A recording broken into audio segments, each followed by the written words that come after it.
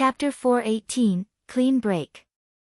Faint red glowing dots began circulating around the blade of the silvery gray sword, the dots closely resembling the twinkling stars in the night sky. Upon colliding with the sword images, a bang resounded. Strong winds then blew outwards into the surroundings, sweeping the leaves scattered across the ground into the air. The battle monkey warchief's dance of blades suddenly vanished. The monkey warchief was forced back by 4 steps, and a hint of fear suddenly appeared on its sneering face. The man who was at the brink of collapse a second before suddenly possessed strength that could make others tremble in the next second. Even Fire Dance and Flying Shadow, who were observing the fight from a short distance away, were stupefied. Guild leader's strength is amazing. Flying Shadow exclaimed. Shifeng had actually managed to force a Berserk level 25 chieftain to retreat. Even Berserkers, who were known for their strength, were far from capable of such a feat if this strength were used against players. Even if Shifeng did not use any skills, he could still finish them off with a single attack. It isn't just his strength, even his speed has received a huge increase. Before, I could still manage to see the afterimages of his attacks. Now, I can't even see his sword images. I can only barely see his hand swinging his sword, Fire Dance said, shocked. An ordinary burst skill would increase its user's strength and speed by 50% at most. On the other hand, the burst skill Shifeng used was simply too frightening. According to Fire Dance's initial judgment, Shifeng's basic attributes had, at the very least, doubled. Such an increase would improve his combat power several-fold. Looking at the battle monkey war chief, Shifeng slowly raised the corners of his lips as he said softly, "Let's start the second round, then." The buff Shifeng received after activating Blade Liberation had far exceeded his expectations. Not only had his strength increased by 100%, but his agility had also increased by 150%. Shifeng could overwhelm the battle monkey war chief even in a direct confrontation now. Gee! Gee! The monkey warchief screeched and bared its fangs at Shifeng. Instead of acting wildly like before, it calmed down and carefully observed Shifeng's every action. It even tightly gripped its war saber and took a fighting stance. "It seems that you're finally getting serious." Shifeng smiled faintly as he, too, shifted to a fighting stance, prepared to receive the monkey warchief's next move. The monkey warchief possessed very high intelligence, and it was no worse than ordinary NPCs.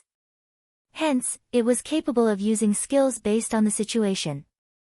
Currently, Shifeng possessed strength that surpassed the battle monkey warchief's.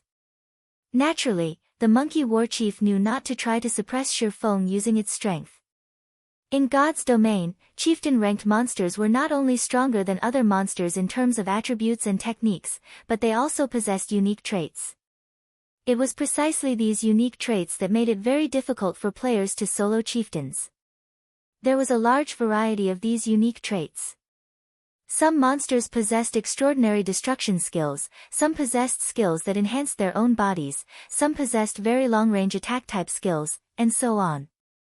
As far as Shifeng could recall, the battle monkey warchief possessed an ultimate move called Clean Break. Clean Break was a skill with godlike speed. When activated, the monkey warchief would swing its saber with a speed that could not be tracked by the naked eye, instantly killing its opponent. In the past, many Tier 1 experts had died from this single move.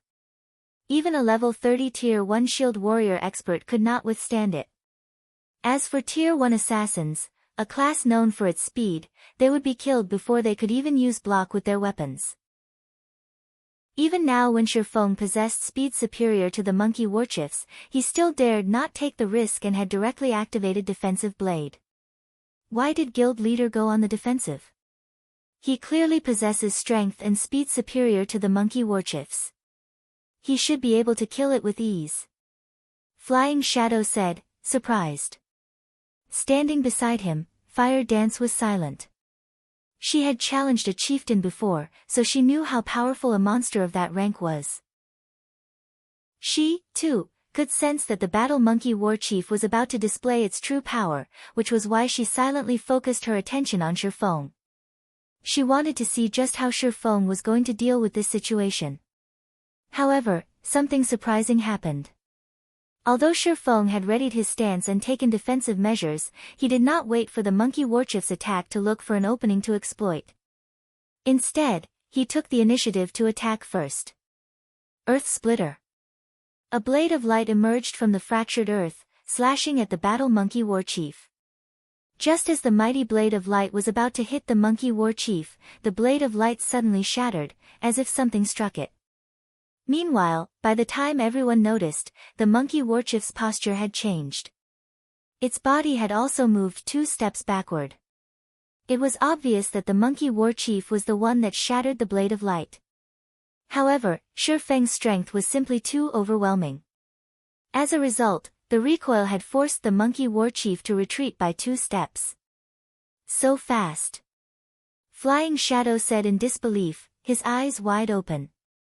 Flying Shadow had not even seen the monkey warchief draw its saber. This showed that the monkey warchief was even faster than Shifeng. 6 yards. Shifeng roughly gauged the battle monkey warchief's attack range from its previous attack. Clean break did not affect the monkey warchief's movement speed. It only gave the monster a frightening drawing speed. However, its saber was only so long, so its attack range was very limited. Based on Shifeng's estimates, the monkey warchief's attack range should be 6 yards. The area within these 6 yards was the monkey warchief's absolute domain. After identifying its attack range, as long as Shifeng avoided moving too close, he would be absolutely safe. Shifeng then brandished his sword dozens of times in quick succession. As defensive blade increased his attack range, Shifeng could always maintain a distance of around 10 yards every time he attacked. Meanwhile, the battle monkey warchief also rushed at Shifeng while defending against his attacks, trying to get within 6 yards of him. Unfortunately, the monkey warchief's strength was inferior to Shifeng's. Every time it defended against Shifeng's attack, it would be forced to take a few steps back. Moreover, Shifeng's speed was originally faster than the monkey warchief's, making it even more impossible for the monkey warchief to close the distance. However, Shifeng's attacks were also unable to cause any damage to the monkey warchief, they were all blocked by clean break. Furthermore, the battle monkey warchief's HP was continuously increasing due to its battle recovery. Sure enough, clean break is indeed powerful. However, what do you think about this move? Smiling faintly, Shifeng activated 9 Dragon's Slash. Suddenly, 12 phantoms of the abyssal blade appeared around Shifeng. Simultaneously, all 12 phantoms stabbed at the monkey warchief. The moment the 12 phantoms entered the monkey warchief's attack range, it was as if they had stabbed into a protective barrier. The phantoms were instantly sent flying backward, unable to hit the monkey warchief at all. However, Shifeng was far from done with his assault. In the next moment, scorching hot flames emerged around the abyssal blade and the purgatory's shadow. This was the effect of Shifeng's sure-kill skill, the level 9 flame burst. It concentrated the power of flames to a single point for 12 attacks. Suddenly, Shifeng charged at the battle monkey warchief once more. Just as Shifeng was about to enter the attack range of clean break, he suddenly vanished. Although the monkey warchief was on high alert, it still could not detect Shifeng's existence at all. Moreover, it also needed to face the simultaneous attacks of the 12 phantoms, it had no energy to spare for locating Shifeng. When Shifeng appeared again, he was already standing directly in front of the battle monkey warchief. The abyssal blade was also only a short distance away from hitting the monkey warchief. Yet, the monkey warchief still managed to block the magic weapon with its godlike skill, clean break. What kind of attack speed is that? Fire Dance had been wholeheartedly focused on the battle. Now, however, she, too, was stupefied. In her view, Shifeng's sword simply could not be blocked at such a short distance. Yet, the monkey warchief had managed to do exactly that. How was Shifeng supposed to kill it? However, despite having succeeded in blocking Shifeng's attack, the battle monkey warchief had an extraordinarily grim expression on its face. In the next moment, the abyssal blade cleaved the war saber in its path, like a hot knife through butter. Immediately after, the Purgatory's shadow slashed the monkey warchief's body with zero resistance. Following which, sword after sword landed on the battle monkey warchief's body. A series of 11 attacks struck the monkey warchief. Each attack dealt close to minus 10,000 damage. Some even achieved a critical hit, dealing close to minus 20,000 damage. The total damage caused by the 11 slashes completely surpassed the battle monkey warchief's 140,000 HP. The battle monkey warchief was as dead as a doornail. It's my win. Shifeng looked at the dead battle monkey warchief, smiling faintly. At this moment, he was mentally exhausted. He sat down involuntarily, his body unable to even stand properly. Following which, the sound of an emergency notification from the system rang out by his ears. Chapter 419, Mysterious Guests. Guild Leader. Fire Dance activated wind steps and rushed over to the fallen Shifeng. Flying Shadow, on the other hand, was completely stunned by what he had seen. He was still in a complete daze. Guild Leader, what's wrong? Fire Dance asked, panicking as she looked at Shifeng's pale complexion. Ultimately, God's domain was only a game. Even if a player entered a weakened state, only their attributes would decrease.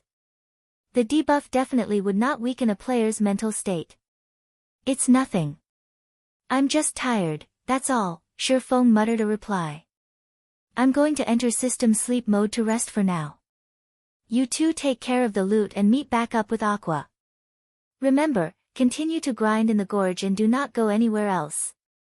The battle monkey commander was not an ordinary chieftain. It was a chieftain found inside the White Fog Canyon, far different than other chieftains. Without void steps, even if Fire Dance and the others joined hands to fight it, they would inevitably have to flee. If Shifeng had not used void steps during his battle, defeat would have been his only outcome. Shifeng's mental capacity had long since reached its limit. Now that he had used void steps again, he had exceeded that limit. Nothing good would come from a player exceeding their own mental limit. Hence, the main god system would automatically send an official warning, suggesting the player to enter sleep mode. Players could recover their mental capacity while in sleep mode. In reality, it was exactly the same as sleeping. Only, while resting in sleep mode, players could recover more thoroughly. After instructing Fire Dance, Shifeng entered sleep mode and logged out of the game to rest. Sister Fire Dance, what happened? Flying Dance asked curiously when he saw Shifeng log off as soon as he arrived. Guild Leader is exhausted and has logged off to rest. Let's tidy up the drops here and return to the gorge, Fire Dance said, sighing relief. Logged off to rest? Flying Dance was surprised, his mind riddled with questions. This was the first time he had heard of a player needing to log off to rest due to a battle. Flying Shadow had once tried to grind continuously for over 10 hours. Although he was tired after his endeavor, he was fine after he ate some food and went to the hotel to rest. Now, Shifeng actually needed to log off and rest. However, after giving it some thought, Flying Shadow found nothing strange about this situation. After all, despite the battle monkey warchief being such a powerful monster, Shifeng had soloed it with that mystifying move. It was unbelievable. Hence, it was not at all strange that it would take such a toll on his guild leader. On the contrary, it was perfectly reasonable. It would be awesome if I could learn that move. Flying Dance was still fascinated when he thought back to Shifeng's battle. But I think it will be very difficult to convince guild leader to teach me such a powerful move. No. I cannot give up. As long as I contribute more to Zero Wing, guild leader might agree to teach me if I ask. Flying Shadow's loyalty towards Zero Wing soared once more. He inwardly vowed to contribute his all to Zero Wing. After swiftly collecting the loot of the battle monkey warchief, Fire Dance noticed Flying Shadow's dazed expression. At this sight, she could not help but chuckle, saying, Flying Shadow, stop daydreaming. We're going back to the gorge. Fire Dance could, more or less, understand Flying Shadow's thoughts. A player soloing a Berserk level 25 chieftain in God's domain was undeniably a miracle. Furthermore, the mysterious technique Shurfeng had used shattered the common ideas everyone had of battles in God's domain. Hence, how could she blame him for being mystified? Compared to Flying Shadow, Fire Dance had a far more profound experience of the battle. She was connecting to the game using a virtual gaming cabin, so she could see and feel the formidableness of Void Steps clearly. The benefits she obtained from watching this battle had exceeded what she had gained from watching over 100 battles of other experts. Oh! Flying Shadow followed hurriedly after he recovered his wits. After Shurfeng logged off, the members of Zero Wing took up residence in the gorge. They did not go anywhere else, luring and killing monsters in the gorge. The monsters in White Fog Canyon were numerous. Moreover, their loot was similarly bountiful. With a strategic location like the gorge, Zero Wing's players had nothing to worry about, even if they faced an army of battle monkeys. Their leveling speed here was several times faster than grinding elsewhere. Moreover, they also obtained plenty of equipment and various materials. However, while Zero Wing peacefully leveled, White River City had exploded with commotion. After the discovery of a great lord in the White Fog Canyon, everyone eagerly awaited news of the various guilds raiding it successfully. However, the results were completely unexpected. Despite having sent so many level 20 and above elite players, before the various guilds found the Great Lord, they had lost over half of their players. Suddenly, everyone's view of the White Fog Canyon had changed. Many players who had originally intended to rush towards the canyon to grind and level up dismissed their plans at this revelation. However, although many had given up on the White Fog Canyon, it did not prevent them from discussing it. Although most of the guilds in White River City had given up on the White Fog Canyon, Overwhelming Smile, Emperor's Light, Assassin's Alliance, Ouroboros, and Zero Wing, the top 5 guilds of White River City, still pushed forward in the White Fog Canyon even now. Everyone had their guesses on which of these 5 guilds would be the first to kill the Great Lord. At this moment, the teleportation array inside White River City's teleportation hall started to flash, and 6 figures suddenly appeared. The instant these 6 appeared, they immediately attracted the attention of the players in White River City. These 6 people possessed stunning levels. Each one of them was at least level 25. Among them, one had even reached level 26. This player had actually surpassed White River City's highest leveled player, Blackie. However, this was not the most shocking aspect.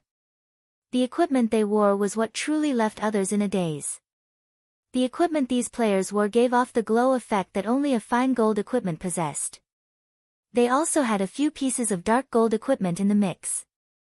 The level 26 Guardian Knight leading this party wore 5 pieces of dark gold equipment. Meanwhile, the quality of the bone shield on his back was indiscernible.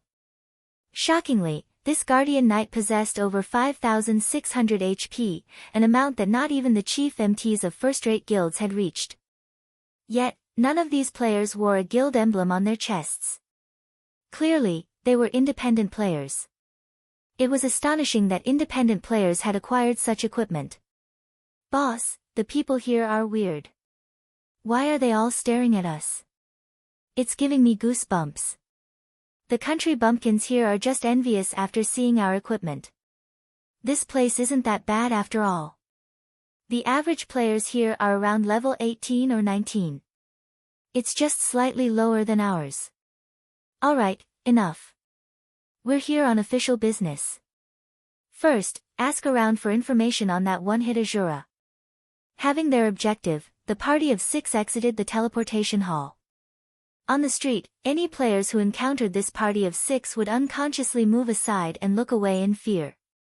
Unexpectedly, Shurfeng had slept for more than a day inside the virtual gaming cabin. What's going on? Why did I sleep for so long? Shurfeng was stunned when he exited the gaming cabin and saw the time. Shurfeng had several years of experience using the virtual gaming cabin, and this was not his first time exceeding his limit. In the past, he had only slept around half a dozen hours or so. Now, he had actually slept over 30 hours. This was the first time Shifeng had encountered such a situation. What? Even the nutrient solution that's supposed to last me half a month has bottomed out already? Before Shifeng could make sense of the situation, he suddenly heard the virtual gaming cabin launch a warning, notifying him that the cabin's supply of nutrient solution was quickly running out. Chapter 420, Conditions for Cooperation. Although Shifeng wasn't sure what had happened, he felt better than ever after leaving the virtual gaming cabin. Even his body felt relaxed. Shifeng exercised lightly, throwing a few dozen punches at the empty air in front of him. Every time he punched, he could faintly feel his fists piercing the air. My body has become a lot more flexible. Even the speed of my punches has improved significantly. It seems that the best way to train is with moderation. Shifeng could immediately tell his body's current condition after his workout. Previously, Shifeng had trained relentlessly, constantly maintaining physical tension. Over time, he would become exhausted. Even when he drank nutrient fluids, the effect was limited and would never fully relieve his exhaustion. After over 30 hours of rest, he was completely relaxed. As a result, he could now display his true power. Although his physique had not improved, he was now more flexible than before. This was something that Shifeng had always wanted. After sleeping for so long, I wonder if anything has happened in the White Fog Canyon. Hopefully, Aqua doesn't risk the team and delve further into the canyon. After Shifeng's brief moment of joy, his mind suddenly drifted to the dangers in the White Fog Canyon, and he began to worry. The White Fog Canyon consisted of two regions, the outer and inner region. The battle monkeys in the outer region were tolerable, and there were only a few traps and forbidden areas. However, after entering the inner region, not only were all the monsters there level 25 and above, but the majority of the monsters were also special elites. The danger in the inner region was many times higher than the canyon's edges. With only Zero Wing's 500 members, even if they had a few dozen Tier 1 players in their midst, they would suffer terrible losses should they venture into the inner canyon. Most of Zero Wing's experts were on the team of 500. If they died, Zero Wing would suffer for it. Worrying about the possibilities, Shifeng hurriedly ordered takeout. At the same time, he also contacted the game store and purchased a large batch of nutrient solutions. He had nearly depleted the nutrient solution in his cabin, and although he could use the gaming cabin without it, the nutrient solution was meant to counter certain situations. If he did not replenish the solution, should he exceed his mental limit again, his body would not recover to its peak condition like it had this time. After a short rest, Shifeng was ready to enter God's domain once more. Suddenly, however, his quantum watch rang. Looking at the caller ID, Shifeng discovered that it was Manager Xiao of Big Dipper Training Center. Why is he contacting me all of a sudden? Shifeng recalled that, regarding the matter of cooperation with Big Dipper, Manager Xiao said he needed to discuss things further with his superiors before making a decision. In the end, for days had passed since they spoke, Manager Xiao had not contacted him. Assuming that negotiations had failed, Shifeng gave up on the notion of cooperating with Big Dipper. Beyond that, Shifeng had been busy with his legacy trial, so he had forgotten about the matter entirely. Only after seeing the caller ID did Shifeng recall it. Originally, Shifeng had already prepared to start his own training center. In any case, he had 30 million credits from Gentle Snow, so he had the funds to start one on his own. After a moment, he answered the call. However, upon seeing Manager Xiao's appearance, he had to ask, "Manager Xiao, what's wrong with you?" In the image displayed by his quantum watch, Manager Xiao looked exhausted. It looked as if the man had not slept for days. There were even dark circles beneath his eyes. Manager Xiao was a martial artist, so his physique was far from that of an ordinary person's. He also had the benefit of the nutrient fluids. Even if Manager Xiao had stayed up for a few nights, he shouldn't look this miserable. Ha ha ha. It's nothing. It's nothing. Manager Xiao laughed. Master Shifeng, regarding our previous discussion, I've reported the situation to my elder brother. My elder brother held a director's meeting specifically for this purpose. In short, we agree to your conditions. However, we have a condition of our own. A condition? Shifeng chuckled before continuing, what condition? Although Shifeng was physically only 22 years old, he was mentally over 30. He had experienced many negotiations before, so he could instantly tell that Manager Xiao was hiding something. Currently, God's domain's popularity had exploded. An increasing number of people had become addicted to the battles in God's domain, and many had lost interest in the fights in real life. Naturally, this would affect locations such as training centers and dojos. Based on Manager Xiao's appearance, Shifeng was sure of it. Big Dipper Training Center's business was declining rapidly, so much so that it had caused even those in power in Big Dipper to tremble. Hence, they needed someone that could revitalize Big Dipper. Although fighting competitions were becoming less popular, there was still a market for them. Only, other than possessing first-class facilities, Big Dipper had nothing else to offer. Compared to the dojo commanded by Jinhai City's champion fighter, Chen Wu, Big Dipper Training Center was significantly inferior. If they had a martial arts master to lead the training center, helping them forge a name for themselves and acting as a combat instructor, they could save themselves from their current decline. After all, the combat techniques displayed in God's domain were mostly evolutions of the combat techniques found in real life. We require Master Shifeng to compete against a well-known fighter. As long as Master Shifeng wins, we have no issues agreeing with all of the conditions you have previously stated, Manager Xiao explained. May I know your thoughts on this? Even a fool could tell that the big shots of Big Dipper wished to test Shifeng's strength and at the same time, increase Big Dipper's reputation. Meanwhile, to garner fame for the training center, Shifeng's intended opponent would certainly be powerful. Fine, but I have another condition, Shifeng answered.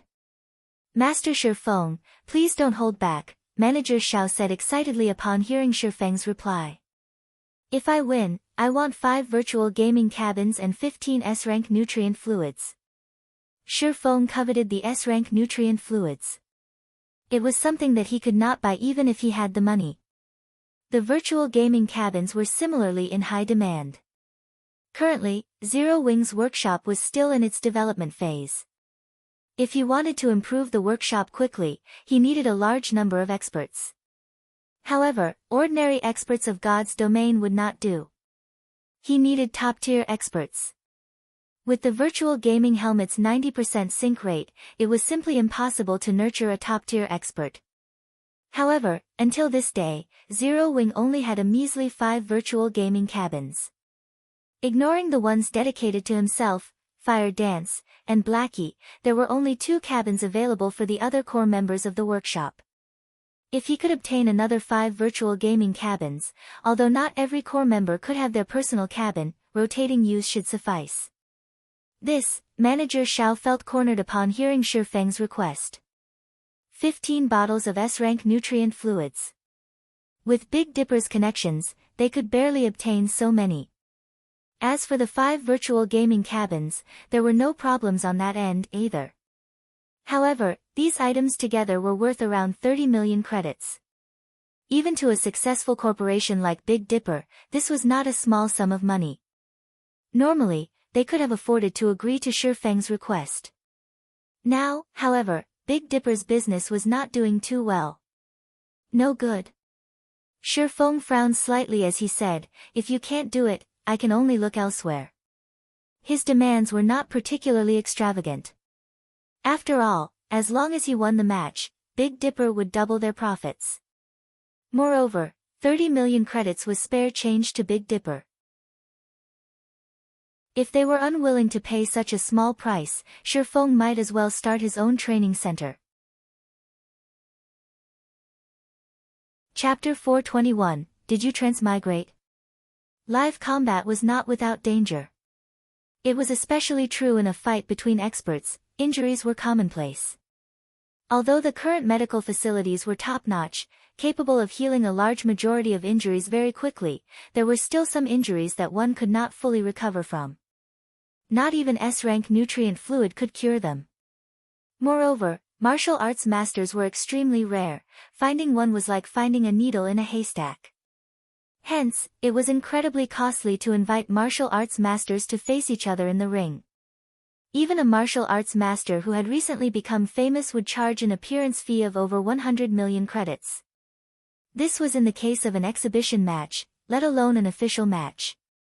Moreover, martial arts masters normally fought using internal force.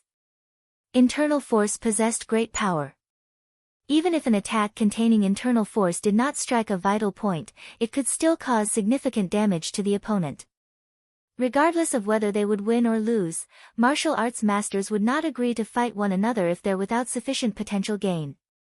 Shi Feng's grasp of internal force had already reached the standard of a martial arts master. Although he was not famous in any way, he would not undervalue himself. His price of 30 million credits was quite reasonable. Shi Feng wouldn't have even considered the competition if it were not for his new flexibility. After all, injuries were no laughing matter. The higher-ups of Big Dipper must be dreaming if they thought they could get him to fight for free. This was why battles in God's domain were gradually replacing fighting competitions in the real world, becoming increasingly popular among the public masses. Not only were the battles in God's domain safe, but players also had no scruples when they fought each other. Furthermore, players in God's domain possessed physiques that far surpassed their bodies in the real world. They could easily perform actions and combat techniques that were impossible in the real world. Take void steps for example. This footwork had already far surpassed what ordinary humans could accomplish. It was simply impossible to perform in the real world. However, it was possible in God's domain. A fight between ordinary humans just couldn't compare to a fight between superhumans. If it were only a battle inside God's domain, Shi Feng might have agreed without an appearance fee. Manager Xiao frowned in the video, hesitation appearing in his eyes. Suddenly, however, a disembodied voice addressed Shi Feng. Mr. Shi Feng, I agree to your demands. If you win, we will deliver 5 virtual gaming cabins and 15 bottles of S-rank nutrient fluids to your doorstep. Elder brother. The other voice from the call was Xiao Yan's elder brother, Xiao Yu, the true wielder of the power of Big Dipper. Xiao Yu then took over the call and spoke with Shi Feng directly. Although Xiao Yu and Xiao Yan had very similar appearances, after being the chairman of Big Dipper for so long, Xiao Yu projected an aura of natural dignity and power with both his voice and demeanor. This aura made one unconsciously bow with respect before Xiao Yu. However, this aura of authority was useless against Shi Feng. He was not uncomfortable around this aura in the slightest. When is the battle? We still need to prepare for this, so the fight should be in roughly 4 days. As for the exact time, we will contact Mr. Shi Feng with the details in the future. Alright. After Shi Feng and Xiao Yu set their appointment, the video call disconnected. Elder brother, Big Dipper has already spent a huge sum of money on nurturing the student fighters. If we spend another 30 million, it will have a massive impact on Big Dipper's future plans. Xiao Yan looked at Xiao Yu skeptically. The premise of paying for those items is that Shi Feng can win. Before the battle has even begun, you are already so confident of his victory. It seems that this Shi Feng is not a simple man. Xiao Yu glanced at Xiao Yan. He then shifted his gaze as he examined the test record on his table, smiling. The data on the test record was precisely what Shi Feng had left behind at Big Dipper. Such a young man is actually capable of using internal force and achieving a punching power 576 kilograms. Although he cannot compare to those other martial arts masters, he is still impressive. This appearance fee is not expensive at all. If we deepen our relationship now, it will benefit future cooperation. I understand. Xiao Yan helplessly nodded. Back in his apartment, Shi Feng logged into God's domain. What is going on here? Shi Feng could not help his surprise when he saw the scene before him. As far as the eye could see, corpses of players and battle monkeys littered the ground. Some of these players were guild players, and others were independent. Overall, there were over 300 player corpses. Furthermore, there were even more players currently engaged in combat, with 5 to 6 players dealing with a single Crimson-Eyed battle monkey. The players fighting were all level 20 and above, and they all possessed significant strength. Many parties here were far more powerful than the elite parties of guilds. Originally, the White Fog Canyon had been a forbidden area for players. Now, however, it had become infested. Shifeng was confused. He had only logged out of God's domain for slightly more than a day, yet, he was already so unfamiliar with the White Fog Canyon. Brother, are you alone? Seeing as you are level 22, you should have some decent skill. Why don't you join our party? If equipment drops, we'll split it equally. How about it? Before Shifeng could digest the information before him, a party of 6 approached him. Leading the party was a red-haired beauty geared with light blue scale armor. The woman had a forthright appearance, and the body-fitting scale armor fully displayed her tall and slender figure.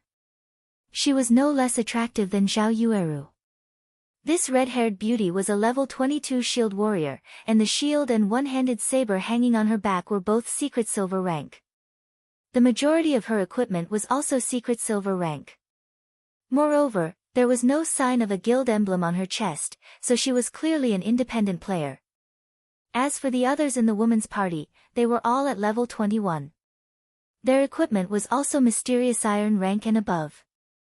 Overall, this independent party was stronger than even the elite parties from major guilds. Are you referring to me? Shifeng asked strangely. At this moment, he appeared as Black Flame. Although he kept his ID hidden, there was not a single soul in White River City who would not recognize him. However, this red-haired beauty had actually said to him, "You should have some decent skill," and had even invited him to join them.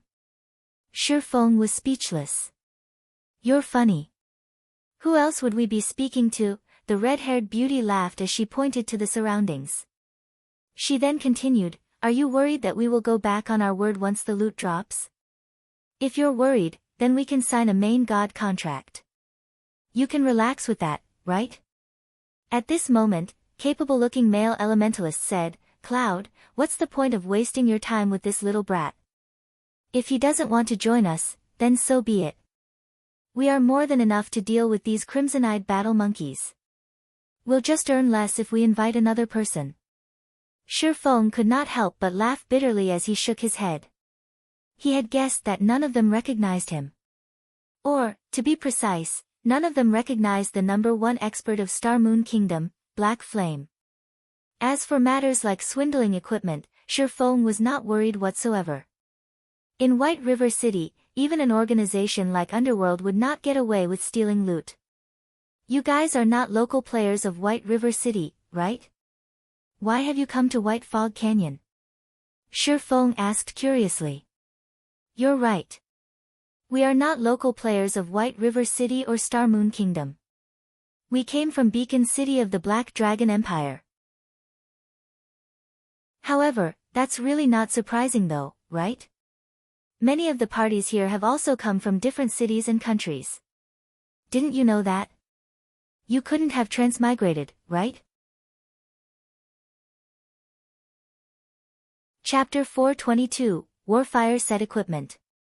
Shifeng was rendered speechless by the red-haired beauty. If possible, he really wanted to say that he had not transmigrated, but had reincarnated instead. Are there players from other countries as well? Shifeng looked at the surrounding players. Confused, he asked, the teleportation fees between countries are not cheap. With an elite player's income, it is simply impossible to accumulate enough unless they sold a majority of their equipment. However, if they did so, why would they come to White Fog Canyon? Previously, Shifeng had spent close to 300 gold to teleport Aqua Rose and her 100+ subordinates to White River City. On average, each person had spent over 2 gold. Of course, this was a little higher than average because the Storm Empire where Aqua Rose and the others had originally resided was very far away.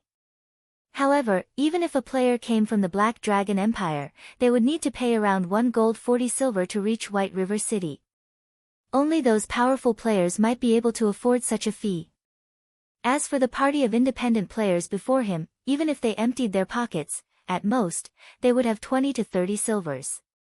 Accommodations, food, potions, repairs, and such things required a lot of money, so it was not possible for players to save too much. Yet, among the crowd of players in White Fog Canyon, many had traveled across countries to visit. This was simply madness. You came to White Fog Canyon without even knowing this? The red-haired beauty's eyes widened, looking at Shifeng as if he were a fool. Suddenly, Shifeng was momentarily stunned as he thought of a possibility. Don't tell me they've already discovered the secret of the Starfire ore. Shifeng's chest tightened. He then shook his head, denying his thoughts. No. Even if the secret of the Starfire ore had been discovered, there had not been this many players traveling to White Fog Canyon from other countries in the past. Although Starfire ore was quite valuable, it was not that easy to obtain in White Fog Canyon.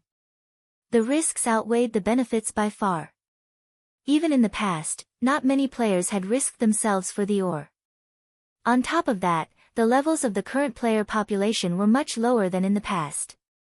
With far greater risks, the canyon should not have attracted so many people. Moreover, in the hands of others, Starfire ore was not particularly valuable. Each ore was only worth 1 silver. Only by collecting 100 ore could one earn 1 gold. However, with the level and tier of the current players, the difficulty of collecting 100 Starfire ore was more difficult than clearing a 20-man hard mode team dungeon. Shifeng had considered Starfire ore profitable because he had the Horizon Alliance, a lifestyle guild, working under him. There were even a large number of amazing forgers working for him. With the Starfire ore, he could produce various high-level equipment and make a huge profit. Cloud, let's stop wasting time with this brat. If this continues, the others will steal all the remaining Crimson-Eyed battle monkeys. How are we supposed to make a profit then? The elementalist grumbled indignantly. Don't forget, we borrowed a lot of money to come here. If we waste any more time, our equipment will belong to someone else. You really do not know? The red-haired beauty asked again. However, seeing Shifeng's confused gaze, she didn't think he was lying. Previously, she thought Shifeng belonged to another party when she saw him. However, after observing him for a while, she discovered that Shifeng was alone. A level 22 assassin would find it very difficult to venture so far into the White Fog Canyon, much less a swordsman. For this reason, she was optimistic about Shifeng's strength. If their party had another strong player, they could explore further into the canyon. At that time, they would have fewer competitors, and their opportunity to make a fortune would grow. I really do not know.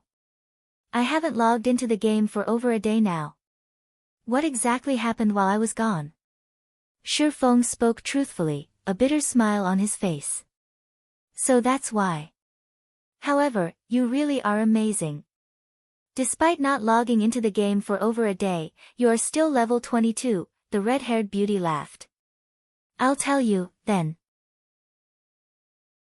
One day ago, one of the monsters in White Fog Canyon dropped an amazing item, so we hurried over. We'll make a fortune if we obtain that item.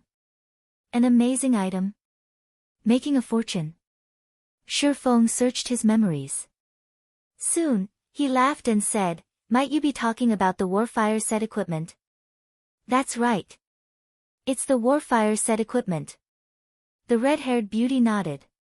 Immediately, she rolled her eyes at Shifeng, saying, so, you do know about it. I was just wondering if you had some other method to earn money, Shifeng apologized. However, the drop rate of the Warfire set equipment is extremely low. Also, even if one did drop, it would not be sufficient to cover your travel expenses. The Warfire set equipment was unique to White Fog Canyon, and any player could equip it. If a magical class wore it, the set would generate attributes suitable to magical classes. If a physical damage dealing class wore it, the set would generate attributes suitable to physical damage dealers. If a tank class wore it, the set would similarly generate attributes suitable to tanks. Overall, the Warfire set equipment was very special. In addition, the Warfire set equipment was evolvable. It started out as bronze rank, and if one was willing to sacrifice a sufficient amount of EXP, they could evolve the set to fine gold rank. Meanwhile, the Warfire set equipment's level ranged from 20 to 30. Similar to epic items, it would level up according to the player's level.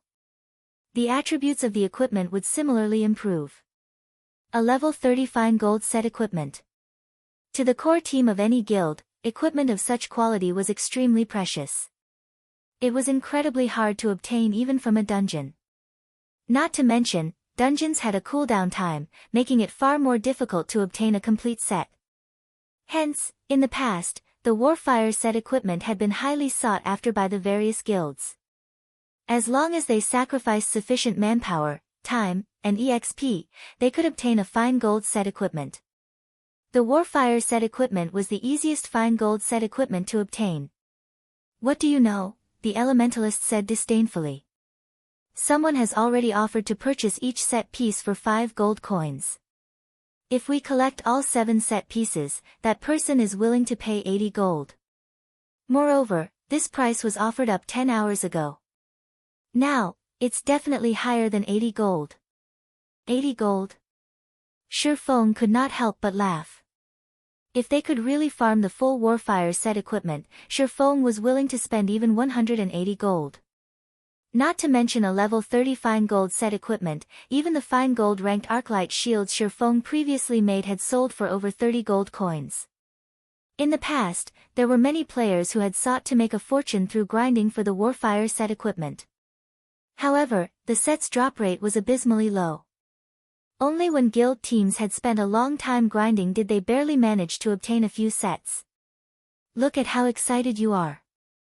We need to get the full set in order to get 80 gold, the red-haired beauty laughed. How about this, if you guys obtain any of the set pieces, I'll buy them for 10 gold each. Shurfeng decided that the red-haired beauty's party was relatively powerful. If given a few days, they might obtain 1 or 2 set pieces. It was not a bad idea to purchase the Warfire set equipment directly. Items such as a fine gold set equipment were mainly used for raiding dungeons. To an independent player, its usage was limited. If you gather all 7 pieces, I'll buy the set for 180 gold. Hearing Shurfeng's offer, the red-haired beauty's party was stunned. Shurfeng had so casually offered 180 gold. It was not easy to obtain so many gold coins, even if one had the credits to afford them. Not even the tycoon players could come up with so many gold coins at a moment's notice. However, they had actually met such a player. At this moment, all 6 had the same thought. They've met a godlike tycoon. Chapter 423, Final Cave. Are you serious? The red-haired beauty could not help but re-evaluate her opinion of Shurfeng, going as far as using an identification skill on him.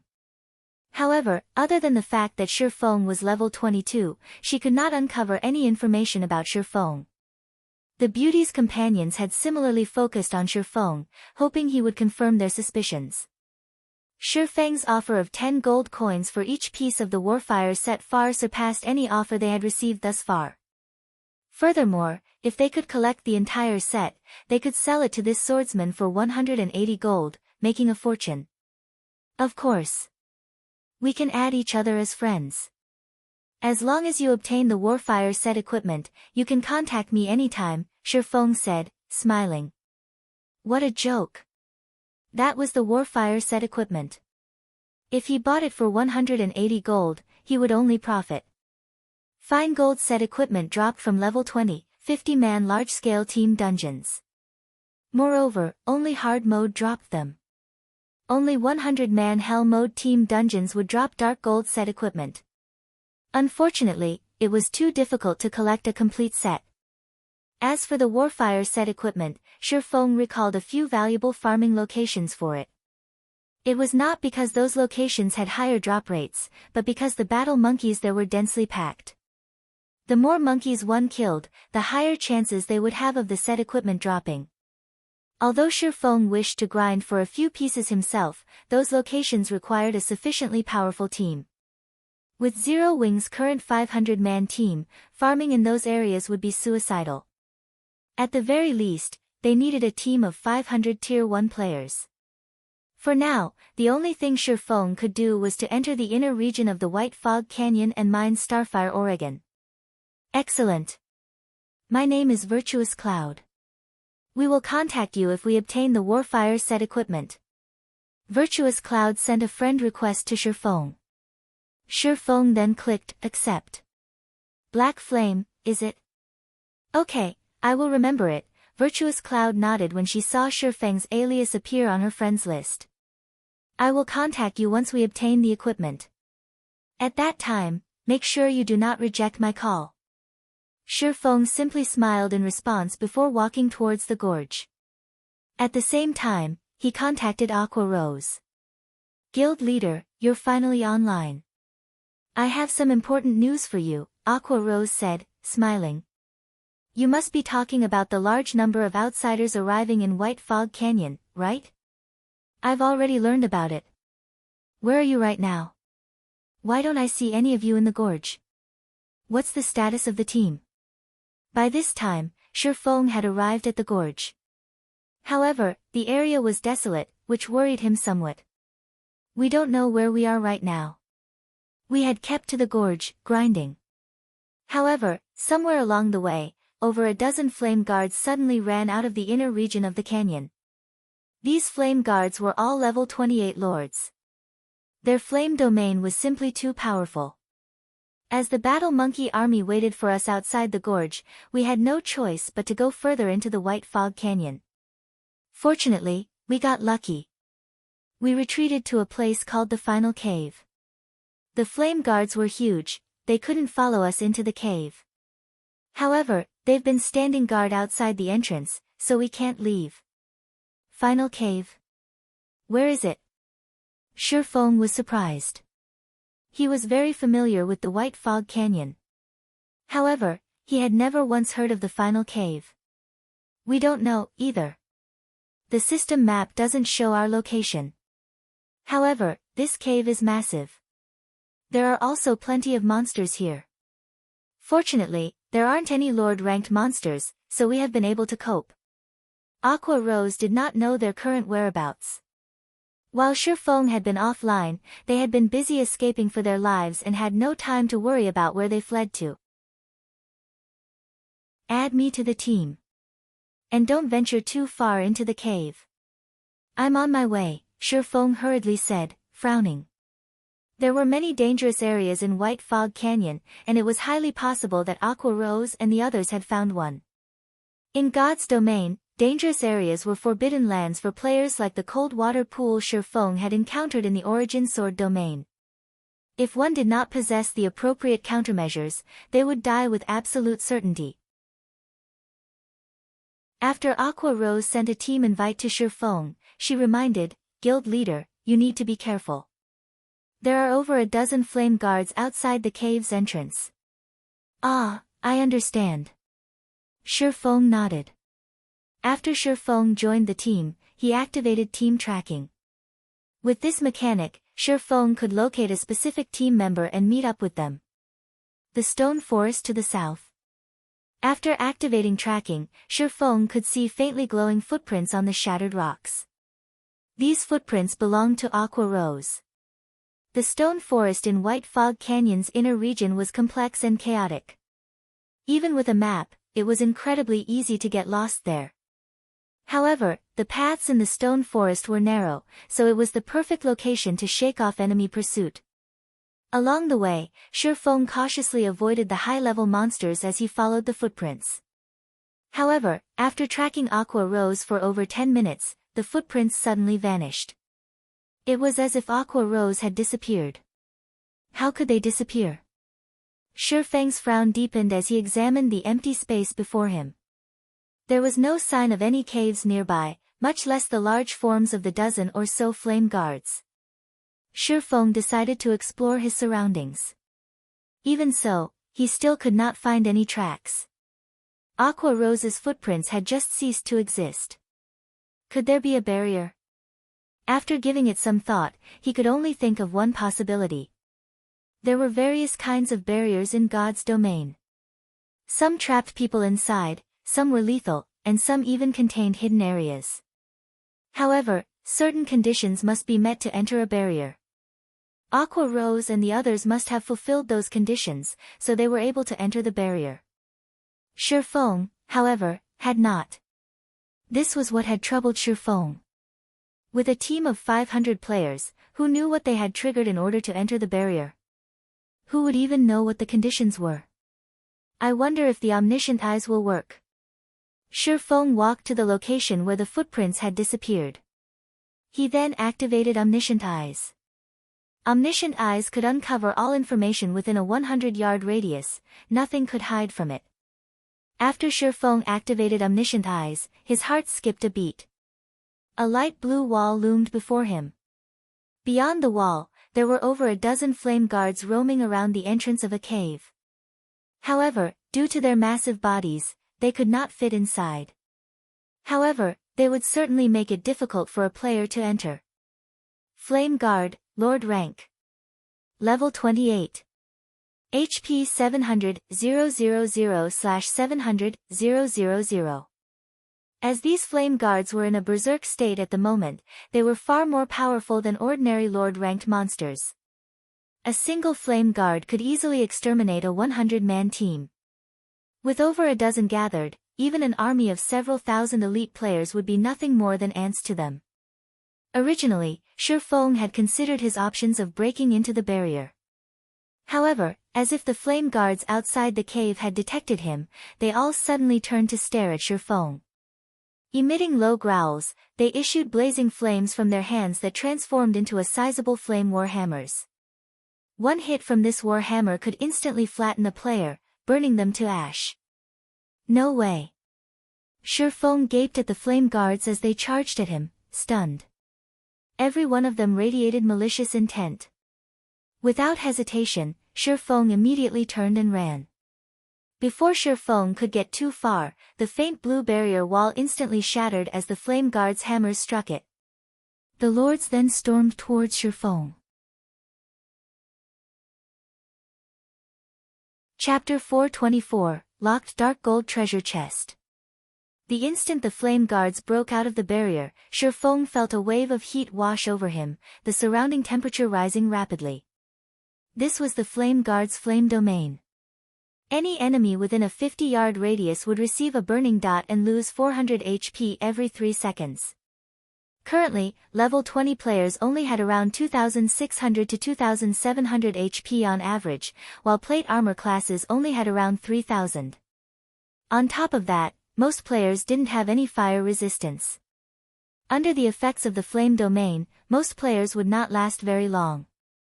Hence, compared to other lords, the flame guards were far deadlier to the current players of God's domain. Moreover, the flame guards had instantly shattered the powerful barrier that had hidden the cave. One could just imagine how powerful they were. Even if Shifeng activated Blade Liberation, he would not be a match for these guards.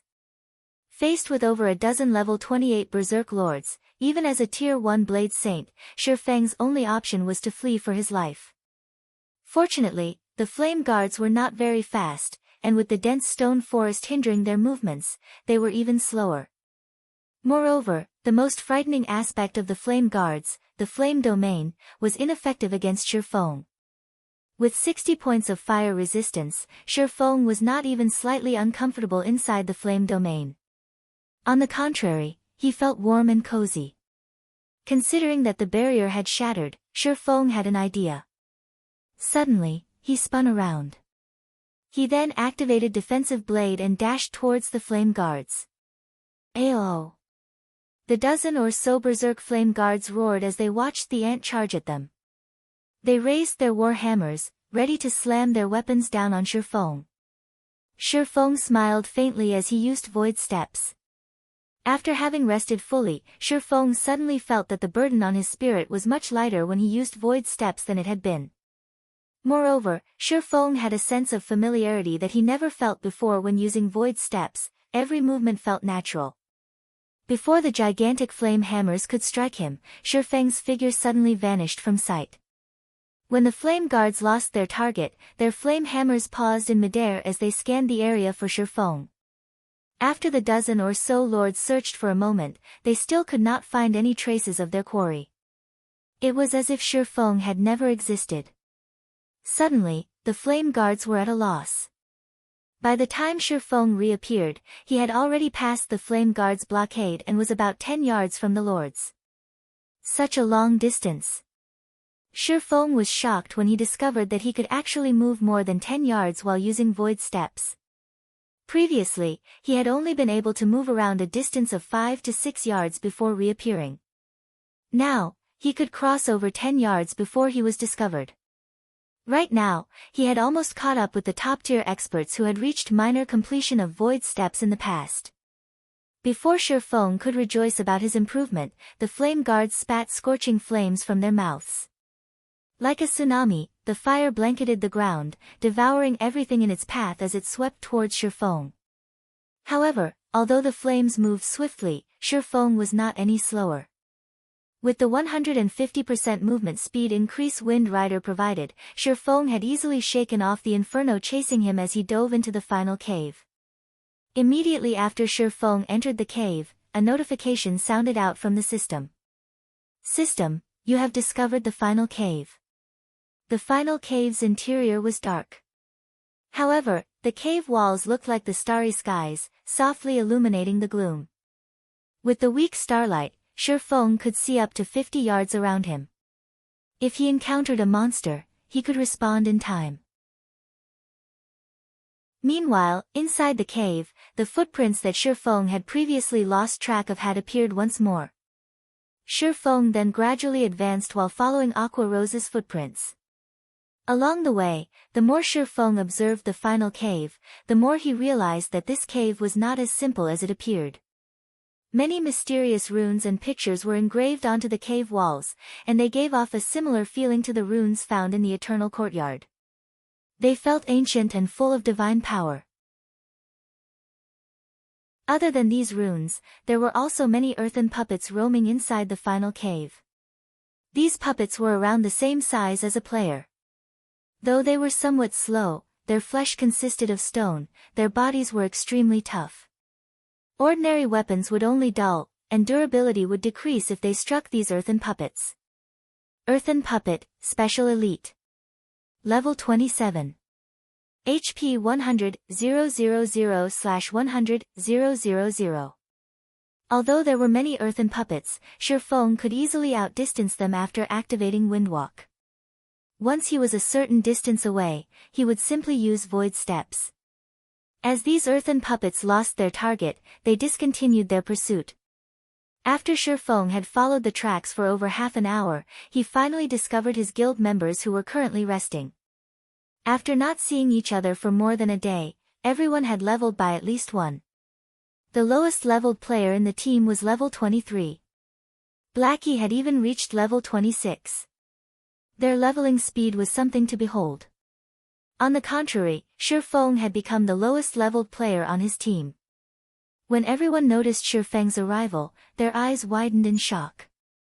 It was as if they had seen a ghost. Guild leader, how did you manage to get in here? The Guardian Knight Kola asked, concerned. They knew full well just how powerful those earthen puppets were. Not only did they have high magic resistance, but their defense was also powerful. Their attacks were just as frightening. To kill just one, they had to spend a long time wearing it out. However, those earthen puppets respawned indefinitely.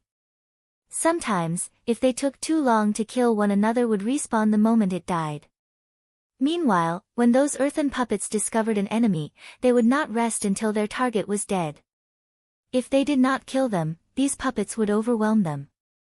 They had spent over half a day to reach their current location, yet, Shifeng had arrived so casually. Moreover, only 2 hours had passed since he had started to search for them. I ran here, of course, Shifeng laughed. Guild leader, did you not encounter any earthen puppets? Aqua Rose asked curiously as she stared at Shifeng, who did not appear exhausted in the slightest. I met them, but I managed to throw them off. Shifeng smiled. Alright, let's not worry about that. Let's leave. Guild leader, we can't leave, Aqua Rose said, shaking her head. Previously, when Fire Dance scouted ahead, she discovered a locked dark gold treasure chest not far from here. She is currently trying to unlock it, while we're helping her fend off the patrolling puppets. A locked dark gold treasure chest. Feng could not help his excitement upon hearing those words. Feng could count on one hand the number of dark gold treasure chests he had encountered in the past.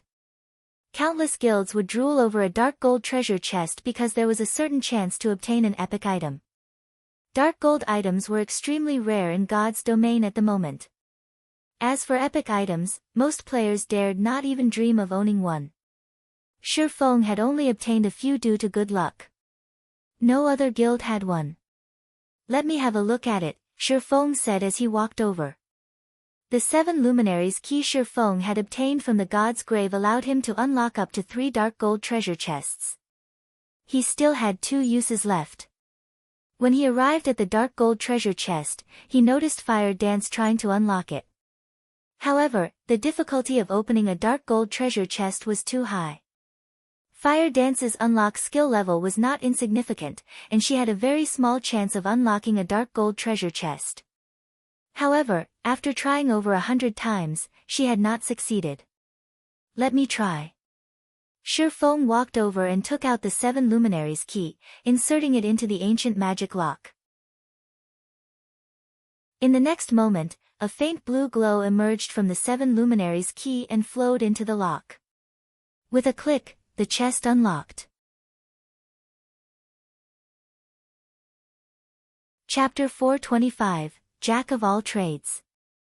After the dark gold treasure chest unlocked, Feng immediately tried to open it. The instant Feng touched the treasure chest, however, a sudden sense of danger flooded his mind.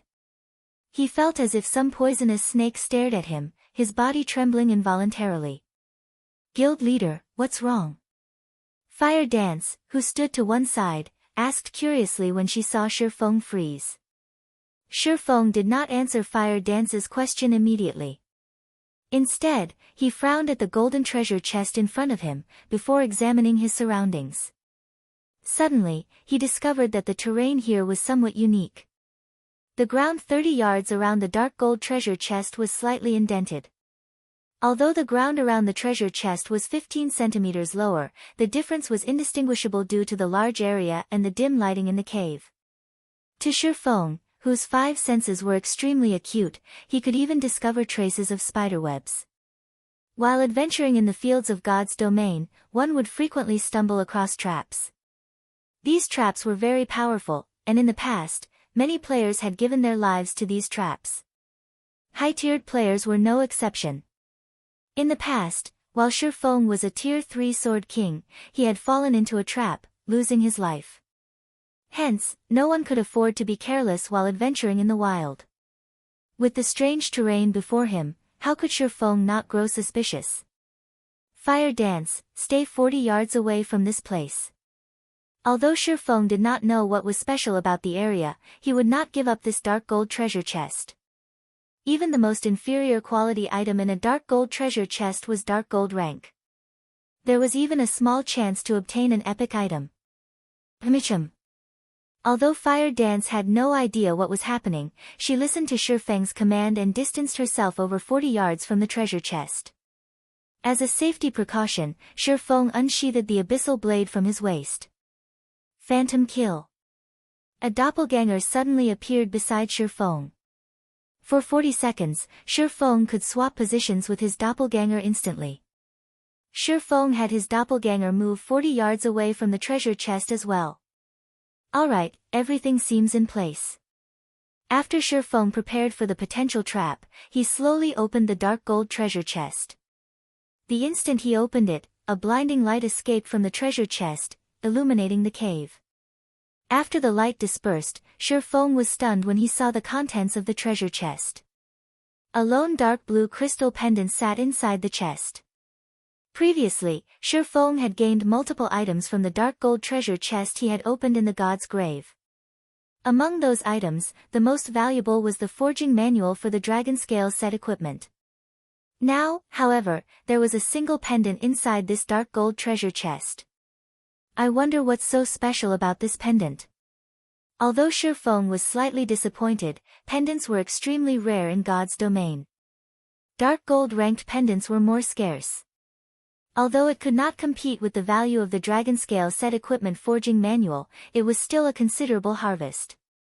The moment Shifeng picked up the pendant, a light blue magic barrier appeared 30 yards around the treasure chest, trapping Shifeng within. A trap that imprisons people. Shifeng carefully observed his surroundings, noticing that the light blue barrier had sealed him in completely. Guild leader. Fire Dance immediately grew anxious. Dashing up to the barrier, she used Instant Kill, a Tier 1 assassination skill. The skill allowed her to attack her enemy with astonishing speed while inflicting massive amounts of damage. It was one of the fastest and most powerful skills among the Tier 1 skills of assassins. However, when Fire Dance's swift and violent attack struck the light blue barrier, her attack was ineffective.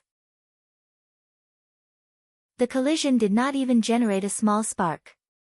After Fire Dance attacked the barrier, the earth began to tremble. An earthen guard suddenly clawed its way out of the ground within the barrier. Similar to the flame guards, the earthen guard was a Lord-ranked monster.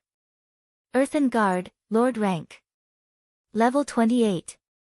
HP 1-000-000/1-000-000.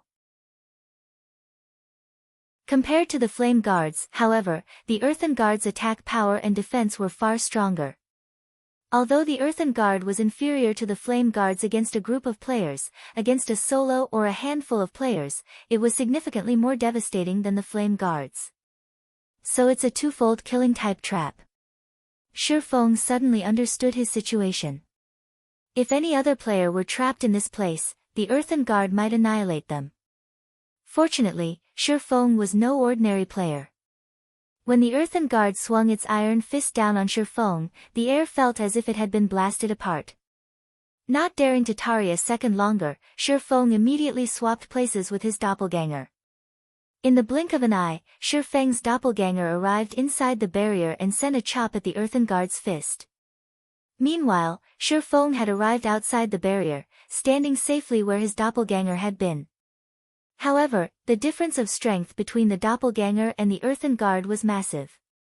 Not only did the Earthen Guard toss the doppelganger, smashing it into the barrier, but it also dealt a damage of over -1,200 points. The doppelganger lost close to 1/3 of its HP after a single hit. If it had not attacked with its sword, its HP would have fallen to critical levels. The Earthen Guard's second punch would have then finished it. Against the Earthen Guard, even Shifeng would last a few hits at best. "Let's go," Shifeng said to Fire Dance, who stood by his side. He could not be bothered to manipulate his doppelganger. "What about the Earthen Guard?" Fire Dance asked worriedly as she watched the Lord inside the barrier. Fire Dance knew about Shifeng's Phantom Kill skill. Although Shifeng's doppelganger only had 70% of his attributes, it could still overshadow anyone else in the guild. Yet, Shifeng's doppelganger had barely survived a punch from the Earthen Guard. Its frightening strength definitely surpassed the Flame Guards by several fold. If such a powerful Lord-ranked monster attacked the team, Kola and the others stood no chance against it. "Relax. It can't get out of there." Shifeng understood Fire Dance's concern. Smiling faintly, he said, "The Earthen Guard should be the barrier's core. If one wishes to break the barrier, they would first need to kill the Earthen Guard. If the Earthen Guard doesn't die, the barrier will remain in place. Hence, even if the Earthen Guard were more powerful, it would never escape." With Shifeng's assurance, Fire Dance relaxed. Unable to help her curiosity, she then asked, "Guild leader, what did you get from the dark gold treasure chest?" Not only was it locked, but it was also trapped. "The item should be quite valuable, right?" "Right, I had almost forgotten about it. There was only a single pendant inside the chest. I'm not sure what its quality is, either. However, at the very least, it should be dark gold rank. We will have truly lucked out if it is an epic item." Shifeng then took the deep blue crystal pendant from his bag. As it was unknown, it could neither be identified nor equipped. What a high-end item, Shifeng laughed as he shook his head. He then activated Omniscient Eyes and began his appraisal. Compared to other advanced identification skills, Omniscient Eyes was a jack of all trades. It could ascertain, perceive, and appraise. It was very convenient. During the later stages of God's domain, most items players found would be unknown, and such items needed to be appraised before use. As a result, players had another thing they had to spend money on: appraisal fees. The more valuable an item was, the higher its appraisal fee would be. As a result, many players had chosen to take on Appraiser as a subclass. That way, they could earn an impressive income. Only, it was not easy to raise an appraiser's proficiency. Hence, if one wished to have an advanced item appraised, they needed to look for NPC appraisers. If a player managed to learn Omniscient Eyes, they could simply set up their own shop and work full-time as an appraiser. Their fees alone could grant them a life of luxury. Chapter 426, A Godly Tool. When Shifeng appraised the pendant with Omniscient Eyes, the process actually required 10 full seconds to complete. Shifeng had used Omniscient Eyes to appraise many unknown items before. However, those normally took 1 or 2 seconds, with high-end items requiring 2 or 3 seconds. Even dark gold items only needed 4 or 5 seconds. However, the pendant required 10. Jackpot! Shifeng could not help but smile. Ornaments were much more difficult to obtain than weapons and equipment. Even after reaching level 40, a majority of the players in God's domain would still have around level 20 ornaments. Moreover, these ornaments would be low quality, with Mysterious Iron rank as the average, and Secret Silver rank as the more powerful ones. Guild leader, look at how happy you are. What sort of treasure is this? Fire Dance asked curiously upon seeing Shifeng's grin. I don't know. Shifeng shook his head. It's still being appraised. After 10 seconds, a notification from the system sounded out, signifying appraisal's completion. Shifeng then clicked on the dark blue crystal pendant, checking its attributes. What? Shifeng's eyes shone upon seeing the attributes of the pendant. Icarus's heart, necklace, bronze rank can be evolved. Equipment requirement, all attributes 90. Level 20, level 50, currently level 20. All attributes plus 8. Luck plus 5. Additional skill. Divine Providence, temporarily increases players' luck by 20 points for 30 seconds. Cooldown, 1 hour. Evolution condition, absorb the souls of 100 Lord-ranked monsters to evolve to Mysterious Iron rank. 0 out of 100. Although the Icarus's heart was only bronze rank right now with low attributes, the 5 points of luck were extremely valuable.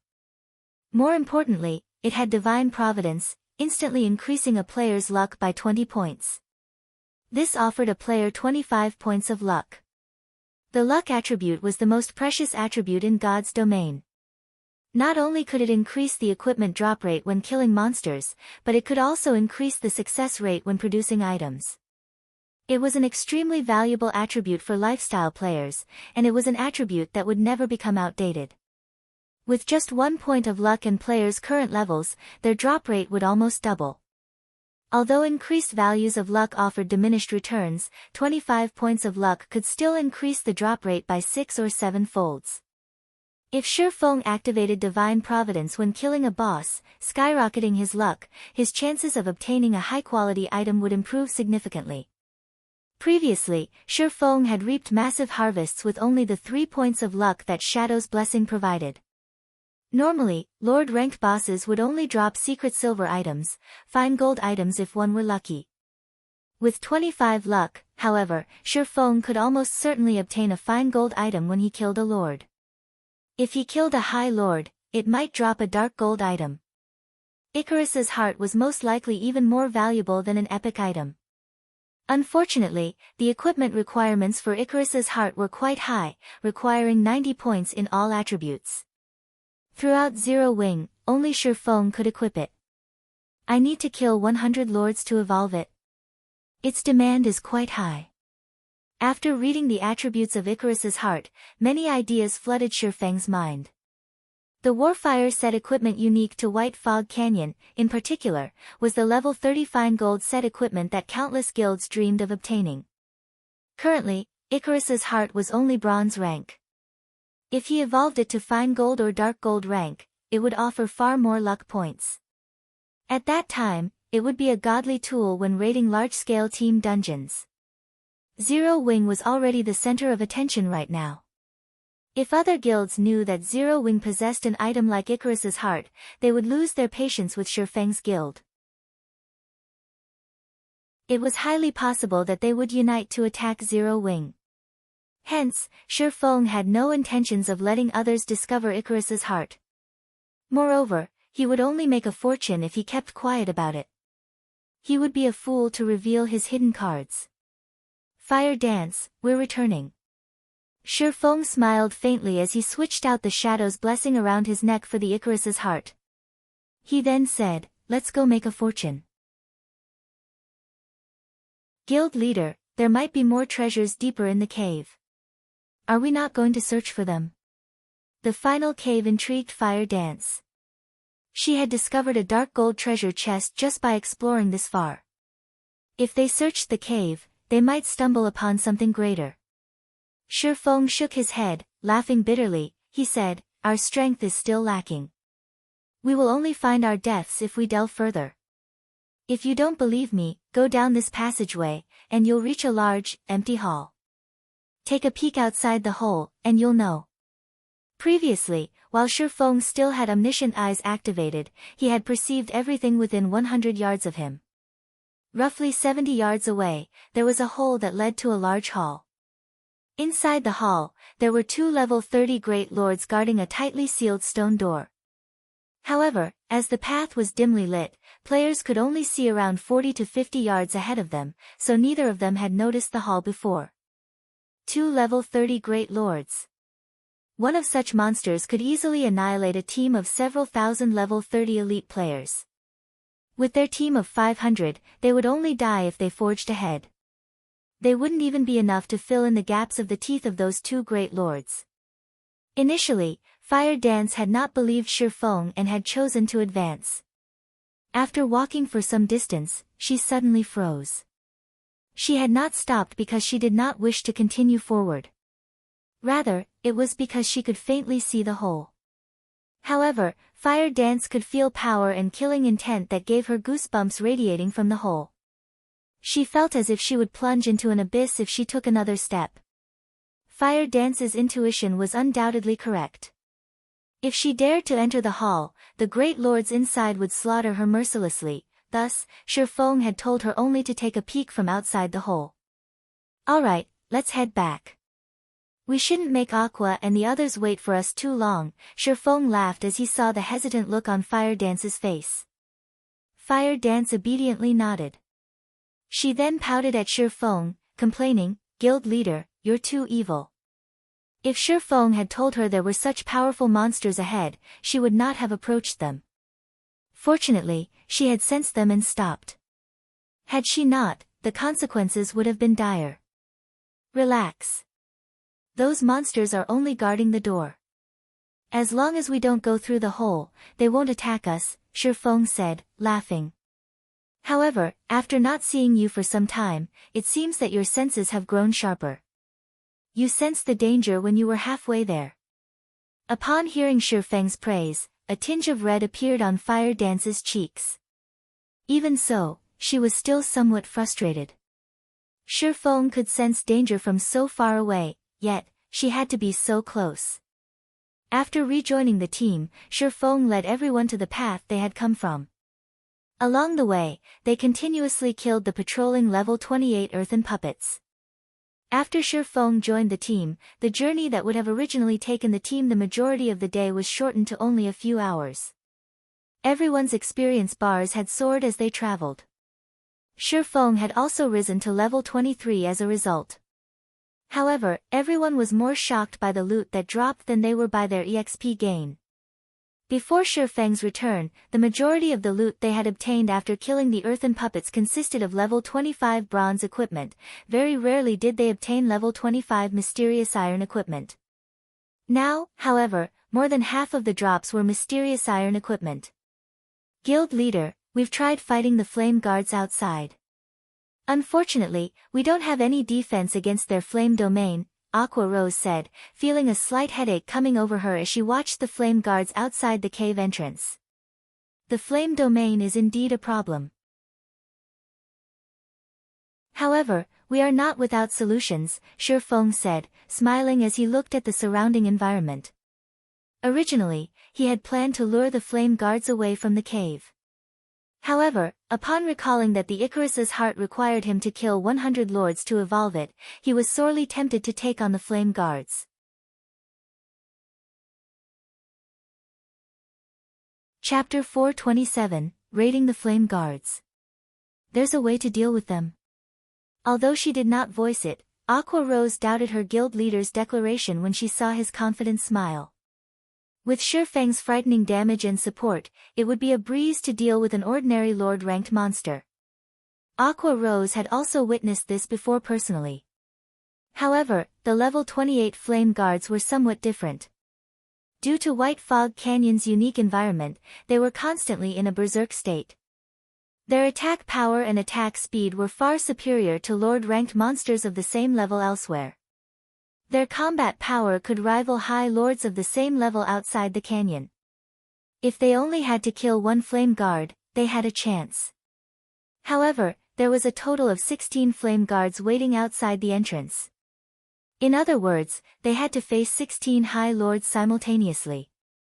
On average, they could only send 31 players to deal with each level 28 high lord. In God's domain, an ordinary high lord in the fields required a team of over 100 players to defeat. If it were a powerful high lord, then a team of over 500 players might be necessary. Furthermore, the flame guards outside the cave possessed a flame domain that covered a radius of 50 yards. Players who entered the flame domain would lose 400 HP every 3 seconds. Even with the healers going all out, it was impossible to keep everyone's HP from plummeting. If a team did not have high fire resistance, they would not survive in the flame domain. Aqua Rose really could not think of any solutions to their predicament. Without hesitation, Shifeng ventured roughly 30 yards from the cave entrance. He then wandered around, adjusting his position. However, the flame guards standing outside the entrance had long since discovered Shifeng. They all had squeezed against the cave opening, attempting to charge in and tear Shifeng apart.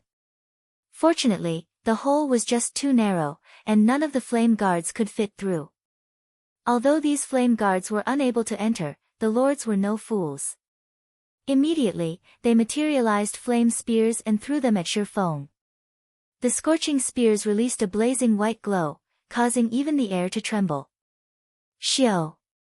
Shio! Shio! A series of 6 flame spears flew in from the cave entrance, heading straight for Shifeng. The spears were so fast that their flight sounded like explosions. The ground that the spears passed over also erupted in flames. However, although the flame spears were fast, Shifeng wasn't slow, either. As the flame spears entered the cave, Shifeng moved. By the time the spears arrived at Shifeng's position, the man had long since moved 2 yards away. As a result, all 6 flame spears struck empty air. This spot should be good. Shifeng ignored the flame guard's attacks. He focused on calculating the lord's attack range and angle, leisurely appearing as if the flame guards had never attacked him. Guild leader's dodge is so fast. He even avoided those supersonic attacks. If it were me, I would have no choice but to endure the attacks. Cola sighed with admiration as he watched Shifeng effortlessly dodge the flame guard's spears. It would be awesome if I had just half of guild leader's dodging speed.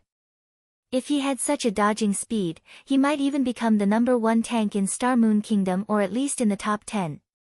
Cola, you have many things you need to learn, then, Fire Dance chuckled. Guild leader didn't just rely on his speed when he dodged the flame spears, but many other techniques such as his insight and judgment.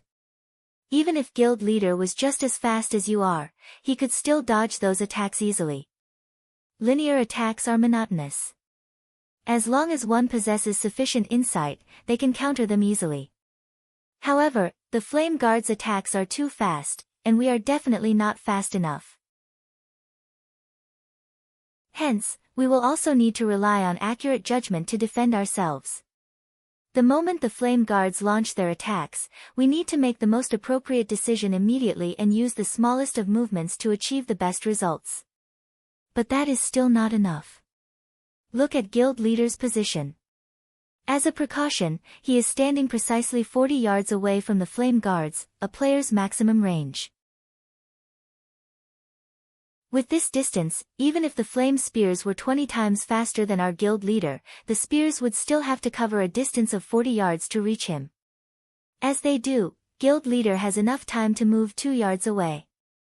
However, one must also have an accurate grasp of the Flame Guard's attack timing. If one dodges too early, the flame spears will hit them. Although it looked like a simple dodging maneuver, it turned out that there were so many other techniques involved. The top 7 ranged damage dealers come to my position and give it a try, see if you can dodge the flame spears. Healers, focus on healing them. Guardian Knights, activate your fire resistance auras and give the 7 of them protection blessings. Don't let them die, Shurfeng said in the team chat after confirming the positions. The flame domain of the Flame Guards was indeed a powerful team wipe skill. However, they were not without a fighting chance. Shurfeng had already experimented with the cave's size and distance.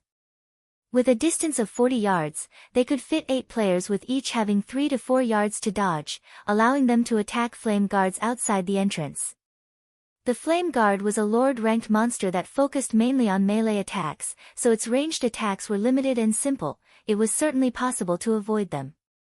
However, such a feat had a high requirement of a player's insight and judgment.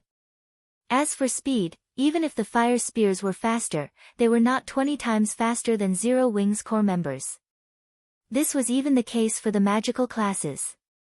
Shurfeng had even purposefully slowed down when dodging the flame spears. Yet, he still dodged the attacks effortlessly. Also, as the effects of the flame domain did not stack, with the protection of the fire resistance aura, each of the 7 ranged players would only lose 300 HP every 3 seconds. There were over 60 healers in the team, more than enough to keep the 7 of them alive. The healers could also take turns healing. They could afford to fight a battle of attrition.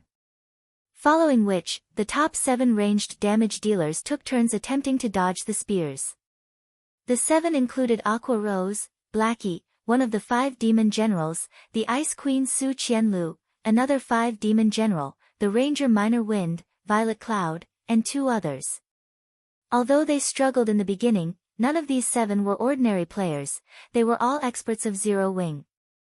They quickly adapted to the Flame Guard's attacks, and soon, they could dodge the attacks effortlessly. After finishing with his experiments, Shurfeng reformed the team once again. After repeating the process, they started raiding the level 28 Flame Guards. The moment the battle began, ice spells and arrows flew across the cave and bombarded one of the Flame Guards outside the entrance. However, the Flame Guard's magma armor possessed a frightening defense, and a majority of the team's attacks only dealt around -300 damage. Among them, Aqua Rose managed to deal over -500 damage, whereas Blackie dealt over -600 damage with his dark arrow. As for Violet Cloud, although she had already become an astromancer, her instantaneous explosive power was still less than Aqua Rose's, a Tier 1 elementalist, and Blackie's, who possessed an epic staff and was a Tier 1 cursemancer. However, even though she only dealt slightly more than -400 damage, it was still impressive. The Flame Guard they struck bellowed with rage, growing more violent as it threw flame spears madly. Fortunately, they evaded each attack. The Flame Guard was different from the bosses in dungeons. It only possessed 700,000 HP, and its battle recovery only replenished 7,000 HP every 5 seconds. The total damage dealt by the 7 players far surpassed that, and they could gradually exhaust it to death. At this moment, standing in the furthest corner, Shurfeng tossed the blazing meteor, striking the flame guard. Suddenly, a damage of over -1,000 points appeared above the flame guard's head. Immediately, the blazing meteor's quadruple phantom effect triggered, causing 4 consecutive damages of over -200 points. In an instant, Shifeng became the highest damage dealer among the 8 attackers. Everyone was stupefied. Shifeng was a swordsman, not a ranged class. Yet, his damage thoroughly overshadowed that of an elementalist, a class known as a glass cannon. Moreover, this elementalist was Aqua Rose.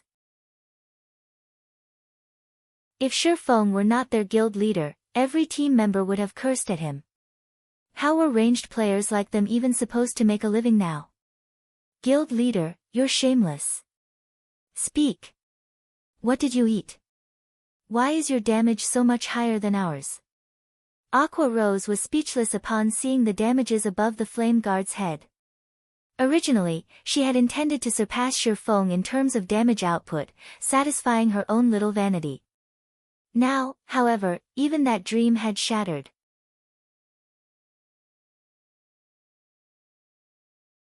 Chapter 428, Divine Providence. Shifeng simply smiled at everyone's surprise, not bothering to explain. His high damage was not only due to the blazing meteor being a pseudo-extraordinary item. He also had the 7 luminaries' rings aura of fire effect, which increased his damage by 40% and reduced his target's defense by 40%. However, the 7 luminaries' ring needed to remain a secret. Moreover, Shifeng was also a Tier 1 Blade Saint. His attack power had originally been high, so there was nothing odd about him dealing over -1,000 damage with one attack. Because of Shifeng's attack, the group's total damage overwhelmed the Flame Guard's battle recovery. It was utterly helpless. It could only roar furiously as it used its Flame Warhammer to defend itself against the 8's attacks while attacking with its flame spears. For a time, both sides were at a stalemate. However, none of the Flame Guard's attacks could land on any of its 8 targets. Only its flame domain could inflict any damage. However, with each player losing only 300 HP every 3 seconds, they only needed 1 healer per player to keep them at full health. As for Shifeng, he did not even need a healer. With more than 60 points in fire resistance, he could ignore the flame domain. On the other hand, Shifeng's team launched a rapid assault against the Flame Guard. Although the Lord had fended off many of the attacks with its Flame Warhammer, it had still received a significant amount of damage, its HP constantly decreasing. 95%. 94%. 93%. Time passed slowly. As the Flame Guard's HP fell, its attacks became frantic. The team began to feel the strain of dodging so many flame spears. Everyone's attack rate also started decreasing, slowing their enemy's HP descent. In the end, the fight that should have concluded after a dozen minutes or so had lasted over half an hour. Although everyone was bored from repeatedly dodging the flame spears, when they thought about how they could kill a flame guard just by repeating these actions, they began to feel reinvigorated. Moreover, they could also train their evasive techniques, killing 2 birds with 1 stone. The members watching from 50 yards away were envious. After more than half an hour, the Flame Guard's HP finally fell to 15%.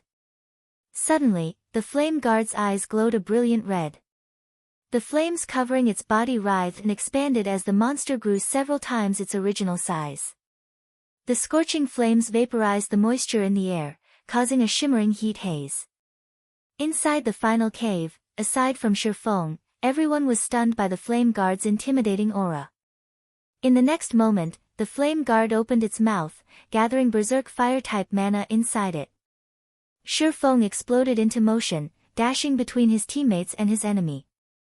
All of you, stand behind me. Healers, increase your healing. Shifeng hurriedly shouted. He then switched the 7 luminaries' rings aura of fire to aura of illusion. Suddenly, all of his attributes increased by 30%. Simultaneously, Shifeng also activated Fantasy World, gaining immunity to all magic damage for 20 seconds. As a Lord-ranked monster, the Flame Guard was far more powerful than other monsters, and this was its sure-kill skill, Ragefire Roar. When activated, the skill would deal a devastating blow to all enemies in a cone in front of it, burning everything to cinders. Even if Kola, a Tier 1 Guardian Knight, activated Protection Blessing, he still would not survive the attack. After Aqua Rose and the others received Shifeng's command, they all promptly moved behind him. Shortly after the 7 rushed behind their guild leader's guard, the Flame Guard roared and fired a blazing white cone. In the blink of an eye, the attack devoured everything 50 yards in front of Flame Guard. White light filled the once dimly lit cave, and the temperature inside the cave skyrocketed. Everyone's hearts pounded as they watched the attack. This was practically Armageddon. Even the healers who stood 70 yards from the Flame Guard watched their HPs rapidly decrease. They lost over 400 HP every second, needing the assistance of their fellow healers, who stood further back, to keep them alive. One could just imagine what kind of damage those within 50 yards had received. They might have been instantly obliterated. The Ragefire Roar lasted a full 6 seconds, transforming the cone before the Lord into a blistering hell. After the Flame Guard's attack ended, the blast area in front of it had scorched black. Only the area behind Shifeng remained intact. Among those present, Aqua Rose and the others' HP had fallen to critical levels, only Shifeng was unharmed. If Shifeng had not blocked the magic damage of the Ragefire Roar for them, they would have lost their lives instantly. Fortunately, Aqua Rose and the others had only received some damage from the high temperatures. Even after the attack, they still received over -500 damage every second. If not for the healers working frantically to restore their HP, they would have fallen, their roasted husks decorating the ground. The Flame Guard has entered a weakened state. Hit it with everything you've got. Shifeng shouted as he glared at the shrunken Flame Guard. Immediately, everyone scattered and returned to their respective positions, resuming their bombardment on their target once again. When the Flame Guard only had 30,000 HP remaining and was about to use Ragefire Roar again, Shifeng activated Divine Providence, increasing his luck by 20 points for 30 seconds. Shifeng also gave off a faint golden glow, becoming a dazzling sight to behold. Shifeng then used Flame Burst, gathering power into the blazing meteor. He aimed at the Flame Guard and launched a series of rapid attacks. One hit after another struck the Flame Guard, each attack dealing over -4,000 damage. After 12 consecutive attacks, the Flame Guard's 30,000 HP had vanished. The Flame Guard did not even have the chance to use its Ragefire Roar again. The moment the Flame Guard died, a large number of items scattered around its body. Ordinarily, a Lord-ranked monster would only drop around half a dozen items or so when it died. However, due to the White Fog Canyon's unique environment, the drop rates of the monsters inside the canyon had increased significantly. Coupled with Shifeng's 25 points of luck, the Flame Guard dropped a mother load. With a simple glance, one could count over a dozen items scattered across the ground outside the cave entrance. At the same time, everyone's experience bars soared. The Flame Guard was a level 28 Lord. The amount of EXP gained from killing monsters inside White Fog Canyon was already high, 3 to 4 times that in the outside world. As the Flame Guard was level 28, there was also the bonus EXP from the level difference. Hence, everyone received an abundance of EXP. As a Blade Saint, Shifeng required double the EXP needed by other classes to level up. Yet, even so, his experience bar still rose by 7%. As long as they killed the remaining 15 Flame Guards outside the cave, Shifeng would definitely reach level 24. Let's take a break. We'll start another round after we rest. Shifeng examined everyone's statuses. Whether it was the magic damage dealers or healers, their mana was nearly exhausted. Hence, Shifeng decided it was best if they rested before challenging the other Flame Guards. Moreover, they had spent the past hour dodging and attacking frantically. This had definitely strained everyone mentally.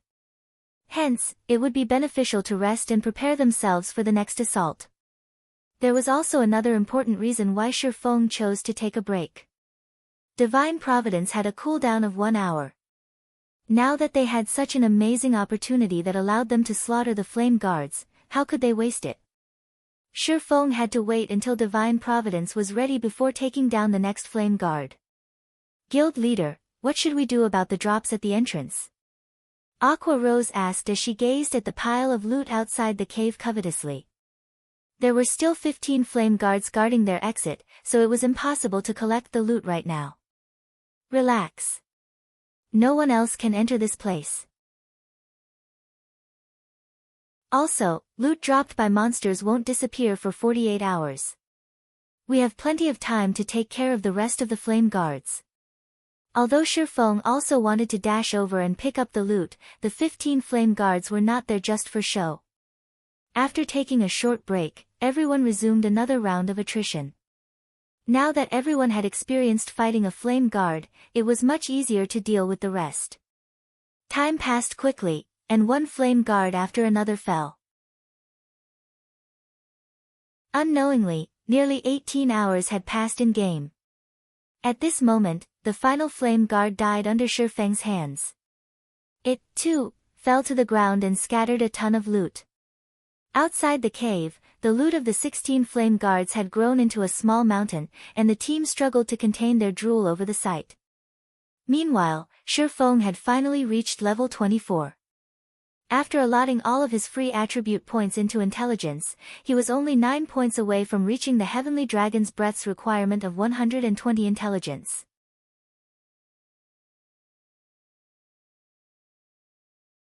Chapter 429, Overflowing Luck.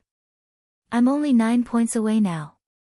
Shifeng smiled at his attribute panel. Knowing that he was only 1 level away from equipping the Heavenly Dragon's Breath, his anticipation grew. When he could equip the fragmented legendary item, his combat power would soar once again. In God's domain, fragmented legendary items were as rare as a phoenix's feather. It was an item that countless players dreamed of obtaining. Even during his previous 10 years of professional gaming experience, Shifeng had never owned one. Legendary items allowed players to overcome the gap between tiers. Although fragmented legendary items were not as powerful as legendary items, they were still far more powerful than epic items. If Shifeng could equip the Heavenly Dragon's Breath, his combat power could reach the same playing field as a Tier 2 class. A Tier 2 class was in a whole different league compared to Tier 1. It was like the difference between a chieftain and a lord. Against a chieftain of the same level, a direct confrontation required at least a party of elite players. Against a lord, however, a direct confrontation required a team. Shifeng, as a Tier 1 Blade Saint, could solo a chieftain of the same level. However, he stood no chance against a lord of the same level unless he used some particular technique or advantage. After equipping the Heavenly Dragon's Breath, however, Shifeng could contend with the 5 guilds controlled by Underworld by himself. He would not need to involve Zero Wing, allowing his core team to develop safely. After killing the 16 Flame Guards, everyone's levels had similarly risen. At this moment, the lowest leveled player among the 500 team members was level 24. They had far surpassed the average level of elite players in White River City and were on par with most of the expert players. Among the members of Zero Wing, Aqua Rose, Fire Dance, Flying Shadow, Cola and the others had reached level 26. Their levels were already on par with the top-tier experts of White River City. Hence, instead of wasting time and fighting a war of attrition with overwhelming Smile, they should take the opportunity to widen the gap between Zero Wing and the other guilds further. After all, if a newly established guild like Zero Wing wished to become the overlord of Star Moon Kingdom, they first needed sufficient combat power to strike fear into the other guilds' hearts. However, the loot the Flame Guards had dropped was the most valuable gain from the slaughter. While the crowd was taking a break, Shifeng tidied up all of the loot. He also appraised every single drop. Although Shifeng had expected the drops to be impressive, after he finished appraising the items, he could not contain his shock. Icarus's heart was truly a godly tool. With divine providence, they had obtained a total of 286 items from the 16 Flame Guards. Among the items, 105 were rare materials, 9 were individual pieces of the Warfire set equipment, 41 were level 25 mysterious iron equipment, 53 were level 25 secret silver equipment, 29 were level 25 fine gold equipment, 18 consisted of various recipes and forging designs, 15 were Tier 1 magic scrolls, 4 were Tier 2 magic scrolls, and 12 were treasure hunting scrolls. Currently, in God's domain, the average players were around level 20, whereas guild elites were around level 22. The dungeons they could raid were all level 20 dungeons. Hence, the equipment they could obtain was limited to level 20. It was extremely rare to come across level 25 weapons and equipment. In God's domain, weapons and equipment would significantly impact a player's performance every 5 levels. The attributes of a level 20 fine gold equipment were slightly inferior to a level 25 secret silver equipment. In other words, a player wearing level 25 fine gold equipment was stronger than a player wearing level 20 dark gold equipment. How rare was level 20 dark gold equipment? There were only very few items throughout Star Moon Kingdom. Yet, now, they had actually obtained 29 pieces of level 25 fine gold equipment, which was the equivalent of obtaining 29 level 20 dark gold equipment. Furthermore, they had obtained the Warfire set equipment and treasure hunting scrolls, 2 of the rarest items available in White Fog Canyon. Currently, although players were familiar with the Warfire set equipment, almost nobody knew about the treasure hunting scroll. Although the scroll was not as valuable as a Tier 2 magic scroll, it was extremely useful inside the White Fog Canyon. The scroll's greatest function was searching for Starfire Oregon. It was extremely difficult to locate Starfire ore in White Fog Canyon. Originally, Shifeng had intended to rely on his memories. With the treasure hunting scroll, however, he could locate the ore with the system map. The scroll had a search radius of 1,000 yards and lasted for 30 minutes. When searching for valuable ores, it was the best tool one could have. Luckily, even this dropped. Shifeng chuckled lightly upon seeing the treasure hunting scrolls in his bag. However, when he swept a gaze over the individual pieces of the Warfire set equipment, he lamented as he muttered, "It would be awesome if I could complete the Warfire set equipment." Warfire set equipment, bronze rank can be evolved. Level 20, level 30. Can be equipped by any classes. Set consists of 7 parts, head, chest, belt, hands, wrists, legs, and feet. Set effect, bronze rank. 2-piece effect, all attributes plus 10. 4-piece effect, ignore levels plus 10. Obtain free will skill. Able to remove all control effects for 5 seconds. Cooldown, 1 minute. 7-piece effect, main attribute increased by 10%. Skill cooldown decreased by 30%. Obtain Warfire Berserk skill. Damage increased by 50%, attack speed increased by 50%, and movement speed increased by 30% for 20 seconds. Cooldown, 5 minutes. The basic attributes of the Warfire set equipment were average at best.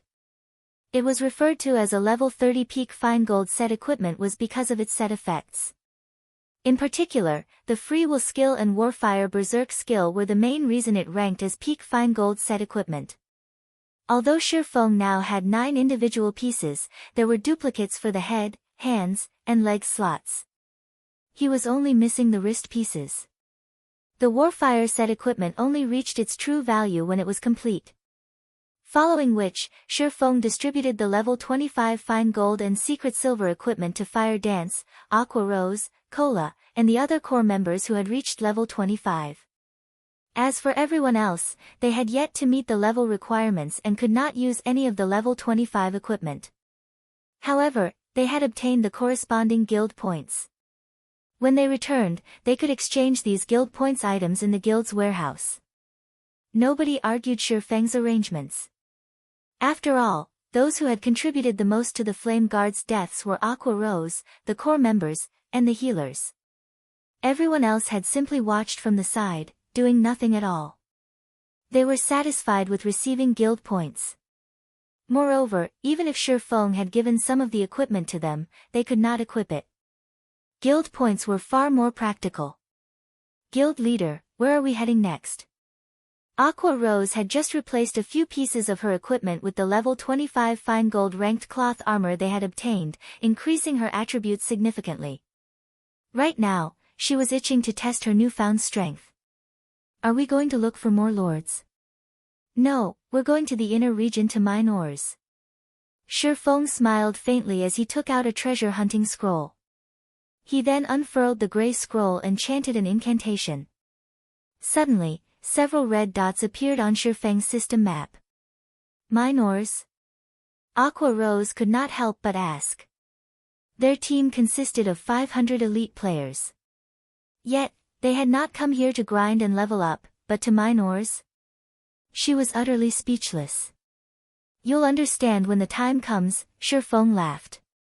He then sent parties to the highlighted locations on the map. If he had a large stock of Starfire ore, he could mass-produce the fine gold-ranked dragon-scale set equipment for the guild. At that time, how could Overwhelming Smile compete with them?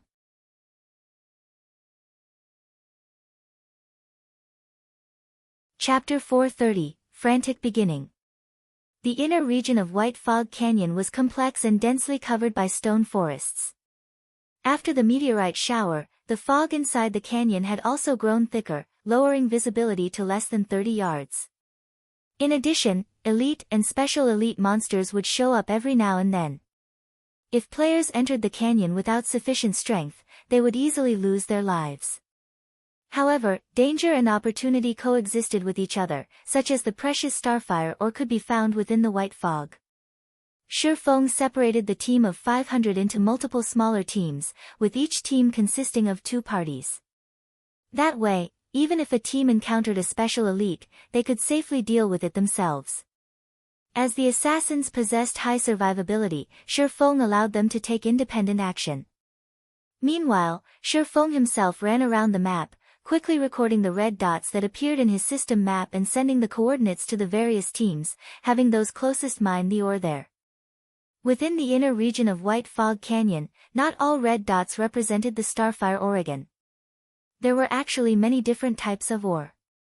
Hence, if Feng wanted to harvest a large amount of Starfire ore, he needed a large amount of manpower. As expected of the undeveloped White Fog Canyon, there really are a lot of ore deposits.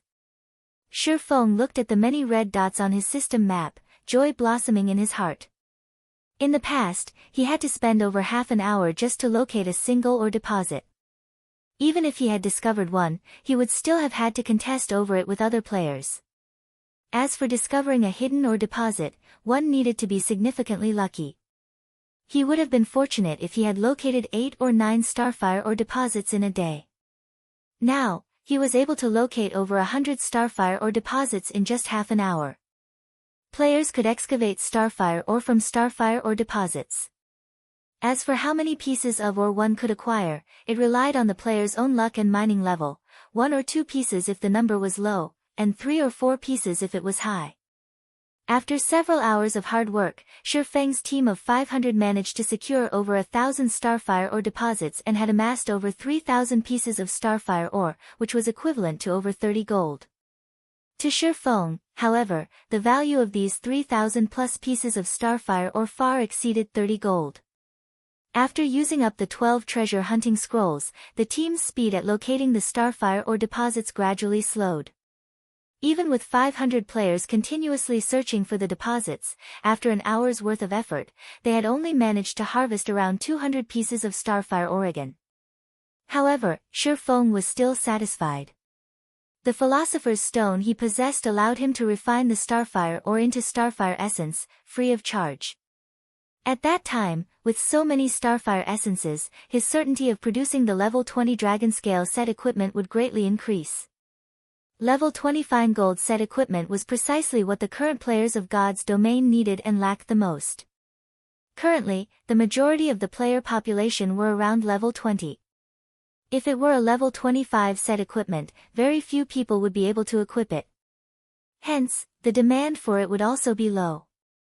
If Shurfeng produced a dragon-scale set equipment, he could sell it for over 100 gold right now at the very least. People were only offering 80 gold to purchase the complete Warfire set because, currently, no one knew its true value. Moreover, even if someone managed to gather the full Warfire set equipment, it would initially start at bronze rank. They would have to sacrifice a lot of their EXP in order to raise it up to fine gold rank, hence why it was so cheap.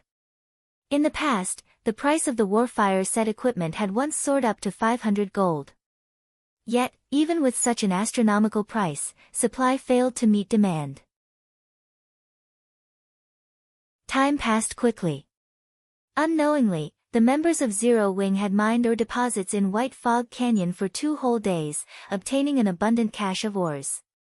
They had practically dug up every deposit in White Fog Canyon at least once, and the amount of starfire ore they gathered had exceeded 15,000 pieces.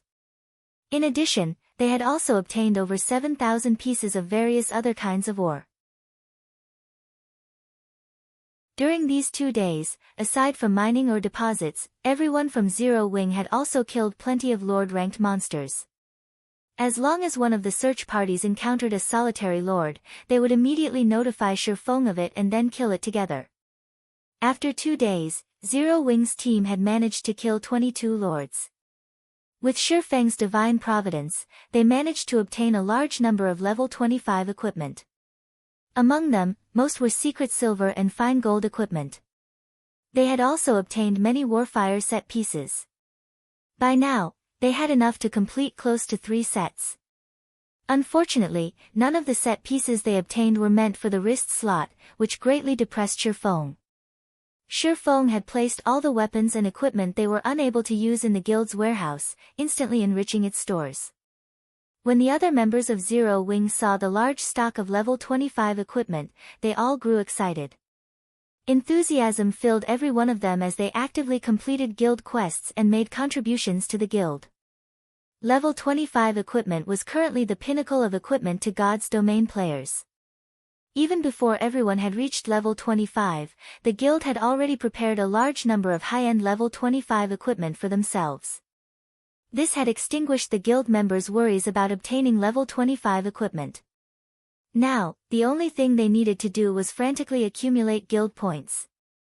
By the time they reached level 25, they could simply exchange for the level 25 equipment.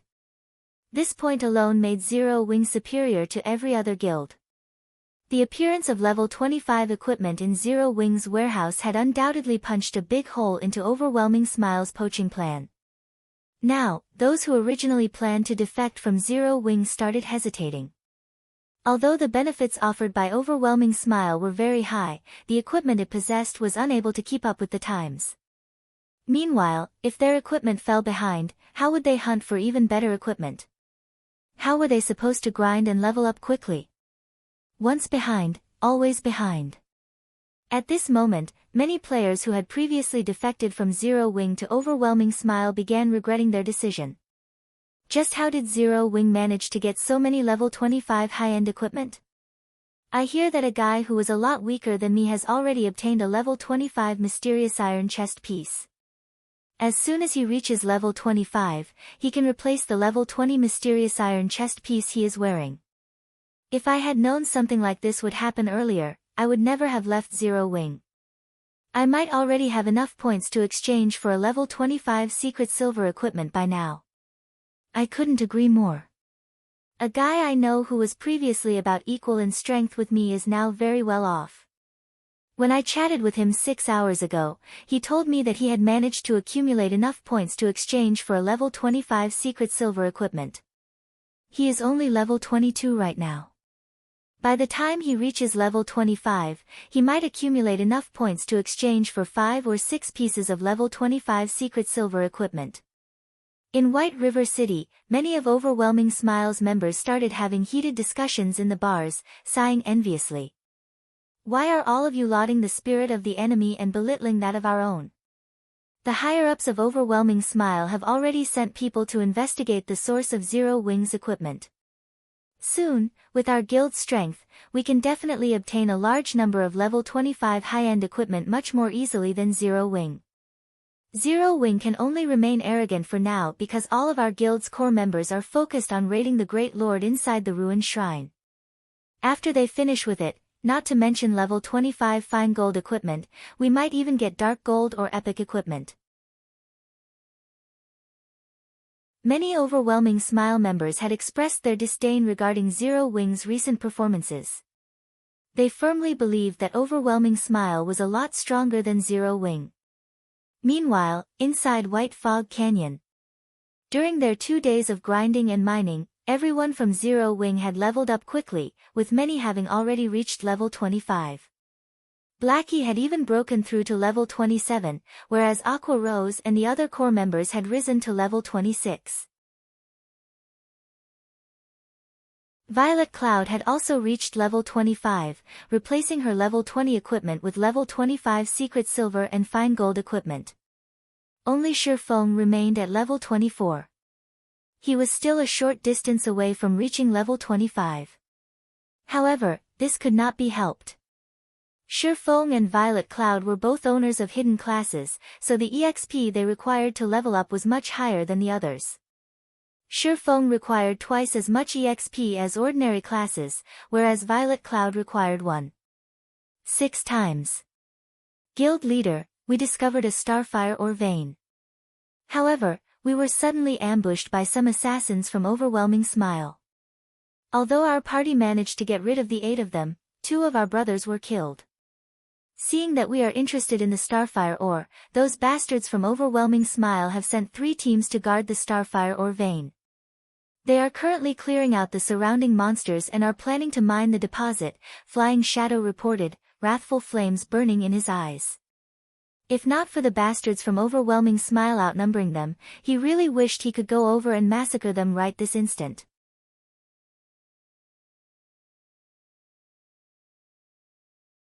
Chapter 431, Denounce.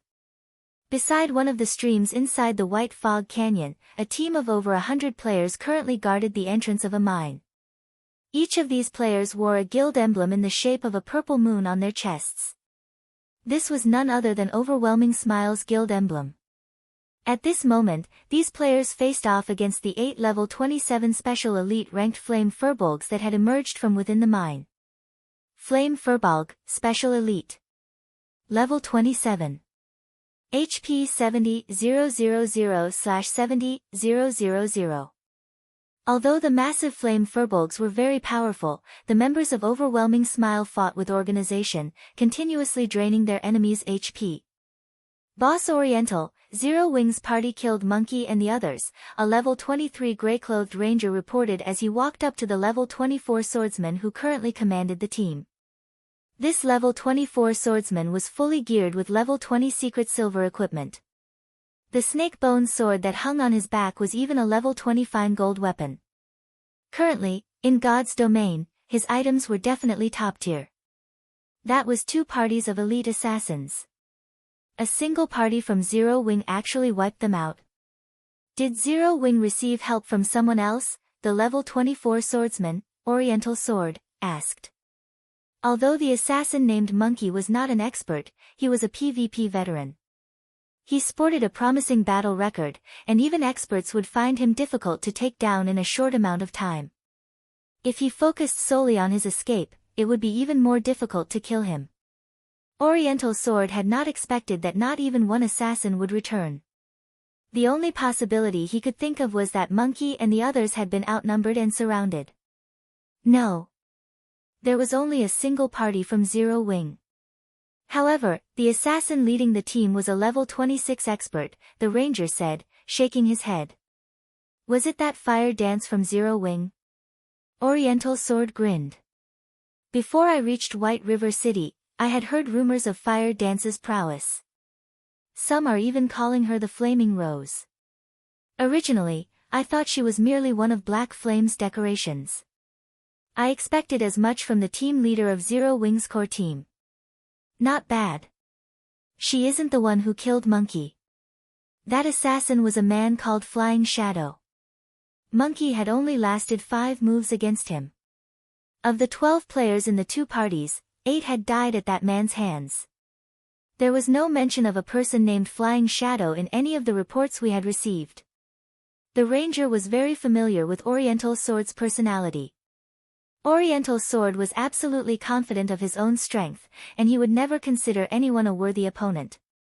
He loved PvPing more than anything, especially against experts. He was a complete battle maniac. However, he was also one of Overwhelming Smile's top experts, which was why he had been sent to White River City. If not for the higher-ups prohibiting anyone from challenging Zero Wing, Oriental Sword might have been the first to launch an assault against the guild. Flying Shadow. This seems intriguing. Oriental Sword's interest grew. Ignore Zero Wing's party. Since Monkey and the others had failed to kill them, they would definitely report back to their superiors. There is only one thing we need to focus on, and that is mining the ores inside this cave. Boss Oriental, will our skirmish with Zero Wing cause an all-out war between our guilds? Haven't the higher-ups warned us not to create any friction with them? The ranger asked strangely. Recently, Zero Wing has been mining ores in White Fog Canyon. Their movements are unusual. In addition, they have somehow managed to obtain a lot of level 25 equipment. There might be a relation between these incidents. Our superiors agree, it doesn't matter if a small conflict occurs. So what if we ambush those cowards from Zero Wing? What will they do to us? Do you think they will start a war? Don't be a fool. Since Zero Wing had not declared war on us when Overwhelming Smile started investing in White River City, they missed their best chance. If they start a war now, they will only gamble their lives. However, I, on the other hand, hope that Zero Wing takes action. Unfortunately, they don't have the guts. Oriental Sword laughed as he resumed commanding his team, wiping out the flame furbolgs inside the mine. Before anyone noticed, however, a party of 6 had appeared in the misty forest a short distance from the mine. This party disregarded the team of over 100 elite players under Oriental Sword's leadership, walking leisurely towards the mine. Guild leader, I've discovered the mine after using a treasure hunting scroll. I've even used stealth and scouted its interior. It is full of starfire ore deposits. If we excavate them all, we can get at least 300 to 400 starfire ore, Flying Shadow said as he pointed towards the cave that Oriental Sword and his men guarded. However, after I left, we were ambushed by assassins from Overwhelming Smile. Although I tried to rescue them, I was too late, resulting in 2 of my party members dying. Overwhelming Smile has since occupied the cave. Shifeng nodded before commanding, Violet, go and revive the 2 who died. Everyone else, let's take a look. Following which, Violet Cloud ran over to where the 2 players had died as Shifeng led Aqua Rose, Blackie, Fire Dance, and Flying Shadow towards Oriental Sword. Shifeng's movements had undoubtedly attracted the attention of Overwhelming Smile's team. The fellows from Zero Wing are kind of interesting. Oriental Sword grinned upon seeing Shifeng and the others. Boss Oriental, that level 24 swordsman is Black Flame. The 2 beauties by his side are the Elementalist Aqua Rose and the Assassin Fire Dance. The Cursemancer is Zero Wing's famous expert, Blackie, and that male assassin is the person who killed Monkey and the others, Flying Shadow. The ranger beside Oriental Sword briefly introduced the members of Shifeng's group. Black Flame's arrival surprised every member of Overwhelming Smile. Black Flame's fame was truly too immense. He was the publicly acknowledged #1 expert of Star Moon Kingdom. There was nobody in White River City who had not witnessed Black Flame's battle videos. Killing every player with a single hit, he had massacred over 100 Dark Star members. He suppressed more than 10,000 players with his aura alone, causing all of them to freeze. In the end, he even escaped unharmed. Guild leader Black Flame, what brings you here today, I wonder? Oriental Sword asked playfully as he smirked at Shifeng. A straightforward person does not resort to insinuations. Today, you sent your men to ambush members of our guild.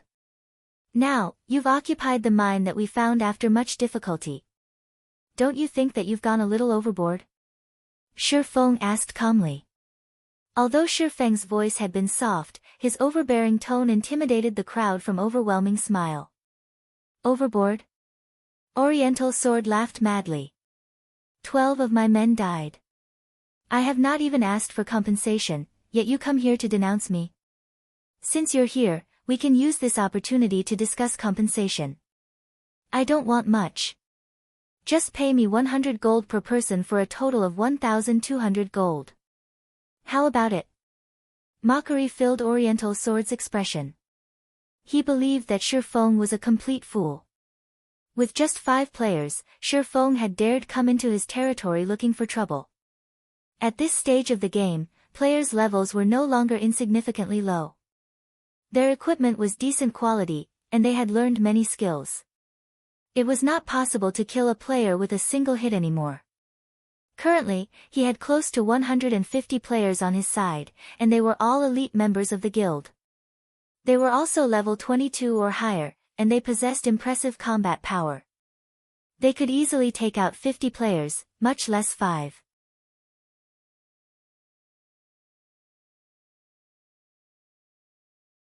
Chapter 432, One-Hit Extermination. Upon listening to Oriental Sword's words, a cold glint flashed across Shifeng's eyes.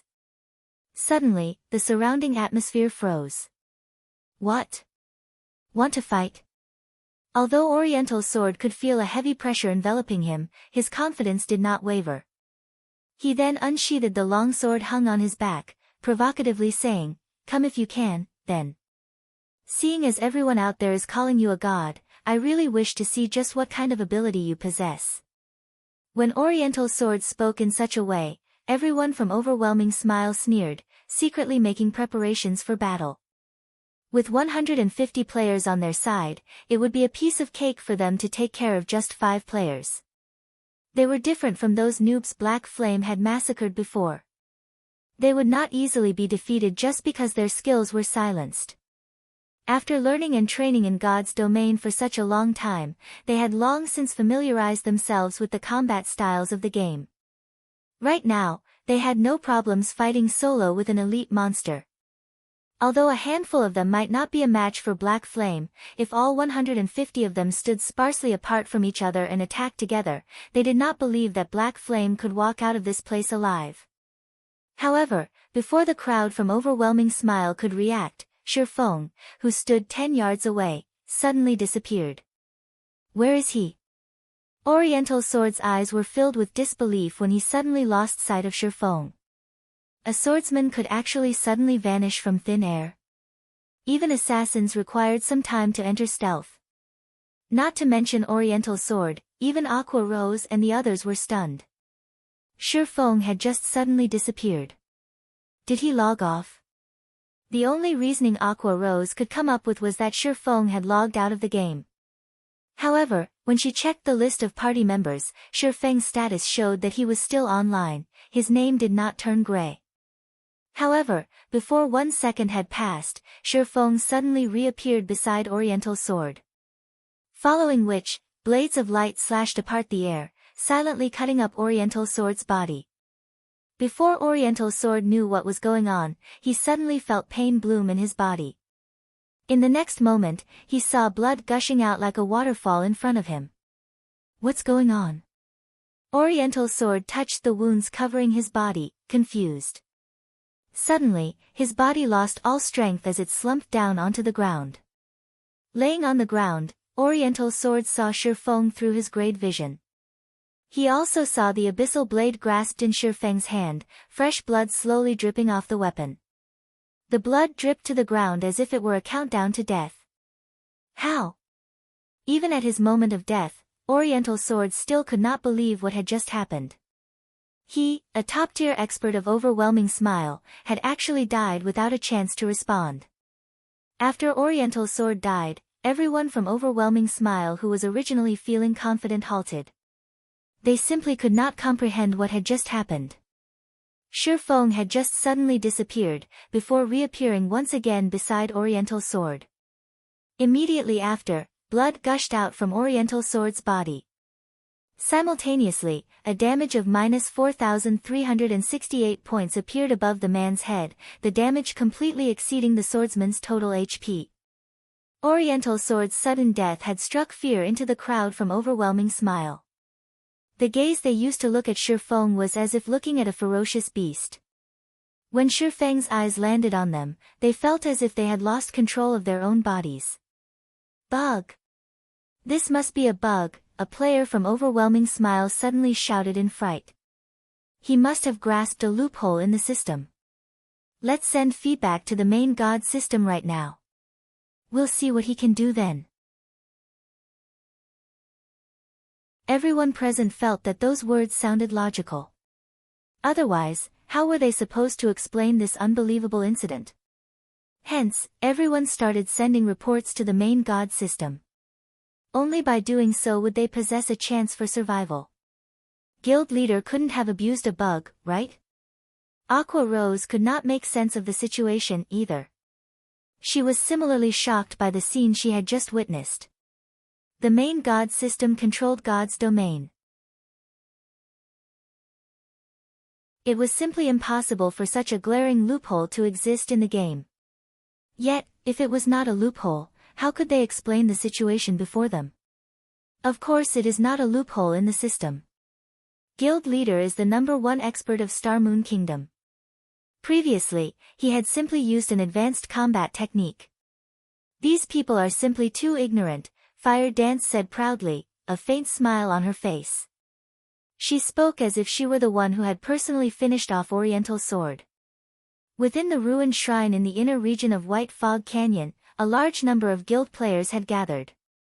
Among them, members of Overwhelming Smile numbered the most, with over 5,000 members present. There were a large number of monsters inside the ruined shrine. Moreover, a majority of these monsters were special elites. Among them were plenty of chieftains. The monsters here ranged from level 24 to level 27. To the current elite members of guilds, it was a level that they could barely handle. If not for the fact that they had the advantage in numbers, they would have long since been wiped out by the monsters inside the ruined shrine. Damn!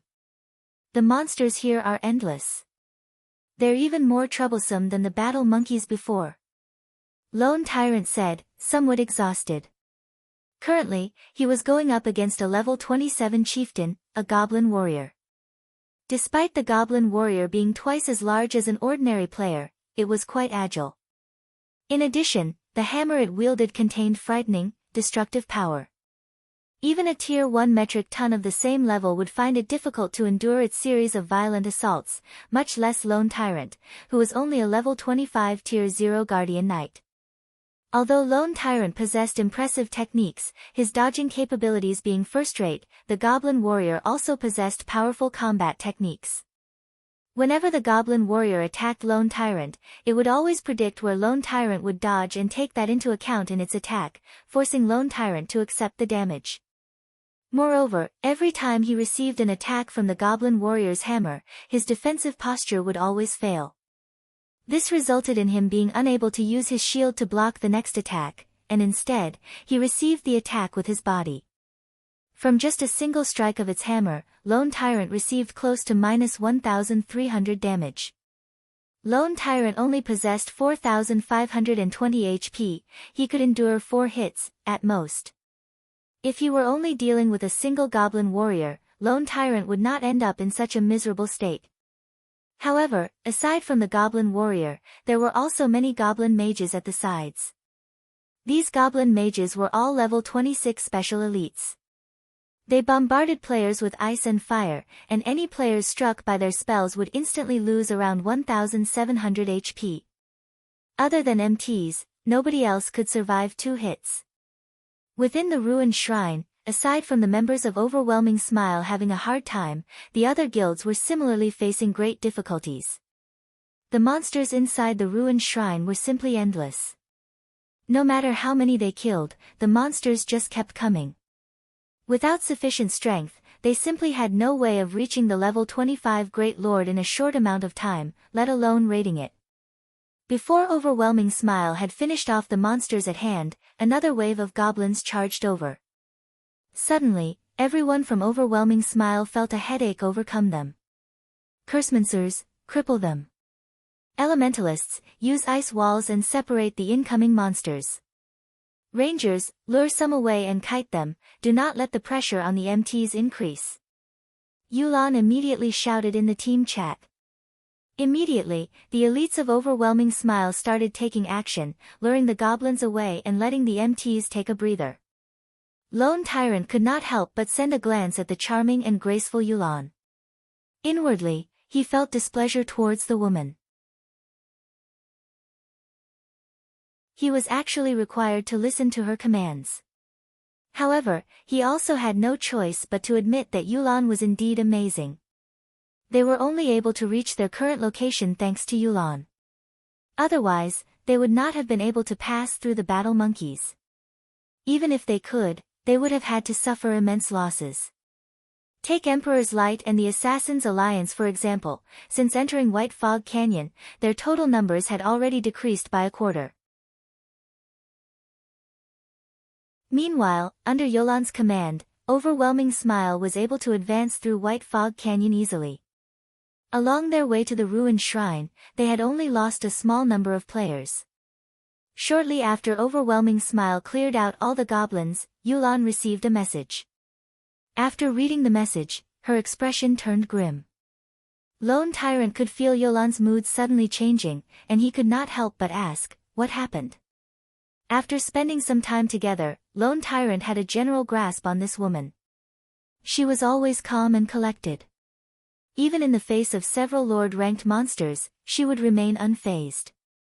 Yet, now, after seeing a single message, her expression had turned solemn. How could Lone Tyrant not grow curious at this situation?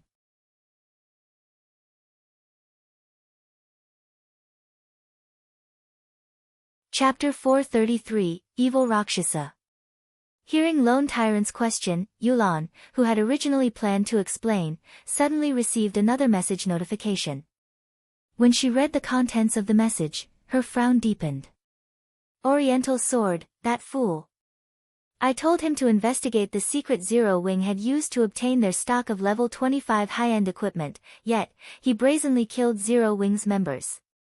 He has even provoked Black Flame. Yulan was furious after reading the message. Yulan had previously investigated Black Flame. However, the more she looked into the man, the more creeped out she felt. Black Flame had appeared silently, and like a rising comet, he shocked everyone with every action. In White River City, not only had he massacred so many players, but he had also been able to move about freely. This strength alone was sufficient to strike fear into others.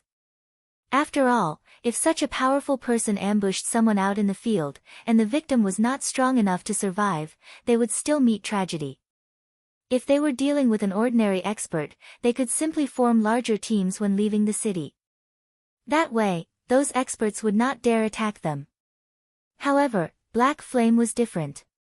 He was too powerful. Even if they formed teams, Black Flame could still slaughter them with little effort, and they could only helplessly watch as he did so. The only real solution was to form a team of several hundred players. However, they could not do that every time they left the city. Not only would this be detrimental to the guild's development, but it would also make them the laughingstock of God's domain. However, if Black Flame constantly hunted and ambushed their members, his growth would stagnate. Moreover, such ambushes would not significantly impact the guild if they only occurred 1 or 2 days. Black Flame needed to ambush them over a long period of time to wound Overwhelming Smile. Meanwhile, it would be detrimental if Black Flame neither leveled up nor upgraded his equipment for a long time. There were countless experts in God's domain. If one did not continuously improve their strength, others would quickly surpass them. Zero Wing's success today was largely due to Black Flame's strength. If Black Flame let himself go, it would damage Zero Wing. Hence, Yulan had prohibited the members of Overwhelming Smile from crossing any lines, maintaining the balance between both parties. She was worried that, if angered, Black Flame would disregard all consequences and act so roguishly. Now, however, Oriental Sword had broken the balance that they had maintained. At this point, Yulan wanted to hunt Oriental Sword down personally and strangle him. After Yulan received the message, Shifeng began to annihilate Overwhelming Smile's members with Aqua Rose and the others by his side. Shifeng's void steps had long since petrified his opponents. Later, they even reported to the main god system, stating that Shifeng had abused a loophole in the system to kill players. They all hoped that the main god system would bring them justice, giving Shifeng his deserved punishment. Yet, the reply they had received stated that there were no issues. Shifeng's every action had been within the rules of the system. Overwhelming Smile's members had been even more shocked upon receiving this reply. That ghost-like method Shifeng had used to kill Oriental Sword wasn't actually a bug. For a time, the crowd from Overwhelming Smile despaired. In the face of Shifeng's merciless slaughter, their previous confidence was nothing but a joke. The only thing they could do was escape. As for battling Shifeng, that was a fool's errand. Just how were they supposed to fight an enemy that they could not see? Moreover, said enemy could kill them instantly upon reappearing. You guys wish to escape? Try it. Without hesitation, Shifeng activated Skywheel Sword. Previously, to kill Oriental Sword in one hit, Shifeng had specially activated Aura of Fire and Purgatory Power, holding nothing back. Now, after activating Skywheel Sword, countless swords of light appeared in the sky above the mine's entrance. When the swords descended, not only did they deal over -2,400 damage to all enemies within an area of 20 by 20 yards, but it also sealed all enemies within range, preventing them from leaving the region for 4 seconds. Instantly, the members of Overwhelming Smile were trapped within the mine. When everyone from Overwhelming Smile saw that there was no longer hope for escape, they tried to resist. Unfortunately, Shifeng did not give them a chance. Shifeng then used the skill of the Aura of Fire, Firestorm. Suddenly, flames filled the interior of the mine. A damage of close to -10,000 points appeared above every player and monster within. After Firestorm's duration of 5 seconds, only ash remained. Since Shifeng began his assault, the whole process only lasted a few seconds. Just like that, over 100 elites from Overwhelming Smile had been exterminated. Moreover, Shifeng had collected the immortal souls of every player that he killed. Within a short time, all of these players had been locked out of God's domain. If Shifeng had been a wild beast that gave other guilds massive headaches before he had become a Blade Saint, now, he was an evil Rakshasa that others would avoid at all costs. Meanwhile, inside the ruined shrine. So what if it's Black Flame? We have the advantage of numbers. We can easily get rid of him. A wrathful flame immediately blossomed within Lone Tyrant's eyes when he heard Black Flame's name. Hurriedly, he said, "Why don't I take some men to assist Oriental Sword and kill Black Flame?" Ever since dying by Shifeng's hands, Lone Tyrant had toughened his heart and trained arduously every night and day. He had done so to exact his revenge. He was no longer the same as he had been in the past. If not for Yulan restraining him, he would have long since avenged his deaths. Now that Oriental Sword had provoked Black Flame, it was only natural that he go and help out. Yulan could not possibly sit by and watch as more than 100 elite members fell under Black Flame's swords, right? Ultimately, these elite members were the backbone of the guild. If the guild did nothing as over 100 of these elites were slaughtered, not only would it damage the guild's reputation, but it would also affect the hearts of those within the guild. No need. Black Flame killed Oriental Sword with a single hit. As for the others, they're most likely dead by now, Yulan said, revealing a bitter smile. Yulan had a clear understanding of Black Flame's strength. None of the titled experts on the God's Domain experts list were for show. Furthermore, Black Flame currently had several experts by his side. Those 100+ elite members had zero chance of surviving.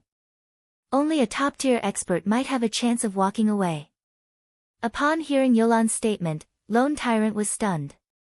He said, "I am very familiar with Oriental Sword's strength. Moreover, he has so many people with him.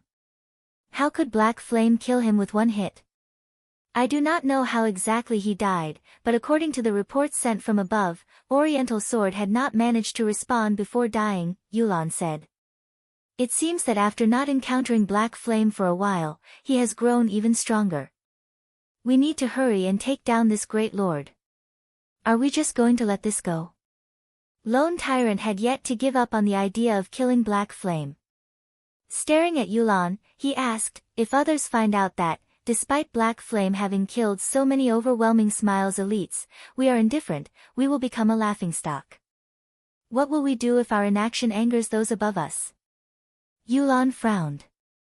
Just as Lone Tyrant had said, if they did not take any sort of action now, they would become a joke to the public. Yulan, what's going on with you? You shouldn't wear such an ugly expression. Do you need Big Brother's help? Just as Yulan struggled with her indecision, a lean man walked over, smiling. This man was a level 26 assassin, his level surpassing everyone in overwhelming smile. Yet, despite there being no guild emblem on his person, everyone from Overwhelming Smile treated him with respect and reverence. Even Lone Tyrant was no exception, he was deeply afraid of provoking this young master. The reason they were behaving in such a way was not only this young man's high level. More importantly, this man was the key to their operation of killing the Great Lord. Back then, young Master Feng had repeatedly instructed them to treat this youth before them with respect.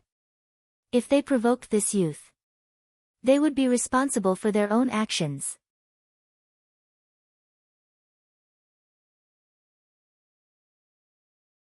Chapter 434, Free Combat System. Big Brother Summer, it's great that you are willing to help, but the opponent is very hard to take down. We might even miss out on our chance to kill the Great Lord. I'm worried that it will affect Big Brother Summer's task. Yulan was familiar with the lean man's strength, and she appreciated his assistance. The lean man was Summer Sunshine.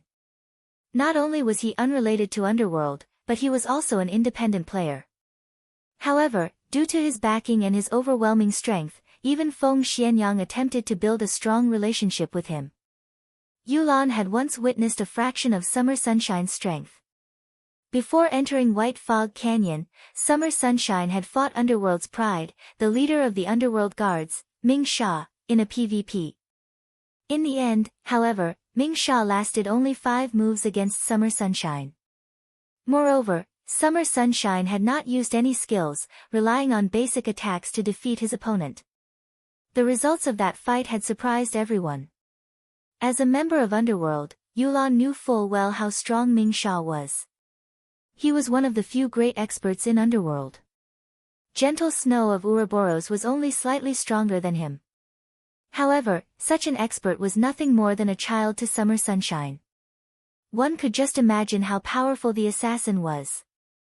If Summer Sunshine was willing to lend a hand, they had a fairly good chance of defeating one-hit Azura Black Flame. It won't take long to deal with the Great Lord. I don't mind delaying our attack for a little bit. In any case, I am bored. If you need help with something, just ask, Summer Sunshine laughed. Zero Wings Guild leader, Black Flame, has killed many of our elite members. We want to return the favor and kill him. Would you be interested in helping us with this, I wonder? Yulan asked softly as she stared at Summer Sunshine.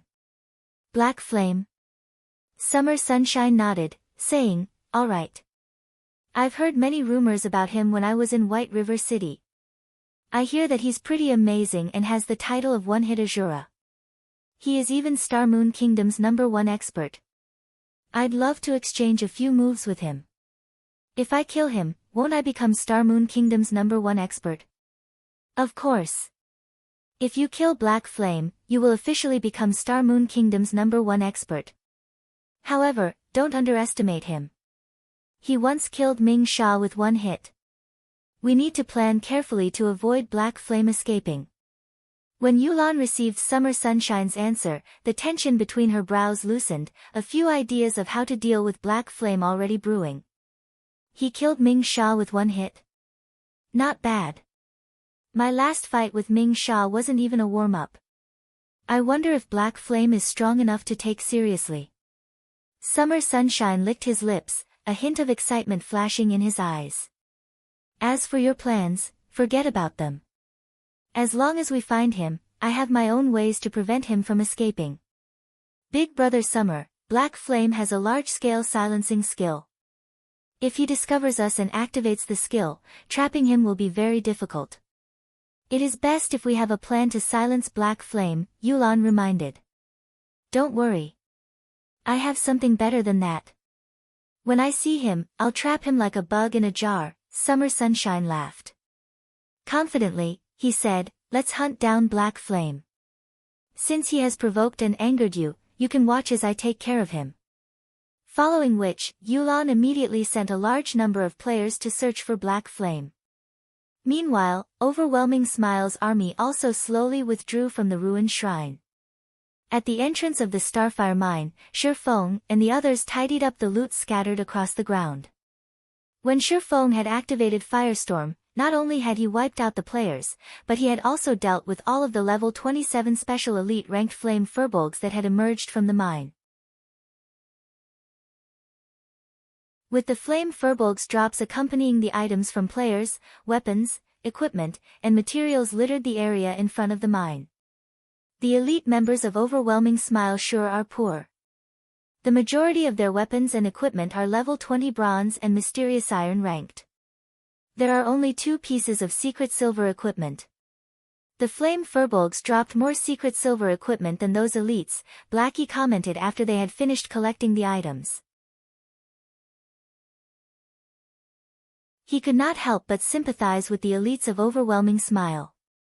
The loot from the players versus the flame furbolgs was easy to differentiate, as one group had only dropped level 20 items, while the other had only dropped level 25 items. The flame furbolgs had dropped 4 pieces of level 25 secret silver equipment alone, which was the equivalent of 4 pieces of level 20 fine gold equipment. To God's Domains players currently, fine gold equipment was top-tier equipment, whereas dark gold equipment was the cream of the crop. As for epic items, they were the stuff of legends. Meanwhile, if an ordinary player joined Zero Wing around level 10 and completed their guild quests each day, they could trade their guild points in for a piece of mysterious iron equipment by the time they reached level 20. If they were lucky and managed to join a party to complete advanced guild quests, they might even have enough points for 3 or 4 pieces of secret silver equipment. More than half an elite's equipment would be secret silver rank at the very least. On the other hand, the equipment Overwhelming Smile's elite members wore was mostly a mix of bronze and mysterious iron rank. Practically none of them had any secret silver equipment. They could not compare with Zero Wing's members.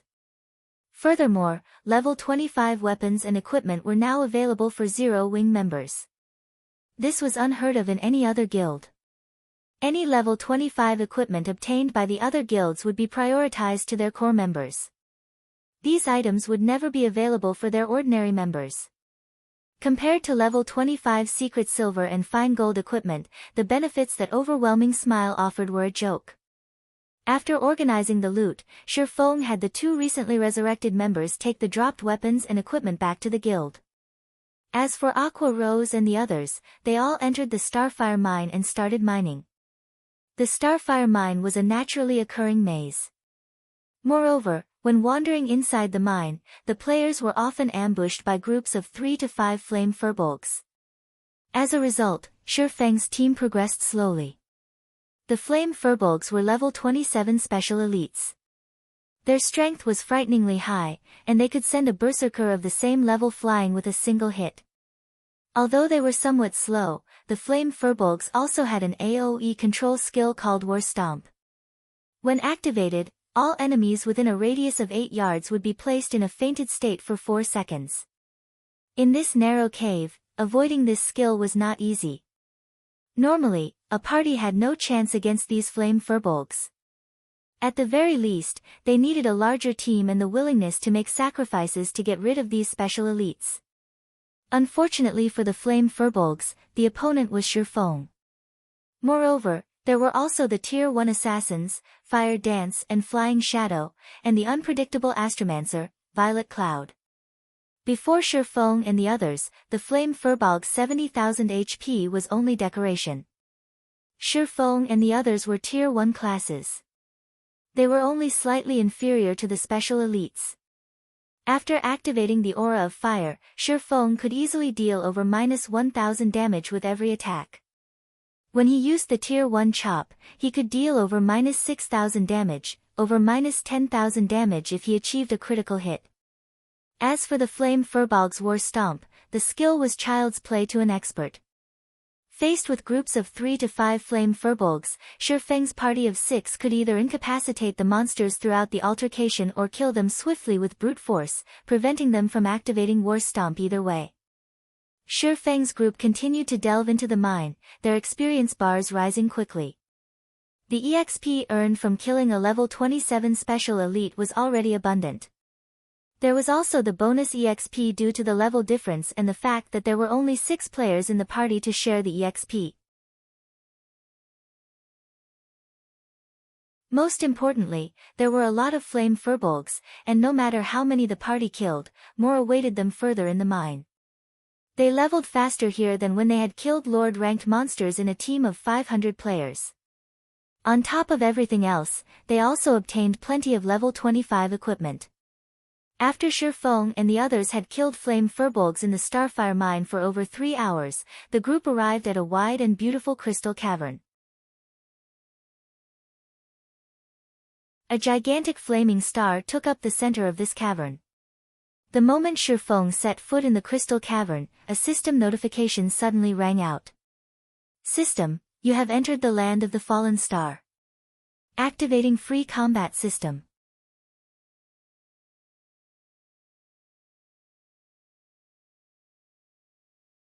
Chapter 435, Land of the Fallen Star. After entering the crystal cavern, Shifeng had not been the only one to receive a system notification. His party members also received one. Activating free combat system. Shifeng was stunned. The free combat system was an unfamiliar term to the current players of God's domain. Shifeng, however, could not be more familiar with it. This was a mechanic that would only exist after the second evolution of God's domain. In order to make combat in God's domain more realistic, friendly fire was now active. Originally, if 2 players were in a party together, their attacks would not damage each other. However, after activating the free combat system, if one were not careful and struck a party member, said party member would receive damage from the attack. Players could also damage themselves with their own skills. For example, if a player used an AoE skill and they were within the skill's effective range, they would receive damage. In the past, after the free combat system had activated, many players had ended up in the graveyard because of either themselves or each other. As a result, when attacking, players needed sufficient control of their attacks. Otherwise, no one would be willing to join their party regardless of the benefits. Guild leader, what just happened? Aqua Rose could not contain her curiosity when she saw Shifeng's surprise. We have activated the free combat system. From now on, our attacks will not differentiate from friend and foe, so we need to be careful in the battle. Don't mistakenly injure yourselves or your teammates, Shifeng explained. However, before the others could respond, a deep purple barrier sealed off the cavern's entrance. When Blackie accidentally touched the barrier, he suddenly lost 1000 HP. Frightened, Blackie hurriedly backed away from the barrier. We've fallen into a trap. Be careful of your surroundings and don't take action casually.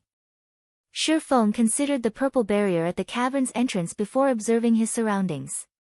Suddenly, a large group of Wolfman warriors appeared in the land of the fallen star, which had originally been void of any monsters.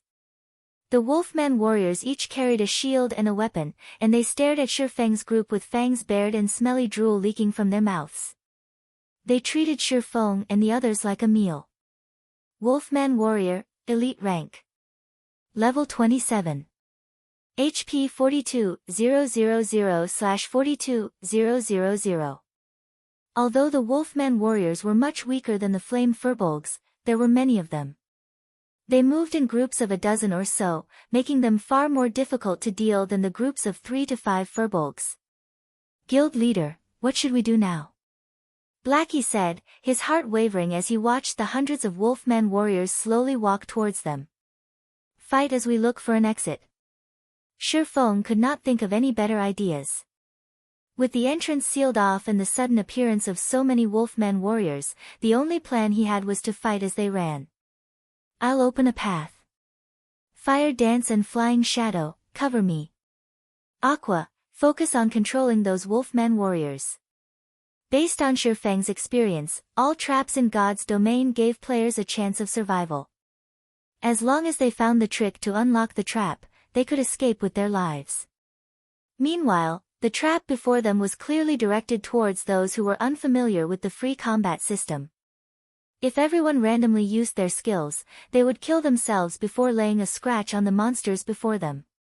Hence, it was safer if only he took action. Following which, Shifeng led the party and charged towards the area with the least number of Wolfman warriors.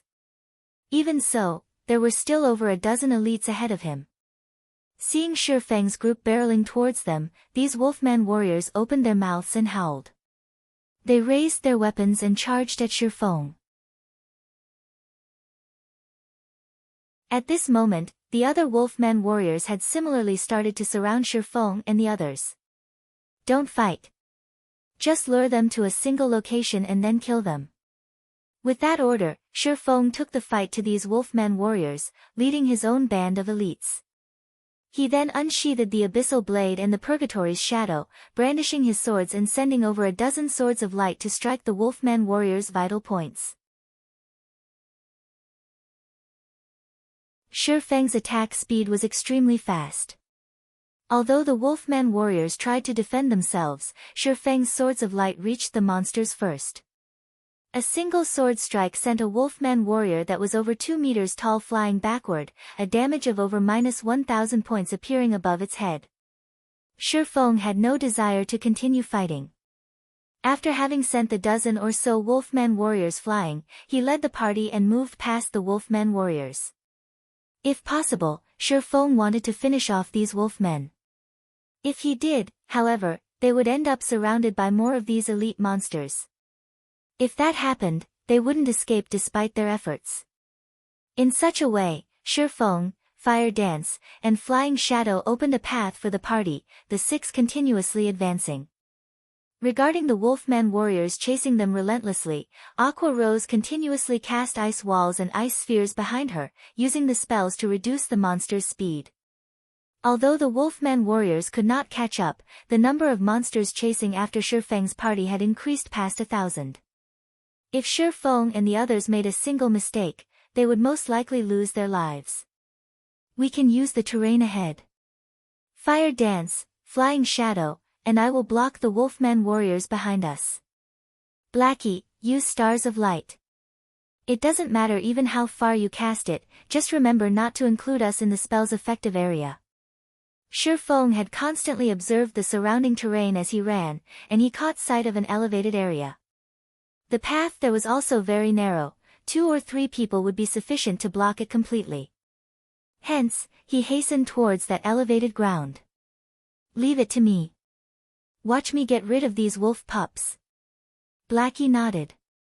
When the party entered the narrow path, Shifeng and the 2 assassins spun around, facing the oncoming Wolfman warriors. 20 yards. 15 yards. 10 yards. Watching the Wolfman warriors come closer and closer. Release. Shifeng shouted.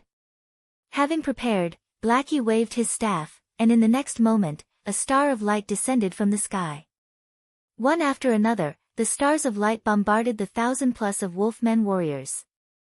Those near the epicenter of the crash received over -7,000 damage, while the others in the spell's vicinity received over -3,000 damage.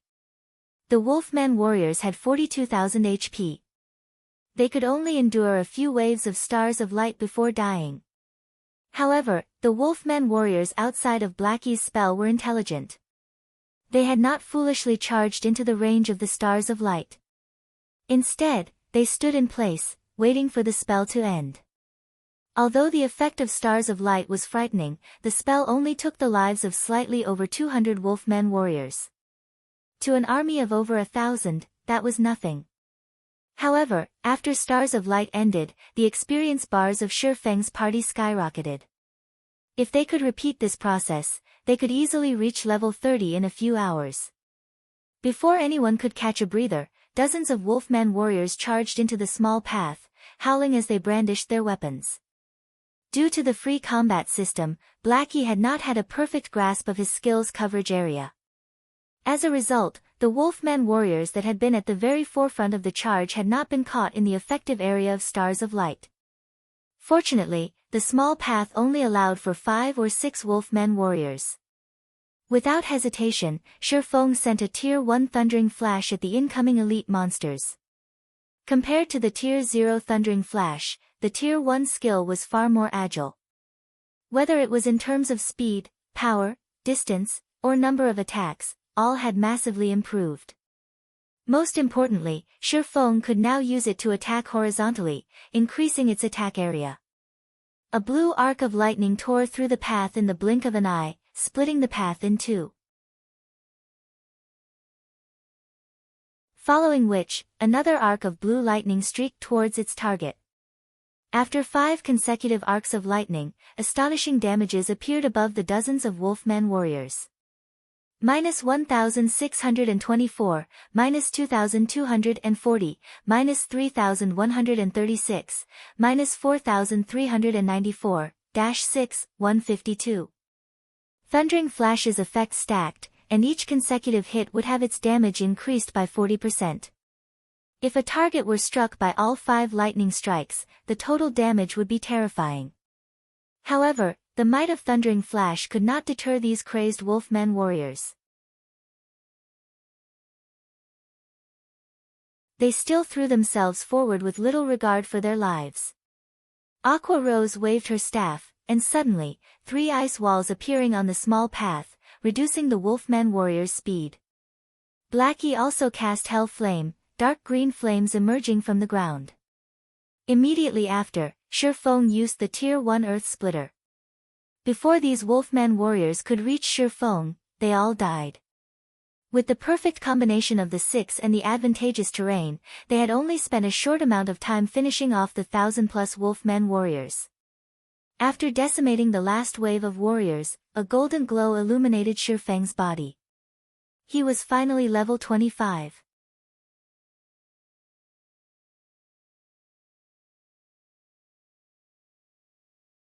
Chapter 436, Combat Power Soars. Guild Leader, you're finally level 25, Blackie sighed with relief when he saw the golden brilliance illuminate Shifeng's body. That's right, Shifeng laughed bitterly. After choosing this Blade Saint class, I'm doomed to level up slowly. Guild Leader, here's the level 25 swordsman fine gold and secret silver equipment we saved for you, Fire Dance said, retrieving a few pieces of equipment from her bag. She had deliberately held on to these items for Shifeng. As for the other level 25 equipment, she had sent them to the guild's warehouse. Shifeng's hidden class was no secret among the core members of Zero Wing. This included Violet Cloud's Astromancer class as well. Originally, everyone had envied and admired hidden classes, searching desperately for a legacy that would give them the chance to obtain a hidden class. However, they could now see both Shifeng's and Violet Cloud's leveling speed for themselves. Their progression could only be described with one word: slow. Some of the team members who were originally a lower level than Shifeng and Violet Cloud had even surpassed the two over these past few days in White Fog Canyon. More importantly, their levels were currently in the 20s. When they reached the 30s, 50s, or even 100s, the two's leveling speed would most likely slow to a crawl. When the others thought about how they would level far slower than other players, they promptly dismissed their intentions of searching for a hidden class. If they encountered an advanced legacy in the future, they would change classes then. If not, so be it. Levels were very important in God's domain. Moreover, everyone paled at the thought of dying just once as a hidden class. Thanks. Shifeng accepted Fire Dance's offer. His current equipment mostly consisted of random level 20 pieces. If he switched them out for level 25 fine gold and secret silver equipment, his attributes would increase significantly. Feng also retrieved a fiery red pair of boots from his bag. The delicate boots each had 3 beautiful flame crystals embedded in them, and a bright red glow circled the footwear. These were super top-tier boots that Feng had obtained after killing the scorching Lamia. Flame boots, plate boots, dark gold rank. Level 25. Defense plus 175. Strength plus 21, agility plus 30, endurance plus 15. Movement speed plus 8. Fire resistance plus 5. Additional skill dash. Flame rush, increases movement speed by 100% for 10 seconds. Cooldown, 2 minutes. The boots were worth at least 30 gold. As Feng had not met the level requirement for the boots when he had first obtained them, he had kept them in his bag until now. After equipping the flame boots, Feng's attributes soared once more. He had even obtained a new skill, Flame Rush. This was a must-have skill for both escape and pursuit. Undoubtedly, the flame boots had significantly increased Feng's mobility. Guild leader, what kind of boots are those? They're so beautiful. Aqua Rose asked excitedly upon seeing the flame boots on Feng's feet. Aqua Rose wasn't the only person with this opinion, as both Fire Dance and Violet Cloud similarly eyed the flame boots. Women always loved beautiful things. I got these boots from killing a High Lord in the Flame God's cave. However, you guys are mages, so you can't equip them. If you could, we'd go back and farm more High Lords. Even with his experience in countless battles, Feng squirmed under the intense stares of the 3 beauties. In the end, he had no choice but to display the flame boots' data. When everyone saw the boots' attributes, they were stunned. Guild leader, is this a level 25 dark gold item? Flying Shadow's eyes nearly popped out of his sockets in shock. Originally, he had thought the flame boots were level 25 fine gold equipment. After all, ever since they started killing level 25 and above Lord-ranked monsters, the best equipment they had obtained was level 25 fine gold equipment. These attributes are amazing. Blackie said enviously. He was not particularly surprised that the flame boots were dark gold ranked. Guild leader, when did you kill a level 25 or above High Lord? Aqua Rose asked with disbelief. When Fire Dance and the others heard Aqua Rose's question, they suddenly realized the weight of Feng's words. Zero Wing had only recently entered White Fog Canyon. Based on Feng's behavior, he had obtained the flame boots long before entering the canyon. However, only High Lords had a chance of dropping dark gold equipment. Moreover, as the flame boots had a level 25 requirement, Feng would have had to kill a level 25 High Lord at the very minimum. Meanwhile, since Feng always acted independently, it meant that he had most likely killed a level 25 High Lord by himself. Was something like that really possible in God's domain? If I remember correctly, I think it was around the time when I was level 15, Feng said after giving it some thought. However, I used some special methods to defeat that scorching Lamia. If it were a direct confrontation, she would have killed me instantly. Amazing.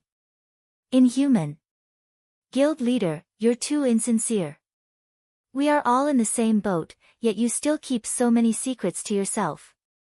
Due to their shock and surprise, Aqua Rose and the others were utterly speechless. They all knew full well how powerful a High Lord was. They also knew how inconceivable it was to kill a High Lord. A team of 50 players stood no chance against one, much less a solo player. Even if Feng had used some particular method to kill one, it was still an amazing feat. It turns out that Guild Leader has hidden his strength all along. It seems that I'll need to work harder from now on. Aside from her shock, Fire Dance was also disappointed. She inwardly lamented over her lack of strength. Originally, she had thought that she was only a short distance from catching up with Feng. She now realized that not only had the gap not shortened in the slightest, but it had even grown wider. However, this revelation had not discouraged Fire Dance. At the very least, she could see how wide the gap was now. Shortly after Aqua rose and the others had renewed their opinion of Shi Feng's strength, a terrifying roar echoed throughout the land of the fallen star. This is a wolf's howl. The sound seems to be moving closer. Is the boss coming for revenge because we killed the wolf pups? Aqua rose and the others were no ordinary players, their 5 senses were very acute. By sound alone, they could feel danger approaching. Meanwhile, anything that could instill that kind of feeling was not a typical monster. Immediately, everyone went on high alert, searching for any movement. The monster heading for us is at least Lord ranked. All of you, stand back. Shi Feng could feel the threat of death.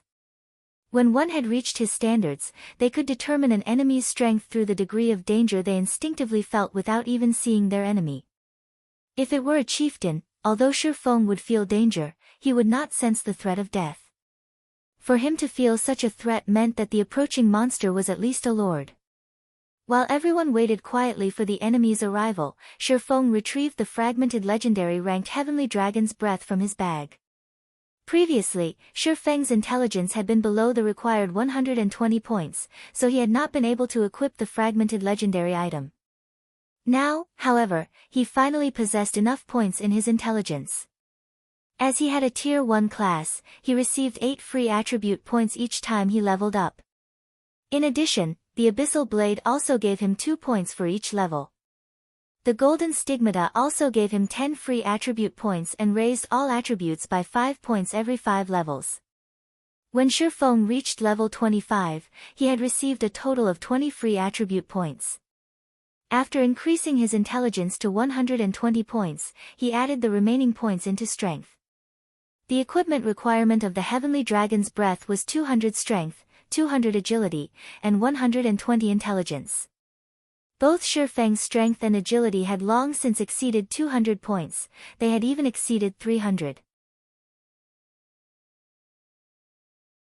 Now that his intelligence had reached the minimum requirement, he could equip the Heavenly Dragon's Breath. Such power! After equipping the Heavenly Dragon's Breath, Shi Feng could feel an immeasurable strength flow into him from the fragmented legendary ring. Although this was not his first time equipping the item, the ring still gave his mind a clarity that he had never had before. He also felt warm and fuzzy, power leaking from his body. It felt as if he was capable of destroying anything and everything in his path.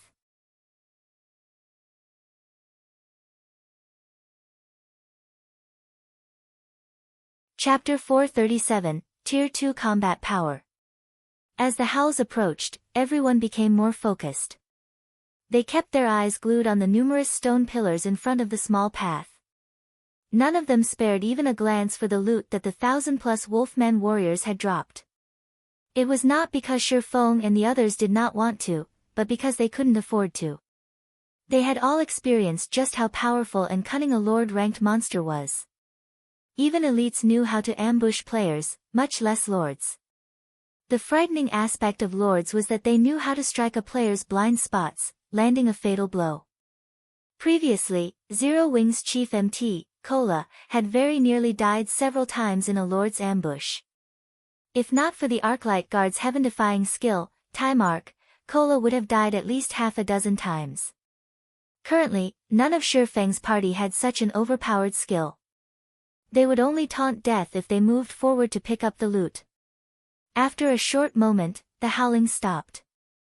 Instantly, an aura of death washed over the party, and the air surrounding them seemed to freeze. "Where's the monster?" Blackie asked, confused when nothing appeared. "It has probably hidden itself. The stone pillars ahead are perfect cover, and it is highly likely that the monster is looking for a chance to strike," Flying Shadow, who was in stealth, answered. "Guild leader, should I scout ahead and investigate?" "No, it's already heading towards us," Shi Feng said, shaking his head as he unsheathed the Abyssal Blade and the Purgatory's Shadow. With a grim expression, he said, "Everyone, prepare for battle. Flying Shadow and Fire Dance, cover me. Violet, you focus on healing. Aqua and Blackie, use your control skills but don't pull too much aggro. This monster is far more powerful than any of you can imagine. It's coming. But I don't see it. Aqua Rose scanned the area ahead of her, failing to detect any traces of a monster. It's normal that you can't see it. It's in stealth right now, even I can barely see its blurred figure. Due to the heavenly dragon's breath, Shifeng had massively improved in all areas. Even so, he had almost missed his opponent's presence. Stealth? It can't be possible, right? When the others heard Shifeng's words and saw his solemn expression, they immediately grew anxious as they examined their surroundings. A lord that could use stealth. It was a player's worst nightmare. A single careless moment could result in their deaths. Not daring to take any risks, Shifeng immediately activated Omniscient Eyes. He immediately discovered a small-sized, red-furred wolfman. This red wolfman wielded 2 pitch-black sawtooth daggers in each hand. The lord had already reached the small path and was less than 30 yards away, slowly approaching the party. Crimson Shadow Wolf, Rare Lord. Level 28. HP 1-000-000/1-000-000. Rare lords were not as powerful as high lords, and in terms of attributes, they were the same as ordinary lords. However, rare lords possessed an additional innate skill. It was just like how a player with a hidden class possessed legacy skills unique to their class. Hence, rare lords were significantly more powerful than ordinary lords, and to certain players, that difference might even be fatal. If Shifeng had a team of 500 players, he could kill the Crimson Shadow Wolf with absolute certainty.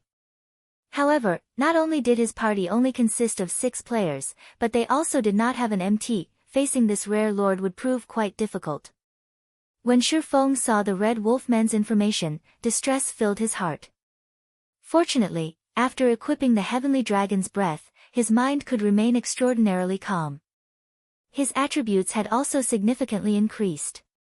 Strength increased by 40%. Agility increased by 40%. Intelligence increased by 30%. Endurance increased by 50%. Movement speed increased by 20%. Attack speed increased by 30%. The improvement that the fragmented legendary item had provided to his attributes was much higher than the growth he had received when he became a Tier 1 Blade Saint. Furthermore, he also had 3 new skills: Dragon's Authority, Dragon's Breath, and Heavenly Dragon's Power. With these new skills, he could easily contend with a lord of the same level. If Shifeng had not equipped the Heavenly Dragon's Breath, he would most likely have given a single command. Escape. In God's domain, a Tier 1 class could compete with a special elite, whereas a Tier 2 class was on the same level as a lord. This was why Shifeng could not face a lord in direct combat. However, now that he had the Heavenly Dragon's Breath, although it was not as impressive as a legendary item, it could still allow a player to transcend tiers, granting Shifeng the combat power of a Tier 2 player. It was the equivalent of crossing the threshold to a Tier 2 class. Right now, Shifeng's attributes approached that of a Tier 2 class. He only lacked Tier 2 skills. Simply put, Shifeng was fully capable of contending with a lord of the same level. He also had the skill, Heavenly Dragon's Power. This skill was even more powerful than the Tier 1 skill, Blade Liberation. Previously, when Shifeng had activated Heavenly Dragon's Power, he had been able to suppress the final boss in the demon's castle. When Shifeng activated Omniscient Eyes, the Crimson Shadow Wolf knew that it had been discovered. It dashed towards Shifeng with astonishing speed. Before Shifeng could react, the Crimson Shadow Wolf had closed the distance by more than 20 yards and stood before him. Without hesitation, it slashed its sawtooth daggers towards Shifeng's neck. Startled, Shifeng hurriedly activated Defensive Blade. The 2 sawtooth daggers froze just before they struck him, unable to proceed by even an inch. So fast. Shifeng was shocked. If anyone else stood in his place right now, they would have been a dead man. Shifeng had activated Defensive Blade the instant he discovered the Crimson Shadow Wolf, yet he had nearly been decapitated. Not only could decapitate silence players, but it could also inflict a massive bleeding dot and significant damage. If players were silenced, they would only be able to defend themselves by relying on their basic attributes. However, not even an MT of the same level could fend off a lord for more 10 seconds. Realizing that its first attack had been unsuccessful, the Crimson Shadow Wolf spun backward and vanished right before Shifeng's eyes. In an instant, it appeared behind Shifeng and used backstab. Fortunately, Defensive Blade deflected that attack as well. Standing in the back, Aqua Rose and the others were stupefied by this scene. They had only seen the Crimson Shadow Wolf when it first launched its attack. Then, in the blink of an eye, it had appeared behind Shifeng and launched another attack. However, the Rare Lord was far from done. Within 1 second, it had launched no less than 6 attacks. Just as Defensive Blade was about to run out, the Crimson Shadow Wolf sent a flying knee kick towards Shifeng's abdomen. A flying knee kick could easily break an enemy's combat stance and send them flying through the air, making it difficult for them to dodge or attack. Just before the Crimson Shadow Wolf's flying knee kick struck Shifeng, the Rare Lord revealed a human-like sneer. Suddenly, it reversed its grip on one of its daggers and sent an eviscerate at Shifeng's chest, intending to end Shifeng's life with one strike. Guild Leader. Everyone watched anxiously. However, they were helpless. The Crimson Shadow Wolf was simply too fast. This was the first time they had witnessed such speed since they started playing God's Domain. However, just as the sawtooth daggers were about to slide into Shifeng's heart, the screech of metal against metal reached the team's ears. The Crimson Shadow Wolf was confused when it heard this sound. Looking at his adversary carefully, the wolfman's cold smile suddenly vanished. Now, it wore a grim expression as it bared its fangs and growled.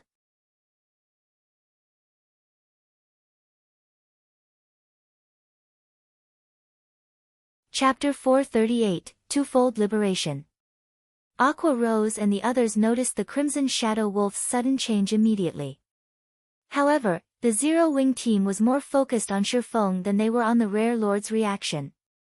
Despite having been struck by the Crimson Shadow Wolf's flying knee kick, not only had the wolf failed to throw his prey into the air, but Shifeng also managed to block the Rare Lord. How did Guild Leader manage to do that? Flying Shadow was thoroughly confused when he saw the grey abyssal blade block the sawtooth dagger, halting its advance. Was there really a person capable of defending against that kind of speed? The rest of the team was similarly tongue-tied. He should have used some sort of special skill, I think, Fire Dance said with uncertainty. Fire Dance had barely seen the Crimson Shadow Wolf's attack. Although she knew that Shifeng was astonishingly fast, he was still much slower than the Rare Lord.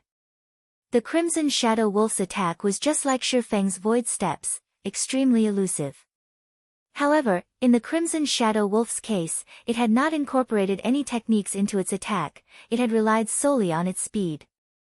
Compared to Void Steps, where its user would momentarily disappear and reappear shortly after, the Crimson Shadow Wolf's disappearance and reappearance occurred simultaneously. There had been no time between the two occurrences at all. It was like a mage's instantaneous movement skill.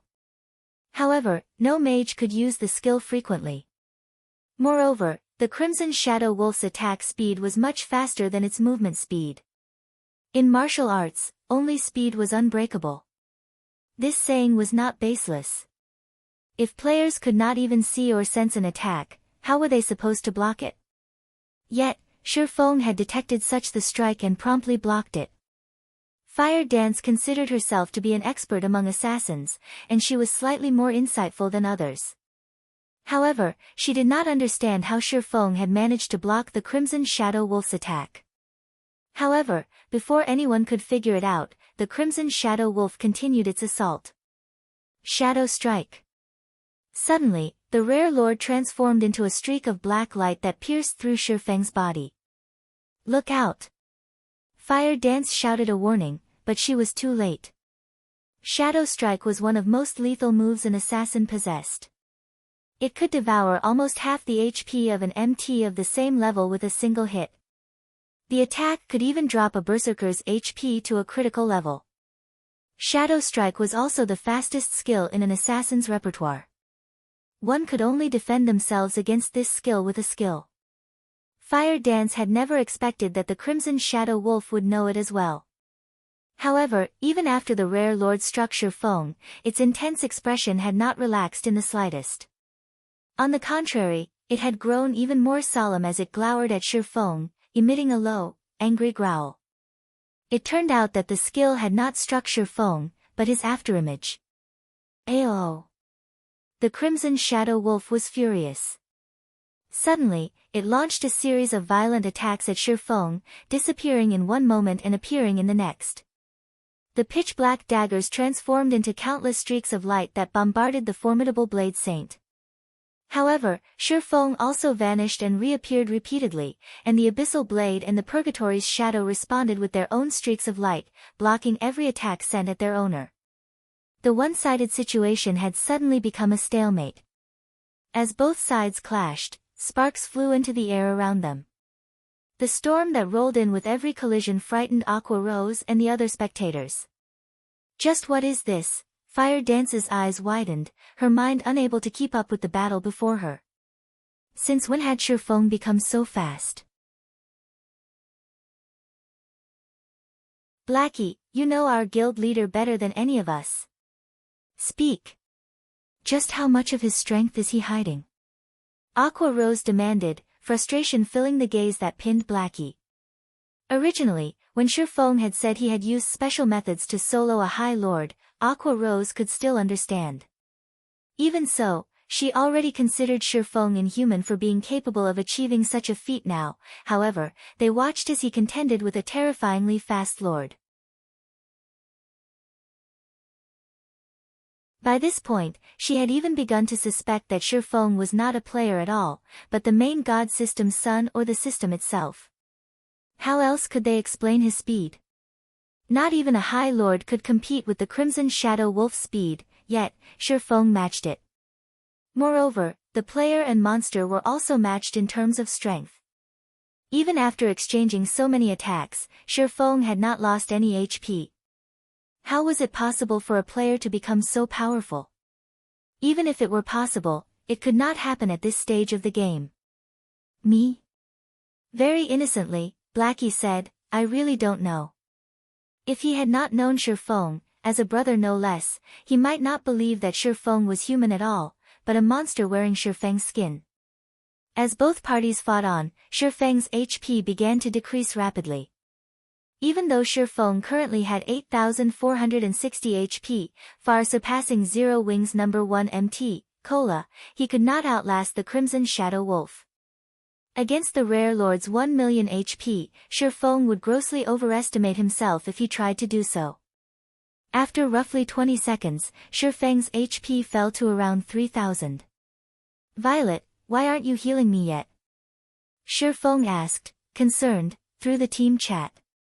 Ah. Violet Cloud was so mesmerized by Shifeng and the Crimson Shadow Wolf's battle that she had forgotten her responsibilities. She immediately began to wave her staff, sending one heal after another at Shifeng. She also cast a sacred shield on him, granting him some damage mitigation. Violet Cloud's heals were very powerful. Her recover healed close to 600 HP every 2 seconds, whereas her rapid healing recovered over 1,600 HP every second. Her greater healing replenished close to 3,000 HP instantly. In a short moment, Shifeng's 8,460 HP was back to full. However, Violet Cloud's heals paled in comparison to the Crimson Shadow Wolf's. With 1 million HP, the Rare Lord's battle recovery restored 10,000 HP every 5 seconds. However, Shifeng could not deplete its HP by that much in that short time. Aqua, attack. Focus on using Ice-type spells. Blackie, restrict the Shadow Wolf with your curses. Fire Dance and Flying Shadow, stand at a distance and use your flying daggers, Shifeng commanded as he fought. There was a limit to Violet Cloud's mana. If they dragged this battle on, the Crimson Shadow Wolf would slaughter them all. Hence, they needed to increase their damage output. However, the Rare Lord was simply too fast. With Fire Dance and Flying Shadow's melee attacks, they would only be easy targets for the Crimson Shadow Wolf. The team leaped into action as they received their orders, casting one skill after another at the rare lord and continuously depleting its HP. Compared to lords like the Flame Guards, the Crimson Shadow Wolf had a weaker defense. Hence, although the Crimson Shadow Wolf dodged most of the attacks effortlessly, those that landed still inflicted significant bursts of damage. Aqua Rose's Frost Arrow dealt over -1,000 damage, and her Flame Barrage dealt around -3,000 damage. As for Blackie, his Dark Arrow achieved over -1,300 damage, over -2,000 damage if it was a critical hit. His Unstable Affliction also dealt close to -1,000 damage every 2 seconds. Fire Dance and Flying Shadow could deal around -300 damage with each of their throwing attacks. In addition, Sure Feng would occasionally deal over -2,000 damage with his attacks. As a result, everyone's total damage within 5 seconds easily exceeded 10,000 points. After an hour or so, the Crimson Shadow Wolf only had 43% of its HP remaining. As long as they continued to wear it down for another few hours, they would kill the rare lord. With the hope of killing the Crimson War Wolf in sight, everyone sighed relief. Previously, the rare lord had been terrifying, causing everyone to despair. They had been certain that they would die. Guild leader, why are you so good at hiding yourself? You must have been lying when you said you defeated the level 25 High Lord using special methods before, right? In reality, you must have relied on your own strength to kill it, Aqua Rose grumbled. You guys misunderstand me, Sure Feng suddenly said while he continued to face off against the rare lord. Misunderstand? Everyone was confused. I don't have the ability to defend against such a astonishing speed. Sure Feng explained, previously, I, too, was afraid of the Shadow Wolf. Against its speed, I'm not a match for it even if I go all out. However, while the Shadow Wolf was attacking me, I took a look at the system time. Afterward, I realized why the Shadow Wolf was so fast. It's not because the Shadow Wolf is fast. It's because the Shadow Wolf's innate skill slows our reaction time, altering our perception to think that it's fast and unstoppable. Upon hearing Sure Feng's explanation, everyone did what Sure Feng had said. Sure enough, they understood. At the beginning of the fight, Sure Feng was similarly frightened. However, when he had glanced at the time displayed by the system, he realized that something was off. Originally, Sure Feng believed that the Crimson Shadow Wolf's attack had happened instantaneously. Yet, the system had indicated that a short moment had passed. In particular, when the Crimson Shadow Wolf had charged at him, Sure Feng saw the rare lord cross the 20-yard distance in an instant, but according to the system clock, 2 seconds had passed. As Crimson Shadow Wolf was about to land the finishing blow, Sure Feng activated the Aura of Space, becoming immune to all control effects. Since the Crimson Shadow Wolf's innate skill no longer had an impact, he had no problems defending against the rare lord's normal attack speed. After all, he, too, possessed the combat power of a Tier 2 class. If anyone else had stood in his place, they would have fallen to the Crimson Shadow Wolf's innate skill. However, after engaging in the battle for such a long time, Violet Cloud's mana was almost depleted. Although she used mana recovery potions constantly, with her current consumption rate, she would last another 10 minutes or so at most. Unfortunately, the Crimson Shadow Wolf still had 43% of its HP remaining. I can only give it a shot. Sure Feng gritted his teeth as he glared at the Crimson Shadow Wolf's HP. Purgatory Power, activate. Heavenly Dragon's Power, activate. Suddenly, Sure Feng's body released a dazzling golden glow. The glow this time was far more impressive than it had been in the demon's castle. His aura was more intense, forming the faint figure of a gigantic dragon. In the next moment, the dragon released a roar that made one's eardrums tremble. Simultaneously, Sure Feng's attributes underwent a massive transformation. Sure Feng's HP instantly rose to 25,380, and his strength slammed past the 800-point threshold. His defense had also improved. With a wave of his sword, Sure Feng forced the rare lord back, dealing over -400 damage with the strike. He then took a step forward and used a Tier 1 chop. Due to the attack speed and damage buffs of Purgatory Power, critical double damages of -4,920, -7,312, and -7,324 appeared above the wolf's head before it could react. The Crimson Shadow Wolf was sent crashing into a stone pillar by the side of the small path. The rare lord and swordsman's strengths were no longer on the same level. Suddenly, Shurfeng's furious roar echoed throughout the cavern. Dragon's authority. Dragon's authority. Suppress all enemies in the surroundings with the might of the heavenly dragon, inflicting the fear status onto enemies within a 30-yard distance, reducing their attack power by 20%, attack speed by 20%, and movement speed by 20% for 1 minute. After the Crimson Shadow Wolf's speed fell, the rare lord was even less of a match for Shurfeng. Within seconds, the Crimson Shadow Wolf's HP plummeted to 30%. As it reached this threshold, the Crimson Shadow Wolf began to change, growing larger. It also tossed its daggers to the side. It was now 4 times larger than it had been, as tall as a 2-story building. The ground trembled as it took a step. By appearances alone, the Zero-Wing team understood how terrifying this monster had just become. However, Shurfeng couldn't care less. Gritting his teeth, he activated Blade Liberation. Suddenly, the abyssal blade released a dazzling silver light, its power flowing into Shurfeng.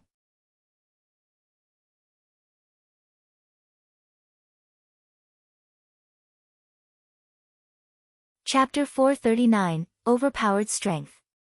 The angry roar of the berserk Crimson Shadow Wolf shook the very space around them. The pressure it emitted was far heavier and more powerful than before. With a light step, cracks formed on the solid ground beneath its feet, and its claws gouged deep furrows into the solid ground. The strength and sharpness of its claws shocked all who saw them. Without a doubt, an attack from the wolf's claws could even destroy a secret silver weapon. Even a fine gold weapon would only last a few hits. Only dark gold weapons might endure a long beating. The Crimson Shadow Wolf abruptly leaped forward and brandished its sharp claws at Shurfeng. Guild Leader. Everyone worried for Shurfeng upon seeing the ferocious Crimson Shadow Wolf. The rare lord's strength had more than doubled. If a Tier 1 metric ton of the same level did not activate a life-saving skill, they would most likely die from one hit. Although Shurfeng had over 25,000 HP after activating Heavenly Dragon's power, and his defense had significantly improved, he most likely would not last more than a few hits. To the gigantic Crimson Shadow Wolf, attacking Shurfeng with its claws was no different than slapping an ant. Boom! The ground shattered and fist-sized gravel erupted into the surroundings. Initially, everyone had believed that it was game over. However, the Crimson Shadow Wolf's claws had actually stopped a few centimeters above Shurfeng's head, and no matter how hard the rare lord tried, it could not move its claws any further. Instead, the ground beneath Shurfeng's feet had begun to fracture. Ayo! At this moment, doubt began to seep into the Crimson Shadow Wolf's eyes. Despite its increased strength, it was still useless. Standing at a distance, Aqua Rose and the others were similarly slack-jawed, overcome with shock. By the time they noticed it, waves of red gas had surrounded Shurfeng's body.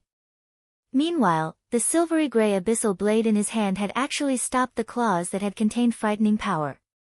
Moreover, Shurfeng had not lost even a single HP from the collision. Ayo! The Crimson Shadow Wolf bellowed angrily and began a brutal assault.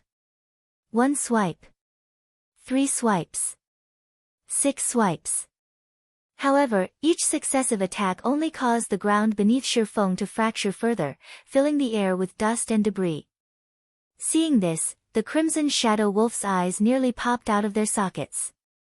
Just as the rare lord sent another subsequent attack, Shurfeng finally swung his arm, slashing his sword at the incoming paw. Pang! The Crimson Shadow Wolf's body was suddenly pinned flat against a stone pillar like a picture on a wall. In addition, a damage of over -1,000 points appeared above the rare lord's head. Crap! Blackie shouted in surprise. A monster as tall as a two-story building had been thrown into the stone pillar with just one hit. The watching team was stupefied. However, Shifeng was not done. Moving his feet, he instantly appeared before the Crimson Shadow Wolf. Although the Rare Lord tried to retaliate, Shifeng immediately launched a series of attacks striking at its four limbs, breaking them. Unsatisfied, Shifeng continued to wield his two swords, sending a storm of blades at the Crimson Shadow Wolf. Shifeng's every attack inflicted over -2,800 damage on the Crimson Shadow Wolf, whereas a double critical hit dealt over -5,700 damage, and a triple critical hit dealt over -8,500 damage, rapidly obliterating the Rare Lord's HP. Shifeng's strength had suppressed the Crimson Shadow Wolf, rendering it helpless. From beginning to end, the Rare Lord remained pinned to the stone pillar, never falling from its high position. However, this was only the beginning. Shifeng then began to use his skills. Chop! 3 swords of light converged at a single point, striking the Crimson Shadow Wolf. -4,310, -6,440, -6,460. Although Shifeng's damage was lower than his previous use of Chop, this attack had not achieved a critical hit. After Chop, Shifeng followed up with Phantom Kill. Shifeng's doppelganger possessed 70% of his attributes. Even so, it was still extremely powerful, and each of his attacks dealt close to -2,000 damage. Following which, Shifeng activated 9 Dragon's Slash. 12 Abyssal Blade Phantoms devoured the Crimson Shadow Wolf, each phantom dealing over -1,000 damage. However, Shifeng was still not satisfied. Both Shifeng and his doppelganger then used Thundering Flash, Earth Splitter, Wind Blade, Thunder Flame Explosion, and every other damaging skill they possessed. Watching the battle unfold from a distance, Aqua Rose and the others were dumbfounded. They had even forgotten to help Shifeng attack. How was this still a battle against a level 28 Rare Lord? Shifeng was practically bullying a weak, little monster. The pitiful Crimson Shadow Wolf could do nothing but howl with pain. It could not even move its 4 limbs, as Shifeng would immediately follow up with a slash the moment it tried. The Crimson Shadow Wolf's remaining 300,000 HP could not withstand Shifeng's brutal assault. Shifeng only needed 10 seconds to eliminate the Rare Lord's remaining 300,000 HP. Soon, Shifeng abruptly stopped his frenzied assault. The Crimson Shadow Wolf also stopped its tragic howling. At this moment, its blood-red eyes revealed its fear and shock as it stared at Shifeng. As the Crimson Shadow Wolf slowly tumbled from the cracked stone pillar, Shifeng revealed a calm smile as he activated Divine Providence, his luck instantly increasing by 20 points. Die! Shifeng then used his Surekill skill, Flame Burst. Both the Abyssal Blade and Purgatory's shadow suddenly released a blazing, white glow, transforming into streaks of light that struck the Crimson Shadow Wolf's body. -21,415, -43,024, -21,389, -21, for 25. Instantly, the Crimson Shadow Wolf's remaining HP fell to 0. Meanwhile, Shifeng's attacks had left multiple scorch marks on the stone pillar behind the Rare Lord.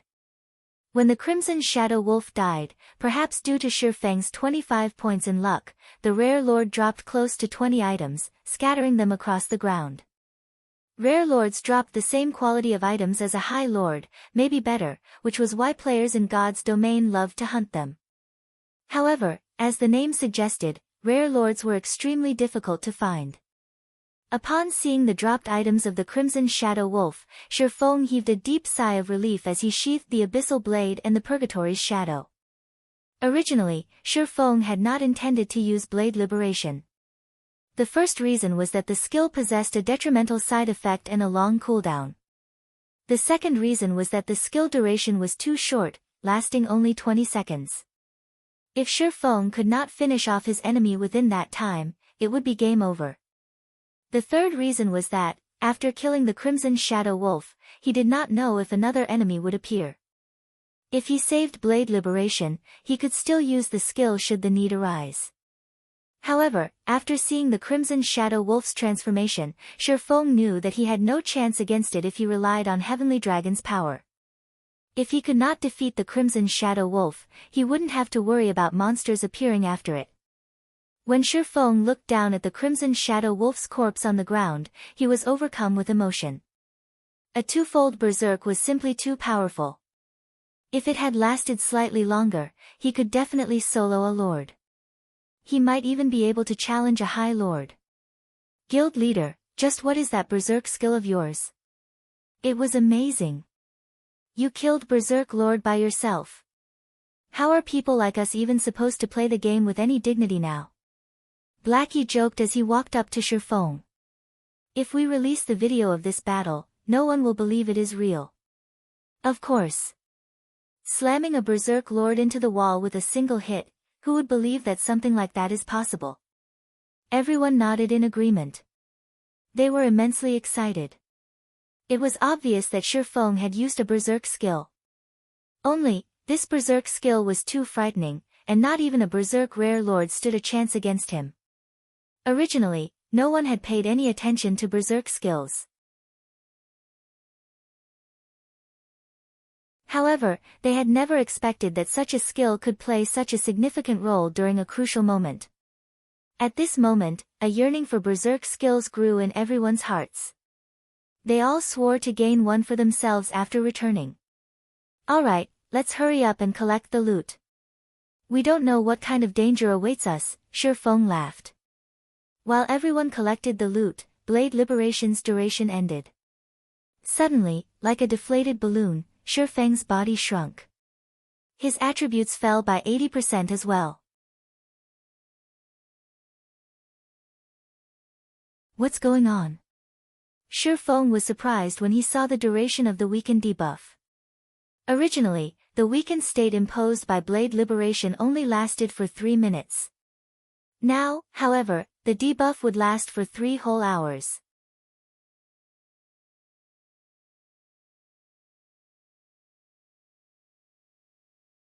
Chapter 440, Truefire Blade. Shifeng's sudden change immediately attracted everyone's attention. Guild leader, why do you seem smaller? Even your aura has diminished significantly. With her refined observation skills, Fire Dance instantly noticed Shifeng's transformation. The rest of the team was also curious. When they took a look at Shifeng's HP bar, they were suddenly very afraid. Shifeng, who had originally possessed over 8,400 HP, now had a maximum HP of 1,700. He could not even compare to a level 20 ordinary player right now. It's nothing, just the weakened debuff I got after going berserk. Many Lord-ranked monsters deal with the same thing. I'll be fine after some time has passed, Shifeng laughed. Giving it some thought, everyone understood the logic behind the mechanics. A skill that could render a rare lord helpless. If there were no side effects to it, it would be far too overpowered. Following which, everyone finished collecting the loot scattered across the ground. The 1,000+ Wolfman warriors before had dropped a ton of items. Although it was only the loot of elite monsters, the quantity was more valuable than even the loot from a lord. Meanwhile, Shifeng stored the loot the Crimson Shadow Wolf had dropped. As for weakened state's extension to 3 hours, Shifeng had some idea of why this had occurred. Dragon's power significantly increased one's attributes. Coupled with Blade Liberation's sword's power, his body could not bear the fusion of the two buffs, which resulted in his extended weakened state. It seems that Twofold Berserk should only be used as a last resort in the future. Shifeng could only smile bitterly at his 3-hour weakened state. If nothing special happened during these 3 hours, all would be fine. However, he did not know what sort of trouble they would encounter as they moved on. With his attributes reduced by 80%, even if his original attributes were overwhelming, he would not be a match for an ordinary player. If they encountered danger, he could only helplessly watch from the sidelines. Fortunately, they were safe for now. Guild leader, the monsters here are stingier than the monsters outside. The Wolfman warriors rarely drop weapons or equipment. Moreover, the majority of the items are common rank with a small amount of bronze equipment. Blackie was already used to grinding Lord-ranked monsters. Now, he could only feel contempt when he saw the loot of elite monsters. It's actually quite good. Previously, I had never carried more than 1 gold coin. Now, I pick up more than 2 gold. There are also 37 pieces of level 25 bronze equipment and over 100 common items. If we sell them, each item could fetch at least 6 or 7 silver coins. 100 pieces is worth 6 or 7 gold coins. This was the first time Flying Shadow had joined Shifeng's party on an excursion. When he saw that the money inside his bag had exceeded 3 gold, he was elated. If he grinded monsters outside of White Fog Canyon, at most he would obtain a little EXP, very rarely would the monsters drop weapons or equipment. Even if they did, 95% of the time the items would be common ranked. Guild leader, what did that Crimson Shadow Wolf drop? Let us have a look. Aqua Rose held little interest in the loot of the Wolfman warriors. At this point, she was only interested in the loot from lords. Not bad. We have a total of 12 weapons and pieces of equipment, 1 intermediate strength potion recipe, and the rest are materials. Shifeng had just finished appraising the drops.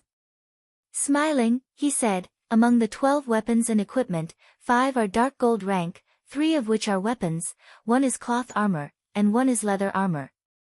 The remaining 7 items are all fine gold rank. Have a look for yourselves. Saying so, Shifeng displayed the data of all the dropped weapons and equipment. Damn! This rare lord is awesome. It even dropped such top-tier weapons. Blackie immediately grew excited upon seeing dropped items information. Guild leader, are you blessed by God? Even such weapons managed to drop. Flying Shadow's eyes bulged upon seeing the weapons. Of the 3 dark gold weapons, 1 was a 2-handed battle axe, and 2 were short swords. Unlike the battle axe, which had a silvery gray color, the 2 short swords were blood red. There was even a spark circulating the blades of each sword, the spark resembling a fairy of fire. Truefire blade, short sword main hand, dark gold rank. Level 25, level 30. Attack power plus 376, level 25. Strength plus 29, agility plus 36, endurance plus 20. Attack speed plus 3. Ignore levels plus 5. 25% chance to deal double damage. 15% chance to awaken flame state, ignoring all defensive and block skills, causing 220% damage. Set effect. When both main and sub Truefire blades are equipped, damage increased by 15%. Obtain Truefire dance skill. Strength increased by 30%, agility increased by 40%, attack speed increased by 60%, and damage received increased by 20% for 20 seconds. Cooldown, 5 minutes. Truefire blade, short sword subhand, dark gold rank. Level 25, level 30. Attack power plus 352, level 25. Strength plus 25, agility plus 40, endurance plus 21. Attack speed plus 3. Ignore levels plus 5. When attacking, 20% chance to activate Swift State, increasing user's attack speed by 30% for 6 seconds. 10% chance to activate Flame Guard, absorbing 1000 damage. Set effect. When both main and sub Truefire blades are equipped, damage increased by 15%. Obtain Truefire dance skill. Strength increased by 30%, agility increased by 40%, attack speed increased by 60%, and damage received increased by 20% for 20 seconds. Cooldown, 5 minutes. Level 25 weapons were extremely rare in God's domain currently. Equipping a level 25 fine gold weapon was already incredibly impressive. Meanwhile, the Truefire blades were both dark gold rank, and they were a set. In God's domain, sets of weapons or equipment were usually half a rank higher than their stated rank. As a dark gold set weapon, the Truefire blades were the best quality weapons below epic rank. Moreover, the set effect of the Truefire blades is intensely powerful, they did not seem the slightest bit inferior to epic weapons. The short swords only had somewhat weaker basic attributes. Although swordsmen, rangers, and assassins can use the Truefire blades, these short swords are most suited for assassins. Fire Dance and Flying Shadow, the two of you will roll for them, then. In truth, even Shurfeng was surprised that the Crimson Shadow Wolf had dropped such top-tier short swords. One was lucky if even one Truefire blade dropped. Now, the rare lord had dropped both of the set weapons. Sure enough, the 25 points of luck was incredible. After Shurfeng said so, Flying Shadow shook his head, saying, "Guild leader, forget about me. Let Sister Fire Dance have the Truefire blades." Although the Truefire blades were very attractive, he knew that he was not worthy of them. Moreover, he had done almost nothing during the battle with the Crimson Shadow Wolf. Such weapons were only suited to the number 1 assassin of Zero Wing. Only in Fire Dance could wield these weapons to their full potential. The party had killed the Crimson Shadow Wolf, resulting in these items dropping. If more than one player can use them, we will roll. Don't be shy. They're just dark gold weapons, Shurfeng laughed, having long since understood Flying Shadow's personality. There is also a leather armor shirt among the dark gold equipment. The winner gets the weapons, while the loser gets the shirt. Guild leader has already told us to roll. Let's just do it, Fire Dance said as she chose to roll. After a moment of hesitation, Flying Shadow decided to roll as well. In the end, Fire Dance rolled a 91, while Flying Shadow rolled an 86. The system automatically distributed the Truefire blades to Fire Dance, whereas the level 25 dark gold rank leather shirt went to Flying Shadow. After equipping the Truefire blades, Fire Dance's combat power abruptly soared. Moreover, the streams of light on the Truefire blades further enhanced her beauty. At this moment, Fire Dance looked like an elf standing in fire. Blackie successfully rolled for the level 25 dark gold cloth armor, while Aqua Rose and Violet Cloud both obtained a piece of level 25 fine gold equipment. Shurfeng gained 2 pieces of level 25 fine gold plate armor. One was a pair of gauntlets, while the other was a set of leg guards. Now, the majority of his equipment consisted of level 25 fine gold equipment. After happily distributing the equipment, everyone returned to their search for the exit. Time passed quickly, and unknowingly, Shurfeng's party had made a full circle around the land of the fallen star.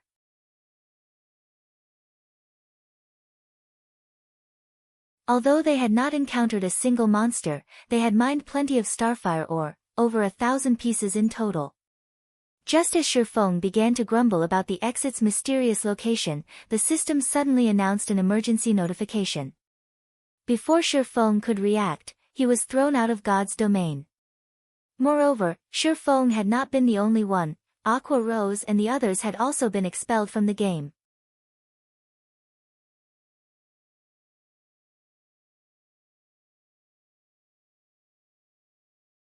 Chapter 441, Second Evolution.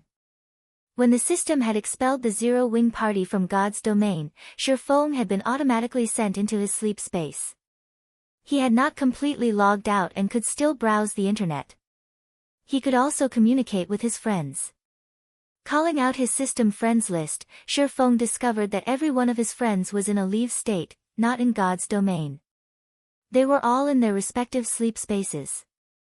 Nobody's on God's domain. What's going on here? Shurfeng was puzzled, as this was the first time he had encountered something like this. He had been kicked out of the game before he had a chance to read the emergency notification. Now, he couldn't log into God's domain and could not contact anyone to ask about the previous notification.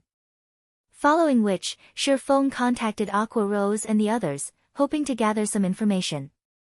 Unfortunately, Aqua Rose and the others were in a similar situation, the system had logged them out of the game upon receiving the notification as well. I guess I can only check the official forums, Shurfeng sighed. Normally, crucial information was not available on the official forums. However, something big must have happened in God's domain if they had been forcefully expelled from the game.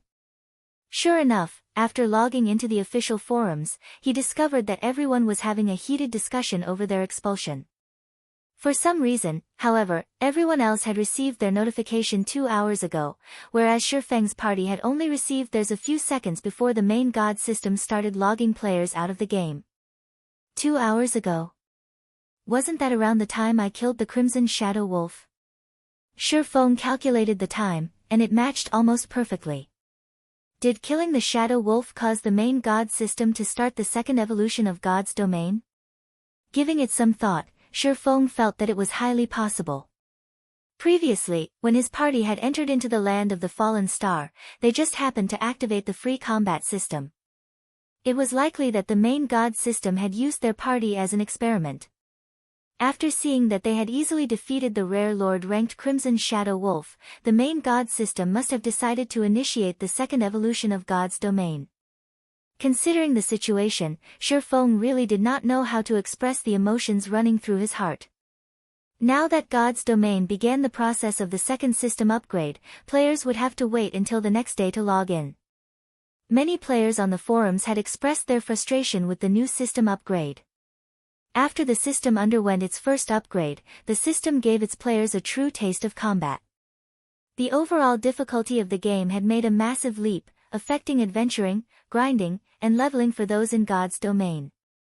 Yet, just a short time after the first upgrade, the second system upgrade had already begun. After this upgrade, the difficulty of the game might shock most players.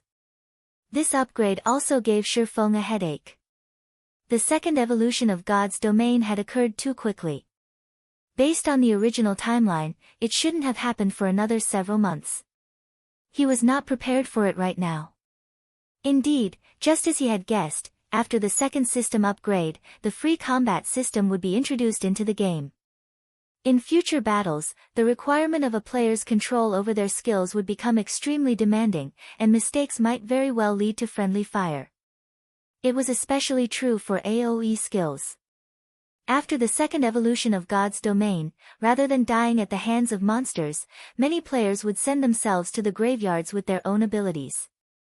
Due to this, many players would act conservatively when fighting in groups long after the upgrade.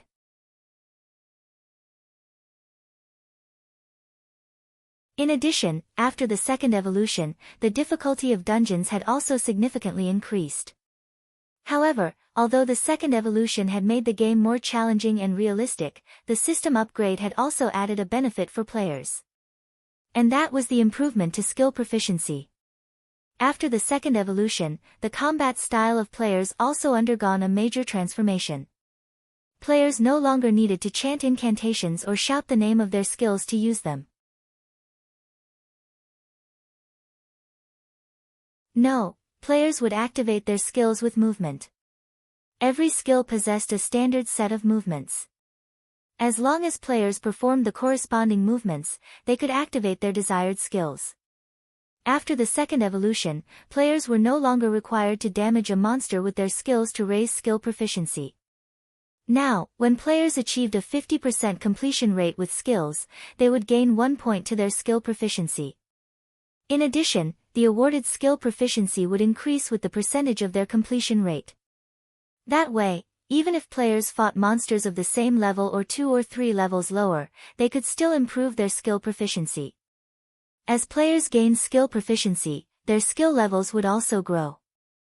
With high-leveled skills, players would have a much easier time killing monsters. Players would undoubtedly find it challenging to adapt to such a combat style in the beginning.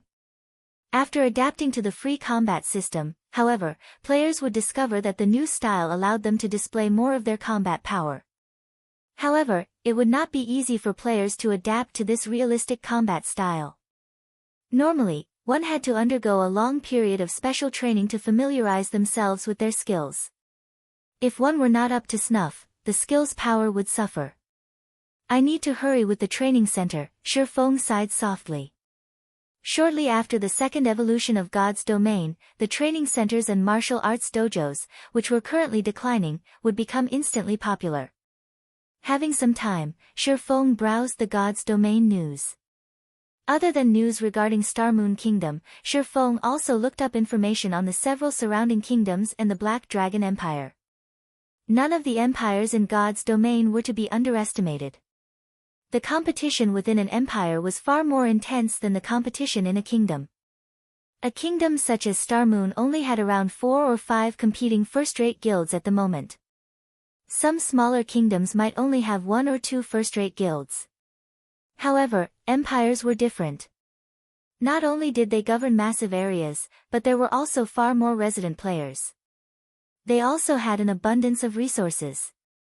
The number of first-rate guilds residing in an empire was not something a single kingdom could compare with. Statistically, there were at least 7 first-rate guilds in an empire. There were also many second-rate guilds that rose to become first-rate guilds due to the investments of major corporations. In the past, there had been a total of 9 first-rate guilds in the Black Dragon Empire. The empire was many times stronger than the neighboring Star Moon Kingdom. In the future, if Shifeng wanted to carve a place for himself in God's domain, dominating Star Moon Kingdom would not be nearly good enough. After a casual glance at today's God's domain news, Shifeng felt an immense weight on his shoulders. Zero Wing had only obtained its guild residence after much difficulty, yet, several first-rate guilds in the Black Dragon Empire had already established their own guild residences. In terms of development speed, these guilds were not far behind Zero Wing. Aside from these guilds establishing their own guild residences, the various large guilds had also begun purchasing prime real estate in multiple cities. These purchases included auction houses, virtual trading centers, banks, high-class restaurants, and the like. In the future, they would become a guild's main source of income. After God's domain had spent a few years developing, the world had considered it a second home for mankind. Most people around the world spent close to half their days in God's domain. Moreover, time passed slower inside God's domain than in the real world. 1 hour in reality equaled 2 hours in God's domain.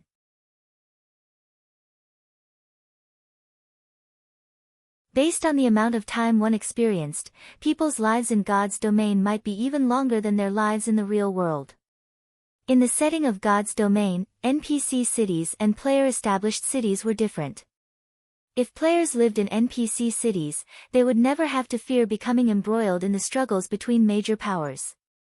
Player-established cities, on the other hand, could be destroyed.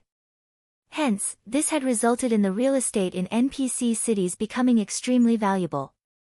Nothing was more valuable than the real estate in NPC cities. The more Shifeng read this information, the more he realized the necessity of earning a large number of gold coins. Otherwise, how could he compete with these well-funded first-rate guilds? Inadvertently, Shifeng had spent over half a day researching the various large guilds in God's domain.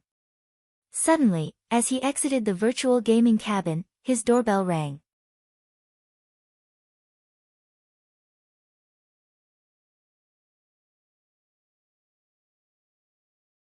Chapter 442, New Style of Combat. Shifeng was somewhat surprised when he heard his doorbell ring. He had only recently moved into this new apartment, so not many people knew where he lived.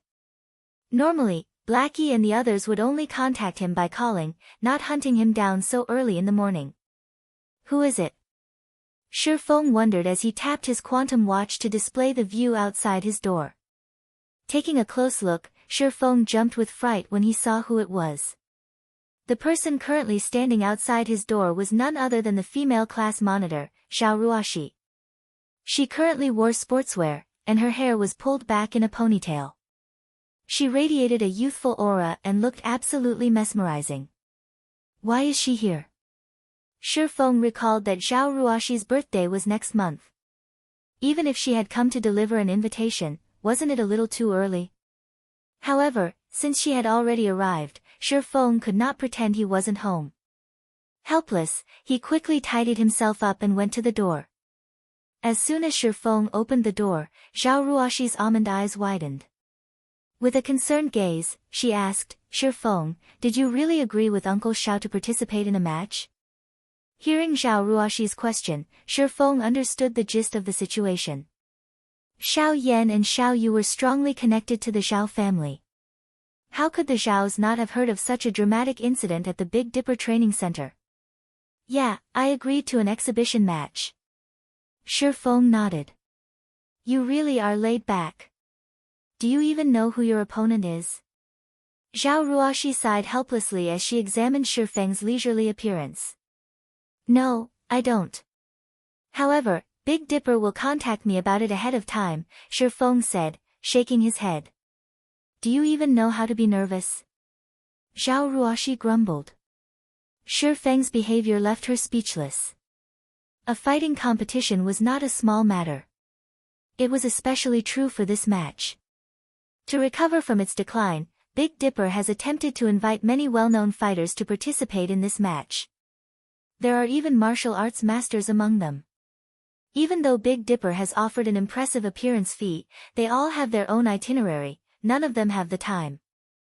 That's especially the case for the high-ranked martial arts experts. Originally, your opponent was supposed to be last year's champion of Jinhai City's fighting competition, but... What's wrong? Shi Feng asked, suddenly curious. Shi Feng had some memory of Fang Qinghua, last year's champion of Jinhai City's fighting tournament. The man had participated in a provincial-level competition and earned a relatively impressive rank. He had become famous throughout Jinhai City. However, Shi Feng doubted that he would lose to Fang Qinghua. After all, there was a fundamental difference between those who knew internal force and those who did not. Furthermore, Shi Feng's current physique was better than ever.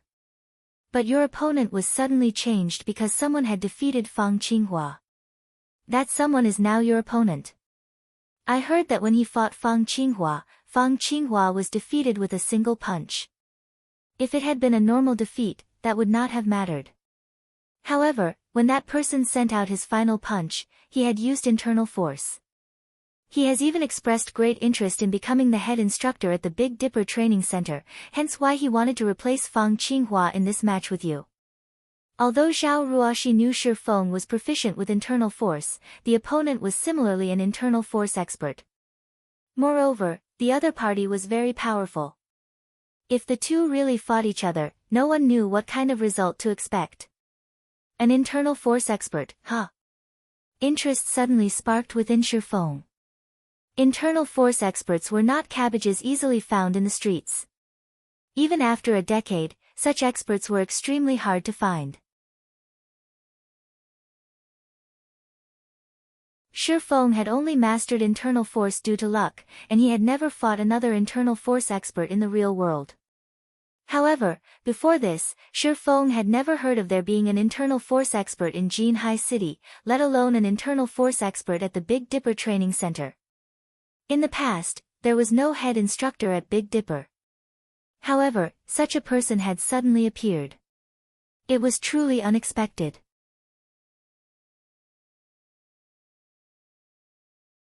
Is history changing because of my reincarnation?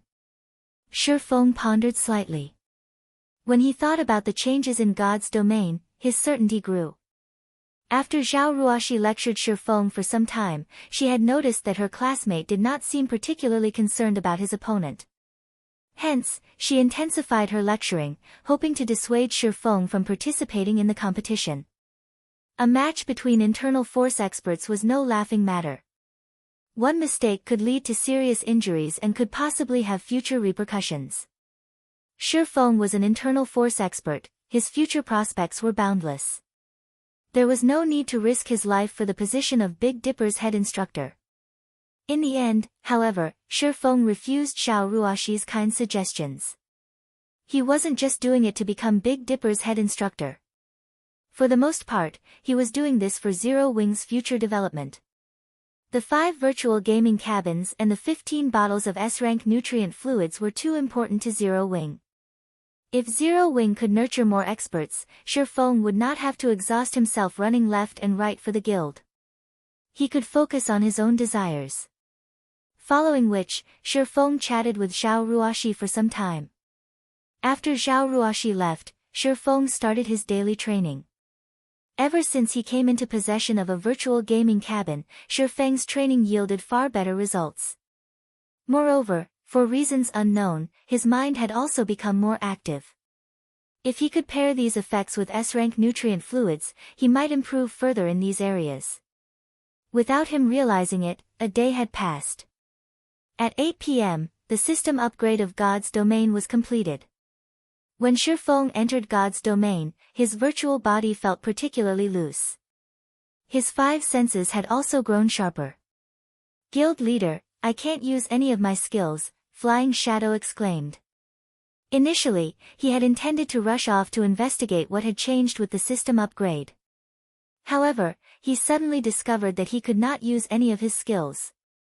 "Nothing wrong here," Blackie said as he shot a dark arrow at a distant stone pillar, but after his spell struck the stone pillar, Blackie frowned. "That's weird. That wasn't where I had aimed for." Everyone became flustered shortly after logging back into the game. Melee classes could not use any of their skills, whereas mages' skills had weakened and become less accurate. Shifeng did not immediately reveal the reason for this situation. Instead, he conducted a few experiments. Unsheathing the abyssal blade, Shifeng swung the sword, his actions resembling the movements one would use when activating chop. Following which, a blade of light shot forward, slicing apart the stone pillar ahead of him. Just as I thought. Shifeng was quite satisfied with his attack. He could feel his improved control over his body. As for using only movement to activate skills, he was not the slightest bit surprised by it. On the contrary, he adapted to the change smoothly. Following which, he used Earth Splitter, Thundering Flash, Thunder Flame Explosion, and most of his other skills, stupefying Aqua Rose and the other observers. "Guild leader, how did you do that?" Fire Dance had already tried to use her skills many times. However, regardless of whether she shouted or chanted the name of her skills silently, nothing worked. How was an assassin without skills supposed to kill monsters? "Yeah, let us in on the secret, guild leader." Flying Shadow was equally anxious. "It's very simple. After this evolution of God's domain, you no longer activate skills with speech or incantation. Now, you have to perform the proper movements to use your skills. Go ahead and give it a try. In the skill menu, there are clips of the movements relating to the skills." Shifeng could not help but smile when he saw anticipation filling everyone's eyes. In reality, even if he had not revealed the change, everyone would have discovered it for themselves after some time. It was especially true for the players who had frequently changed their skill menus. There had not originally been video tutorials to explain how to use a skill in the skill menu. Now, however, there were. The videos were specifically meant to serve as a standard for players, teaching them how to use their skills more efficiently. After listening to Shifeng's explanation, everyone began their own experiments.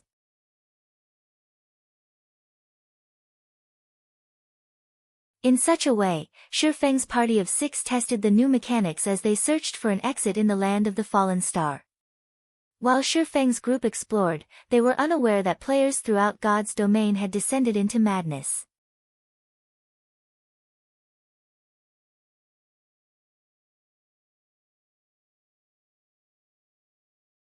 Chapter 443, Completion Rate.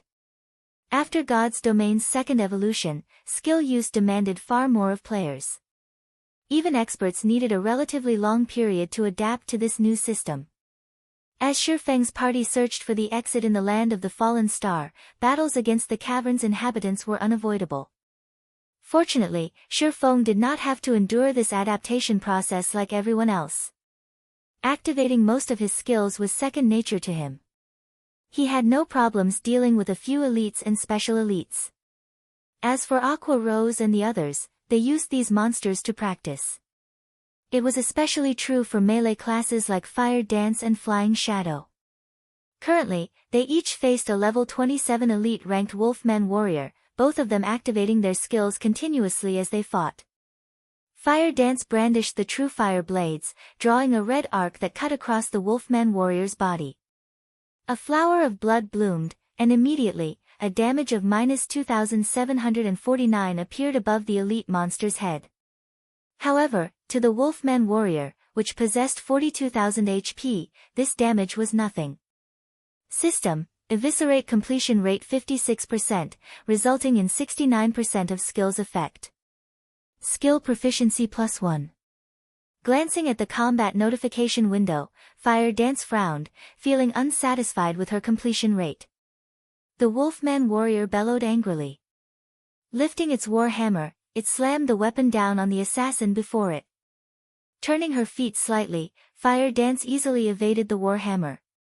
Reversing the grip on one of the Truefire blades, she spun around and shoved the blade into the Wolfman warrior's back, her movements as smooth as flowing water. Backstab. -2,523. AO, the Wolfman warrior howled with pain. System: Backstab completion rate 69%, resulting in 83% of skill's effect. Skill proficiency +2. Fire Dance was far more proficient with Backstab's movements than she was with Eviscerate's, the completion rate of the skill reaching a whole new level. However, Fire Dance was still unsatisfied. If this were the past, even without weapons such as the Truefire blades, she could easily dish out such high damage. After practicing a few times on the Wolfman warriors, Fire Dance understood how difficult it would be to adapt to the new combat system. There were simply too many variables. The might of a player's skill depended on the player's completion rate. It was nothing like the previous system, where players could display 100% of the skill's effect with every use. Now, however, that was not possible. If one did not perform the skill's movements appropriately, the damage would be negligible. Moreover, it was even more difficult to move successfully during battle. Overall, combat was now 3 times as difficult as it had been. Fire Dance had previously been able to solo 1 or 2 special elites, and she even considered challenging a chieftain. Now, however, a special elite was too strong for her, much less a chieftain. Elsewhere, Flying Shadow was also sporting a serious frown. The more he fought, the more frustrated he became. After some effort, Fire Dance had managed to raise her completion rate past 50%. Her backstab had even reached a 70% completion rate. Flying Shadow, on the other hand, could only achieve 50% with backstab, one of the simplest skills he possessed, and he had just barely earned the 1 skill proficiency point for the skill. As for his other skills, their completion rates were all below 50%. Compared to Fire Dance and Flying Shadow, after spending some time practicing, the mages of the party could achieve relatively high completion rates. They had all reached 60% or higher with their skills. However, this was because the two had different methods of activation. When mages used a skill, they chanted incantations and traced runes. Some skills only needed a few hand gestures and simple incantations, so they were relatively easy to cast. Only, their current casting time was much longer than it had been. It was especially true for advanced spells. While everyone practiced their skills, Feng, who stood ahead of the party, conducted a massacre. Faced with dozens of Wolfman warriors, Feng dashed forward and activated Thundering Flash. 1 arc. 2 arcs. 3 arcs. A total of 5 arcs of blue lightning tore through the elite monsters, a series of frightening damages appearing above their heads.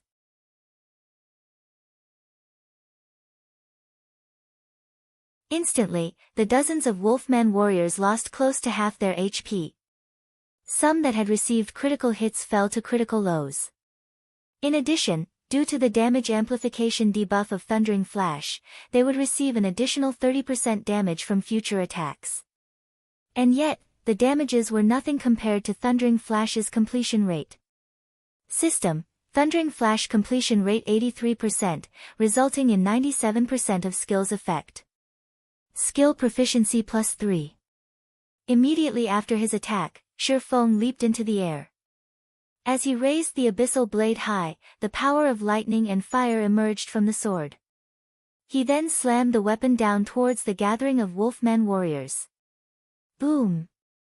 All of the warriors within an area of 10 by 10 yards fell into a fainted state instantly and received over -7,000 damage. Those that had received a critical hit suffered over -14,000 damage. The Wolfman warriors with low HPs crumbled. System: Thunder Flame Explosion completion rate 74%, resulting in 89% of skills effect. Skill proficiency +2. The moment Shifeng landed, he followed up with Chop, striking 3 Wolfman warriors and dealing over -2,800 damage to each. System: Chop completion rate 85%, resulting in 100% of skills effect. Skill proficiency +3. In just a moment, Shifeng had exterminated dozens of wolfmen. Standing at a distance, Aqua Rose and the others were tongue-tied after watching Shifeng's battle. Every member of the party had personally experienced how difficult it was to achieve a high skill completion rate. However, when they saw Shifeng's success, they felt nothing but shock. As for Shifeng's feat of killing dozens of Wolfman warriors, none of them really had anything to say about it. The Wolfman warriors were merely elite monsters. Everyone present could easily destroy them. Although they had trouble using their skills, their basic attacks were still very powerful thanks to their equipment. Dealing with these elites was only a matter of time. The reason for their shock was Shifeng's ability to reach a completion rate above 80%, yet after training arduously for the past 4 hours or so, they had only achieved above 50%. Moreover, even when using Thunder Flame Explosion, the skill Shifeng was least proficient with, he could perform a completion rate above 70%. However, this was still not the most noteworthy aspect. Shifeng's casual use and chaining of his skills were what impressed them the most. How could they not be shocked? Guild leader, can't you just teach us how we can improve our skill completion rates? Aqua Rose envied and admired Shifeng's super high completion rate. That's right. It's not like we're demanding much. I will be satisfied if I can reach a 70% completion rate. Blackie's completion rate had given him a headache. In the beginning, their completion rates had improved relatively quickly. Within half an hour, they had managed to achieve 50%. However, it had taken them over 3 hours to rise from 50% to 60%. Moreover, it only became more challenging to raise their completion rates the higher they went. By now, their completion rates had basically plateaued. At around 60%, they could only display roughly 60% to 70% of their skill's potential. If they could stabilize their completion rates at 70%, they could almost display their previous strength. Only when a skill achieved an 85% completion rate could it manifest 100% of its effects. If the completion rate could rise past 85%, then the skill's effect would exceed 100%. If they could raise the completion rate of all of their skills past 85%, the combat power would surpass their previous selves. Everyone eagerly looked forward to such a day. Unfortunately, they had no idea how to overcome the challenge of the new system. Do you guys really wish to know how to improve your completion rates quickly? Shifeng asked after tidying up the loot. He could not help but laugh as he looked towards his party members.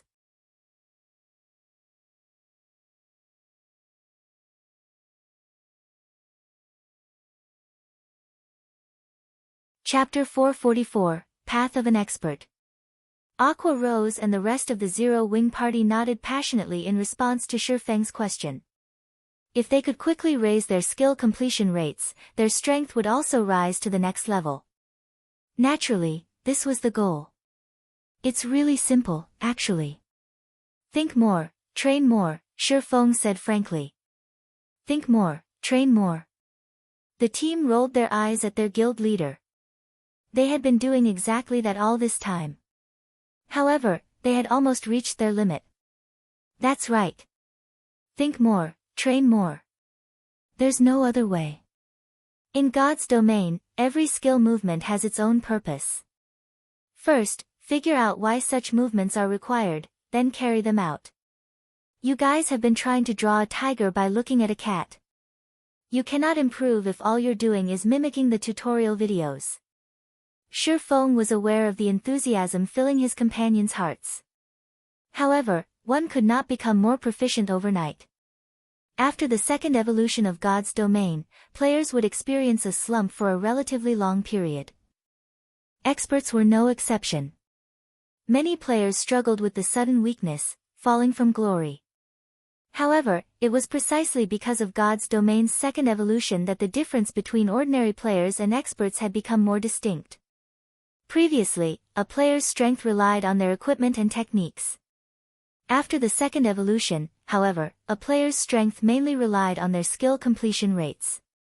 With this new system, one could immediately tell whether a player was a dragon or a worm. Ordinary players' skill completion rates usually ranged between 50% and 60%, and players at this standard were considered beginners. Players with 61% to 70% completion rates were elites. Meanwhile, those who achieved 71% to 80% were experts, and 80% to 90% was the domain of top-tier experts. Players who could reach completion rates above 90% were as rare as a phoenix's feather. In the past, Feng's best record had been 87%. Although he was only 3% away from surpassing a top-tier expert, it was the difference between heaven and earth. The fact that Fire Dance and the others could achieve such results with just a few hours of practice was already impressive. After the second evolution of God's domain, many players had not dared to solo monsters. Many players had spent several days practicing their skills just to reach a 50% completion rate. Only players who had achieved a 50% skill completion rate were strong enough to solo. Otherwise, with inadequate completion rates, their damage was negligible. In addition, a majority of the players in God's domain relied on their skills to kill monsters.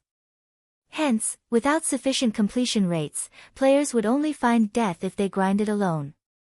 Contemplate the importance of the required movements. Fire Dance pondered. Must I do that to manifest the techniques of the skill?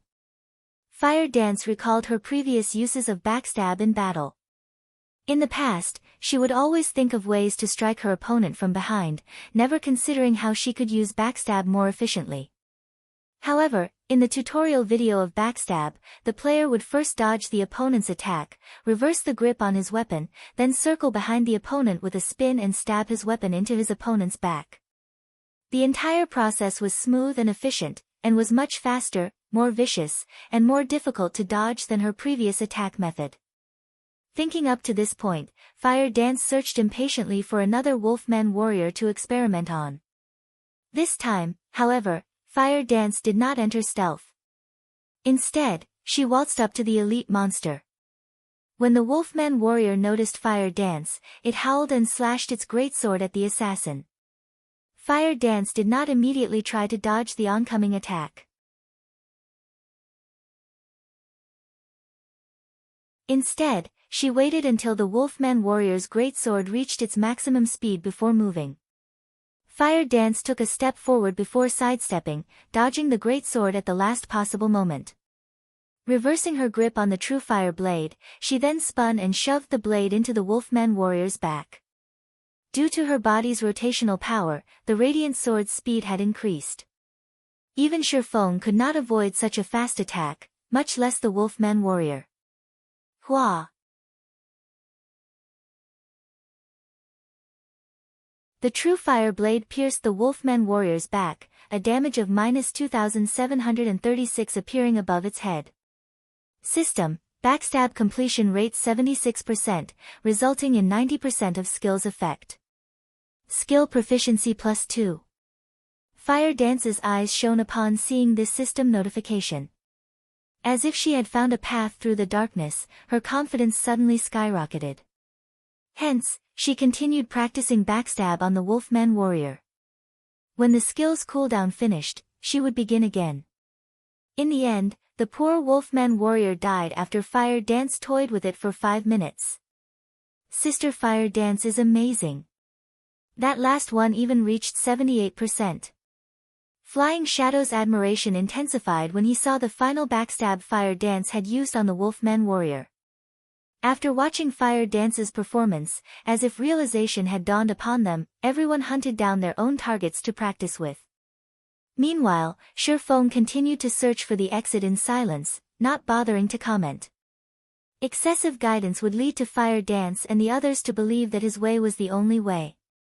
However, everyone had their own paths and unique fighting habits. Different habits and body types would lead to different skill techniques. If they followed him blindly, although they could improve massively in a short time, it would be detrimental to their future development. Thus, he wanted them to figure things out for themselves. In the past, Shifeng had tried mimicking other experts, copying their every move in the hopes of improving his technique. Unfortunately, nobody had warned him about his actions' downsides. Although his strength had soared in a short time, in the end, he had been stuck as a top-tier expert. No matter what he did, he could not overcome that final hurdle. In the past, he had never been able to use void steps. However, after reincarnating, Shifeng discovered that only the path that suited him most was the best path. He was not other people, so how could he achieve any results if he followed a path meant for someone else? In the end, this revelation had allowed him to master void steps in this life, becoming significantly stronger. However, learning void steps was nothing more than the first step away from mimicry. He still had a long way to go and many aspects to explore before he could forge his own way. For a time, the land of the fallen star became a testing ground for Shifeng and his party members. Without realizing it, they had spent over 7 hours in the land of the fallen star, and during this period, they had killed numerous level 27 elite-ranked Wolfman warriors. Everyone's skill completion rates had constantly improved during this time.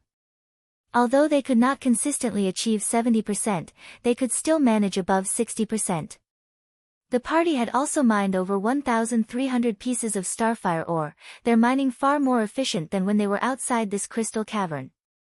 Now, they had accumulated over 20,000 pieces of starfire ore again. Such a large stock of starfire ore was worth over 200 gold. Once Shifeng refined the ore into starfire essence using the Philosopher's Stone, the total value would be over 800 gold. Even for first-rate guilds, 800 gold was a massive sum of money. If they obtained several hundred more gold, they could purchase relatively valuable real estate. If used for forging, the value of the starfire essences would rise by several folds. The thought alone excited Shifeng. Guild leader, I've discovered a hidden door, Fire Dance suddenly reported.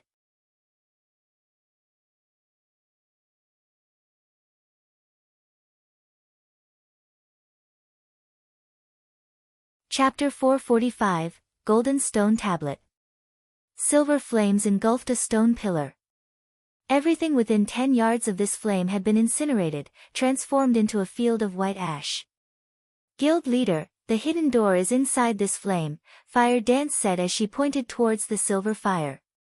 Just before Shifeng moved closer to have a better look, Fire Dance held him back, saying, Guild leader, be careful. The silver fire is extremely hot. When I stepped into that scorched region, I immediately lost 2,000 HP. Such high flame damage. Although Shifeng could tell that the silver flame was something extraordinary, he had not expected it to be so powerful. If it could deal -2,000 damage to players every second, he would take significant damage even with his 70 points in fire resistance. Even he would die if he occupied the region too long. Violet, heal me. I'll go in and take a closer look. After giving the order, Shifeng entered the silver flame's effective area. Suddenly, a damage close to -500 points appeared above Shifeng's head. Hot.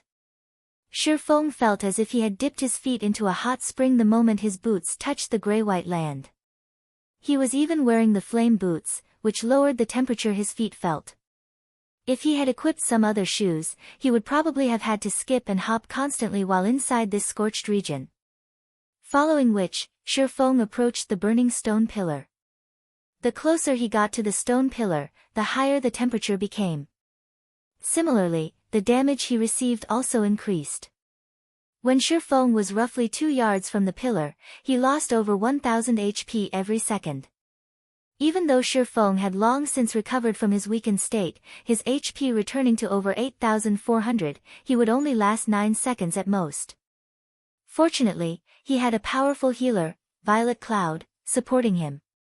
After Violet Cloud cast a sacred shield on him, he could just barely cope with the high dot. Sure enough, there's a hidden door here. Shifeng noticed that there was a tightly shut door on the burning stone pillar. There was also a blue chain not far from the door. Shifeng grabbed the blue chain, searching for a connection with the door. However, the instant he touched the chain, Shifeng suddenly felt a chill wash over him. The fire damage he received suddenly reduced from over -1000 damage to just around -600 damage. This chain really is special. I wonder what it is made of. It could be useful if I could find a way to take it. Shifeng examined the blue chain, sorely tempted. If he could claim this chain, raiding flame-type dungeons or facing fire-type bosses would become much easier. Just holding the chain increased his fire resistance by at least 40 to 50 points. It was even more impressive than an intermediate fire resistance potion. Moreover, the latter only had a duration of 1 hour, whereas one only needed to hold the former to gain the buff. Just how much money could he save on fire resistance potions? As Shifeng pulled the blue chain, the stone door in the middle of the massive pillar opened slowly. A dark passage with zero visibility lay beyond the threshold. After the stone door opened, the silver flames diminished gradually until they had been extinguished. Shortly after, the scorched earth also began to cool, allowing players to traverse through the region freely. Guild leader, you're amazing. Your fire resistance is so high.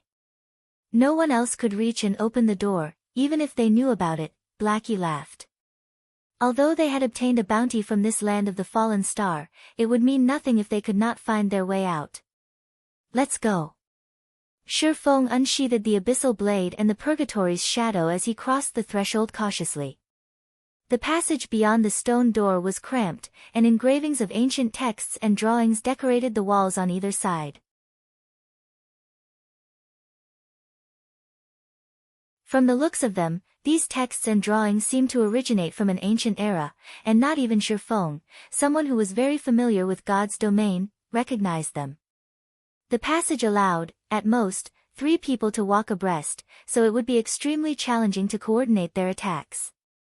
Fortunately, the party did not encounter a single monster along their entire journey. After wandering down the passage for over half an hour, the party arrived at a towering altar.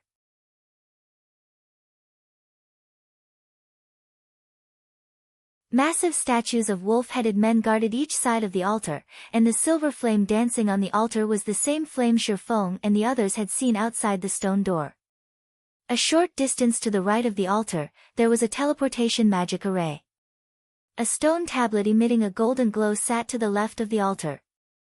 Divine runes and drawings covered the tablet, and one could tell with a glance that the tablet was something extraordinary.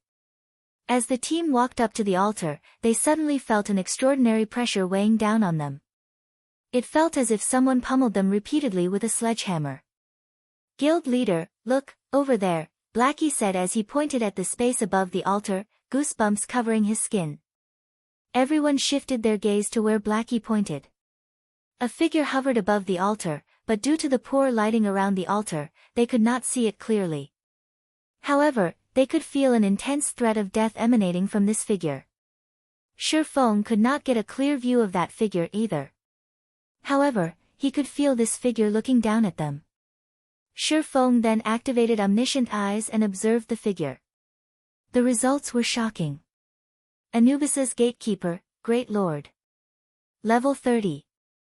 HP 10,000,000/10,000,000.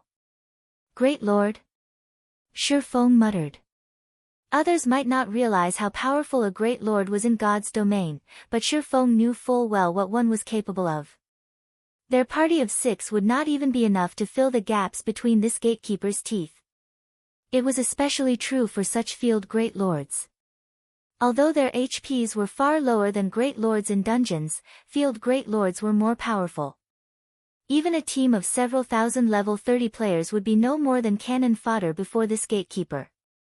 He won't attack us, right? Aqua Rose asked, feeling somewhat nervous as she watched Anubis's gatekeeper. Aqua Rose wasn't the only one nervous. Even Shifeng struggled to keep his cool. Hopefully not, Shifeng said uncertainty. However, since he hasn't moved since we've arrived, let's not take any risks. If Anubis's gatekeeper took the initiative to attack, even Shifeng would be helpless against it. They could only try to escape. They would only throw away their lives if they tried to confront it.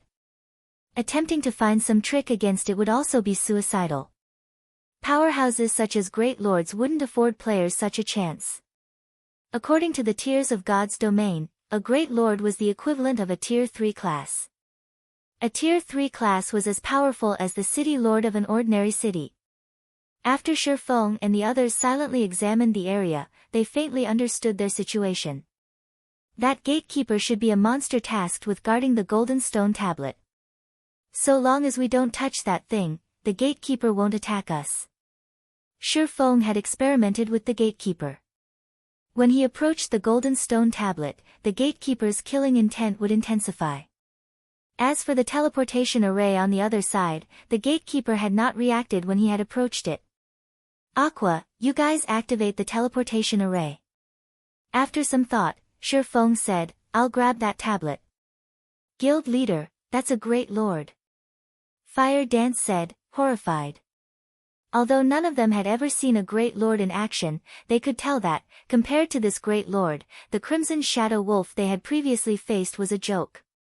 If Shifeng really tried to steal the golden stone tablet, he might die in an instant.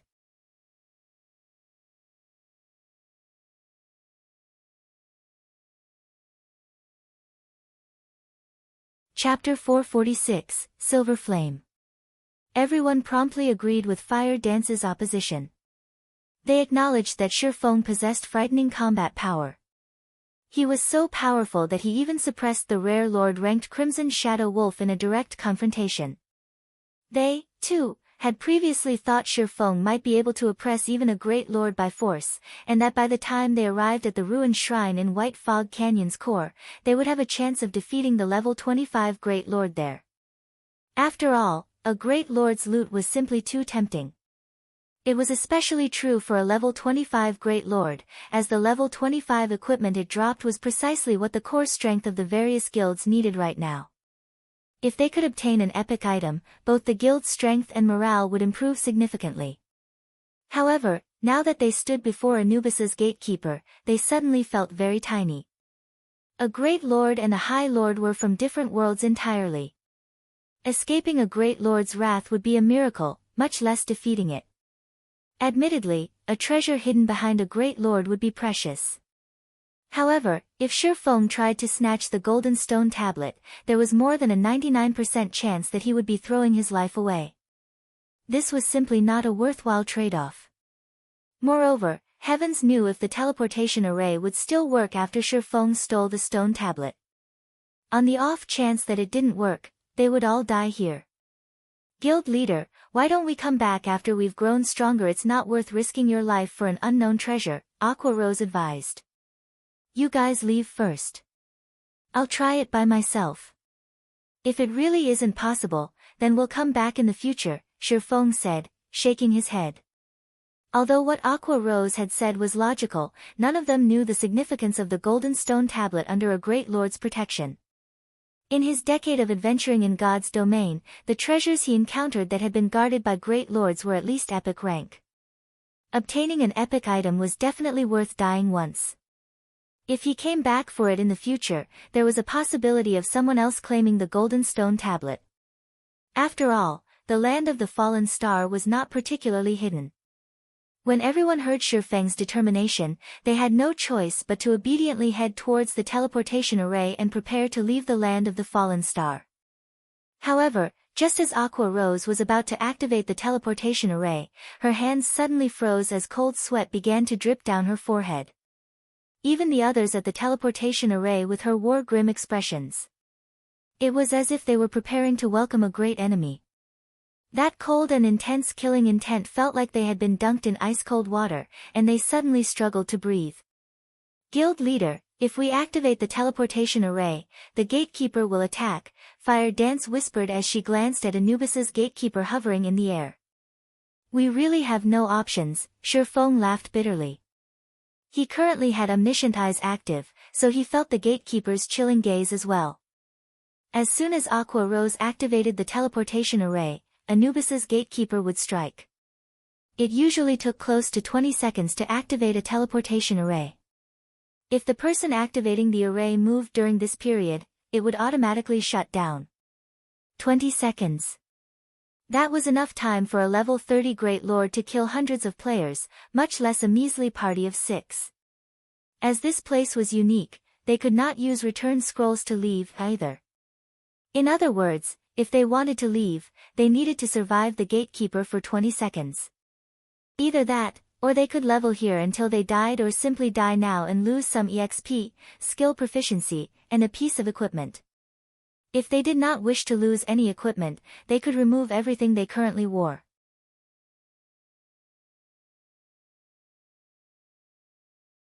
That way, none of their equipment would drop. At worst, there was an extremely small chance of an item dropping from their bags. It looks like I can only give it a try. No matter how Shifeng considered the situation, he could not think of a decent solution. He was also unable to utilize the terrain to his advantage. Although the passage they came from was narrow, Anubis's gatekeeper wasn't so large that it could not follow him.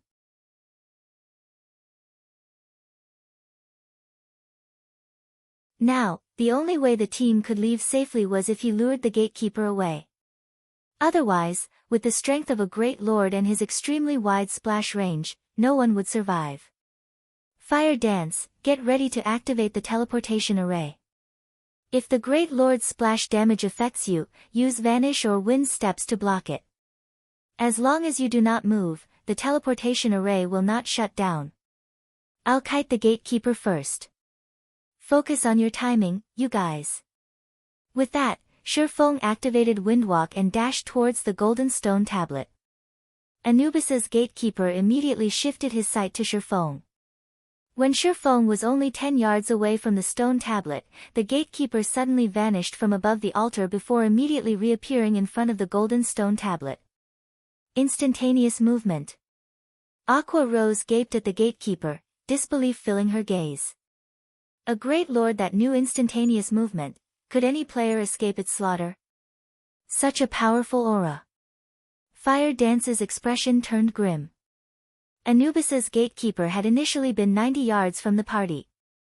Now that the gatekeeper was less than 40 yards away from everyone, its ferocity was on full display. Trespassers of the Holy Land, die, the gatekeeper revealed his fury as he glared at Shifeng. Suddenly, the gatekeeper raised his right hand. In the next moment, a pitch-black spear as tall as Shifeng appeared in the gatekeeper's hand. The Great Lord then swung the spear towards Shifeng. Shio! A spear of light sliced through the air and arrived before Shifeng. Not taking any risks, Shifeng crossed his swords and used parry to block the attack. The instant the spear of light collided with the two swords, the impact forced Shifeng's hands apart and sent him flying over 20 yards away. The group standing at the teleportation array was stunned. Every Zero Wing member present was familiar with Shifeng's strength. Even in his normal state, he could contend with a lord of the same level. Yet, now, just a touch from the spear of light, which was far weaker than the gatekeeper's black spear, had thrown Shifeng so far. Just how frightening was the gatekeeper? As expected of a great lord. Even though I have the combat power of a tier 2 class, it is not nearly enough. Shifeng smirked as he looked at his thoroughly numb hands. If not for the fact that parry could negate the gatekeeper's damage, he would have lost at least 3,000 to 4,000 HP. However, Shifeng had only received the gatekeeper's attack because he wished to test its strength and evaluate the Great Lord's combat power. Now, Shifeng had a general grasp of the Anubis's gatekeeper's combat power. Tier 3 Intermediate Combat Power. The Great Lord would then beat a Tier 3 player like a dog. However, even after striking Shifeng, the gatekeeper showed no signs of stopping as it turned towards Fire Dance and the others. Trespassers of the Holy Land, die. Emitting a low growl, the gatekeeper stretched out its left hand. Suddenly, a silver flame condensed in his palm. In the blink of an eye, the originally fist-sized flame grew into a large fire the size of a house, and even Shifeng, who stood over 20 yards away, felt a stinging pain from the temperature.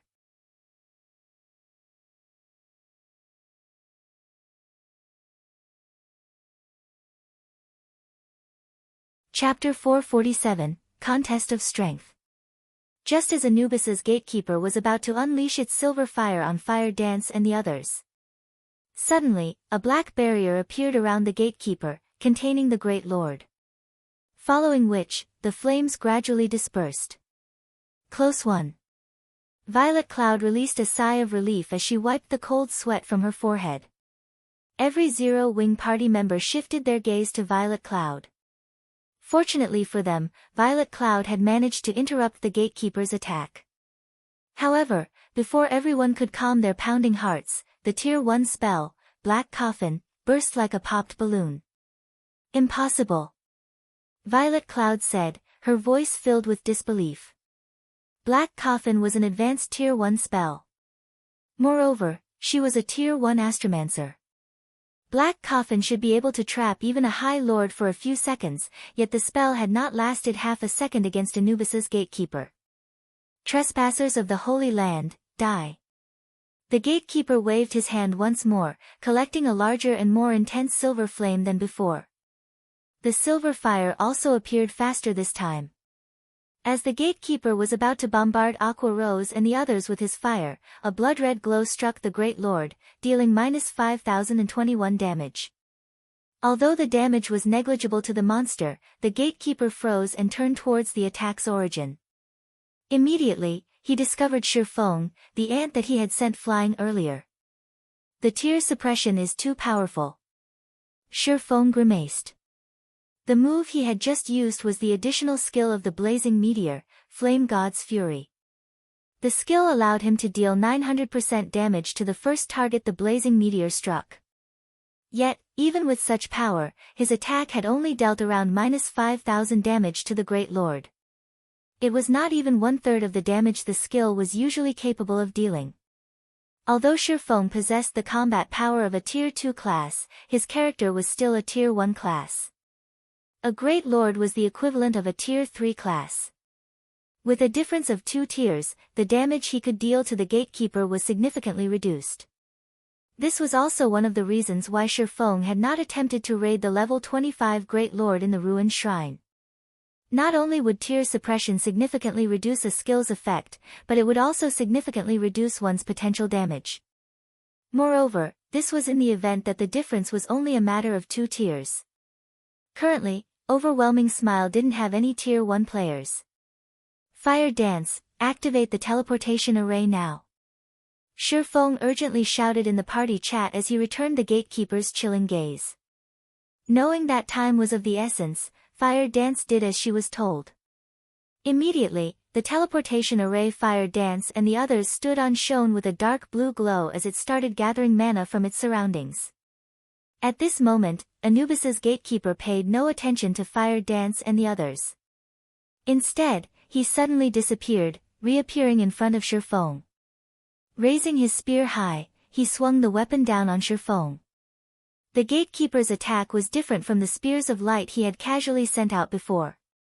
Just the pressure preceding the attack turned Shifeng's movements sluggish.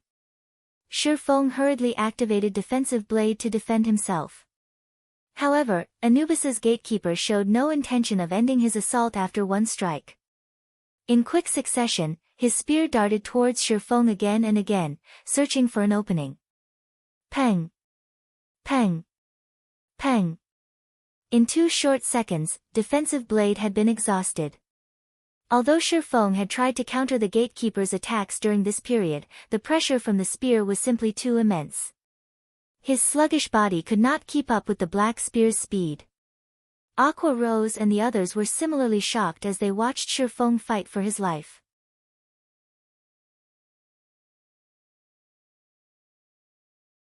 Although they had realized that there was a difference between a lord and a great lord, they had not realized the gap between the two was this massive. Shifeng was not nearly strong enough to resist the gatekeeper. Thinking back on how the various guilds of White River City had boasted their plans to raid a great lord, the very idea was a joke. Guild leader. Anxiety filled Fire Dance's heart.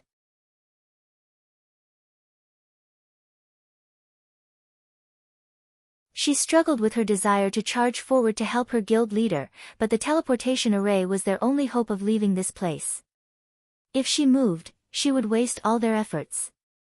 The others were similarly anxious. Although they wished to help, they could not. It was highly possible that their aid would lure Anubis's gatekeeper to the array. If that happened, they would all die. Moreover, even if they lent their assistance, it would not change the battle. Seeing as the black spear was about to strike at him once again, Shifeng decided that he was done holding back. Purgatory power. Heavenly Dragon's power. Blade liberation. In the blink of an eye, Shifeng's strength reached an entirely different realm. Purgatory power increased his attack speed by 100% and damage by 30%. Heavenly Dragon's power increased his defense by 300%, HP by 300%, and strength attribute by 100%. Instantly, Shifeng's strength broke past the 800-point threshold. Blade liberation increased Shifeng's strength by 80% and agility by 120%, allowing his strength to reach close to 1,500 points. With close to 1,500 strength, even a rare lord of the same level would be beaten mercilessly. At this moment, Shifeng's body released a faint, bloody glow. Now, the black spear's pressure was ineffective against Shifeng. Immediately, Shifeng swung the abyssal blade upward, meeting the gatekeeper's attack head-on. Boom! The collision instantly created a storm in front of the altar. Shifeng's teammates nearly lost their balance due to the resulting shockwave. This shockwave is so powerful. Blackie exclaimed. Nothing will happen to guild leader, right? Flying Shadow was thoroughly shocked. Despite standing over 30 yards from the battle, the intense shockwave still reached them, rocking them back. One could just imagine how horrific the combatant's strength was. Guild leader had overpowered a rare lord easily with the strength he's using now. He should be able to hold the gatekeeper off for some time, Fire Dance said, uncertainty coloring her voice. The others also nodded in agreement. With strength capable of suppressing a rare lord, Shifeng should have a fighting chance even against a great lord. If not, then a great lord was truly a heaven-defying existence. When the dust settled, everyone could finally see the conclusion of the exchange. They were all stupefied. Cracks spreading out as far as 10 yards away covered the ground beneath Shifeng's feet. A damage close to -600 points had also appeared above Shifeng's head. On the other hand, the gatekeeper of Anubis was completely unharmed, the Great Lord had not received a single point of damage. It's over. The gap between them is just too wide, Fire Dance muttered in despair. Flying Shadow silently agreed with Fire Dance.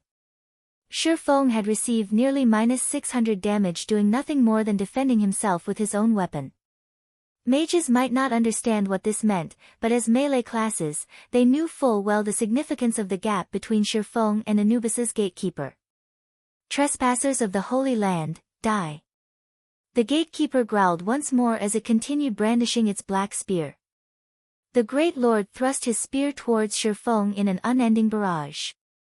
Although Shifeng tried to avoid the oncoming attacks, both the spear's speed and angle of attack were extremely precise, he could not dodge the attacks. He could only counter with his swords. However, every time he blocked an attack, the impact would force him backward. The gatekeeper sent over a dozen strikes at Shifeng in quick succession, forcing Shifeng into a constant retreat and disrupting his balance. Meanwhile, Shifeng had lost close to 10,000 HP during this brief assault. Fortunately, Dragon's power increased his HP by 300%, granting him a total of over 25,000 HP. The 300% increase in defense also allowed him to survive the brutal onslaught. If any other players stood in his place right now, they would have died long ago. Meanwhile, when Anubis's gatekeeper saw that his opponent had yet to fall despite receiving so many attacks, he suddenly flew into a rage. In the next moment, silver flames emerged around the gatekeeper's spear, instantly causing the surrounding temperature to soar. The gatekeeper then jumped into the air, and gripping his spear with both hands, he slammed the weapon down at Feng.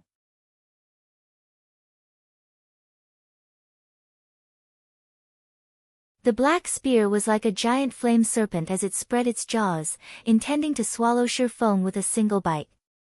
You're tuning in to the Blissful Bookshelf YouTube channel. We're so grateful for your support, and don't forget to subscribe to join us on this incredible journey through captivating stories. Your generosity through donations truly makes a world of difference, as it's the primary source of revenue that allows me to expand and enhance this channel for you. Thank you from the bottom of my heart for being a part of this adventure.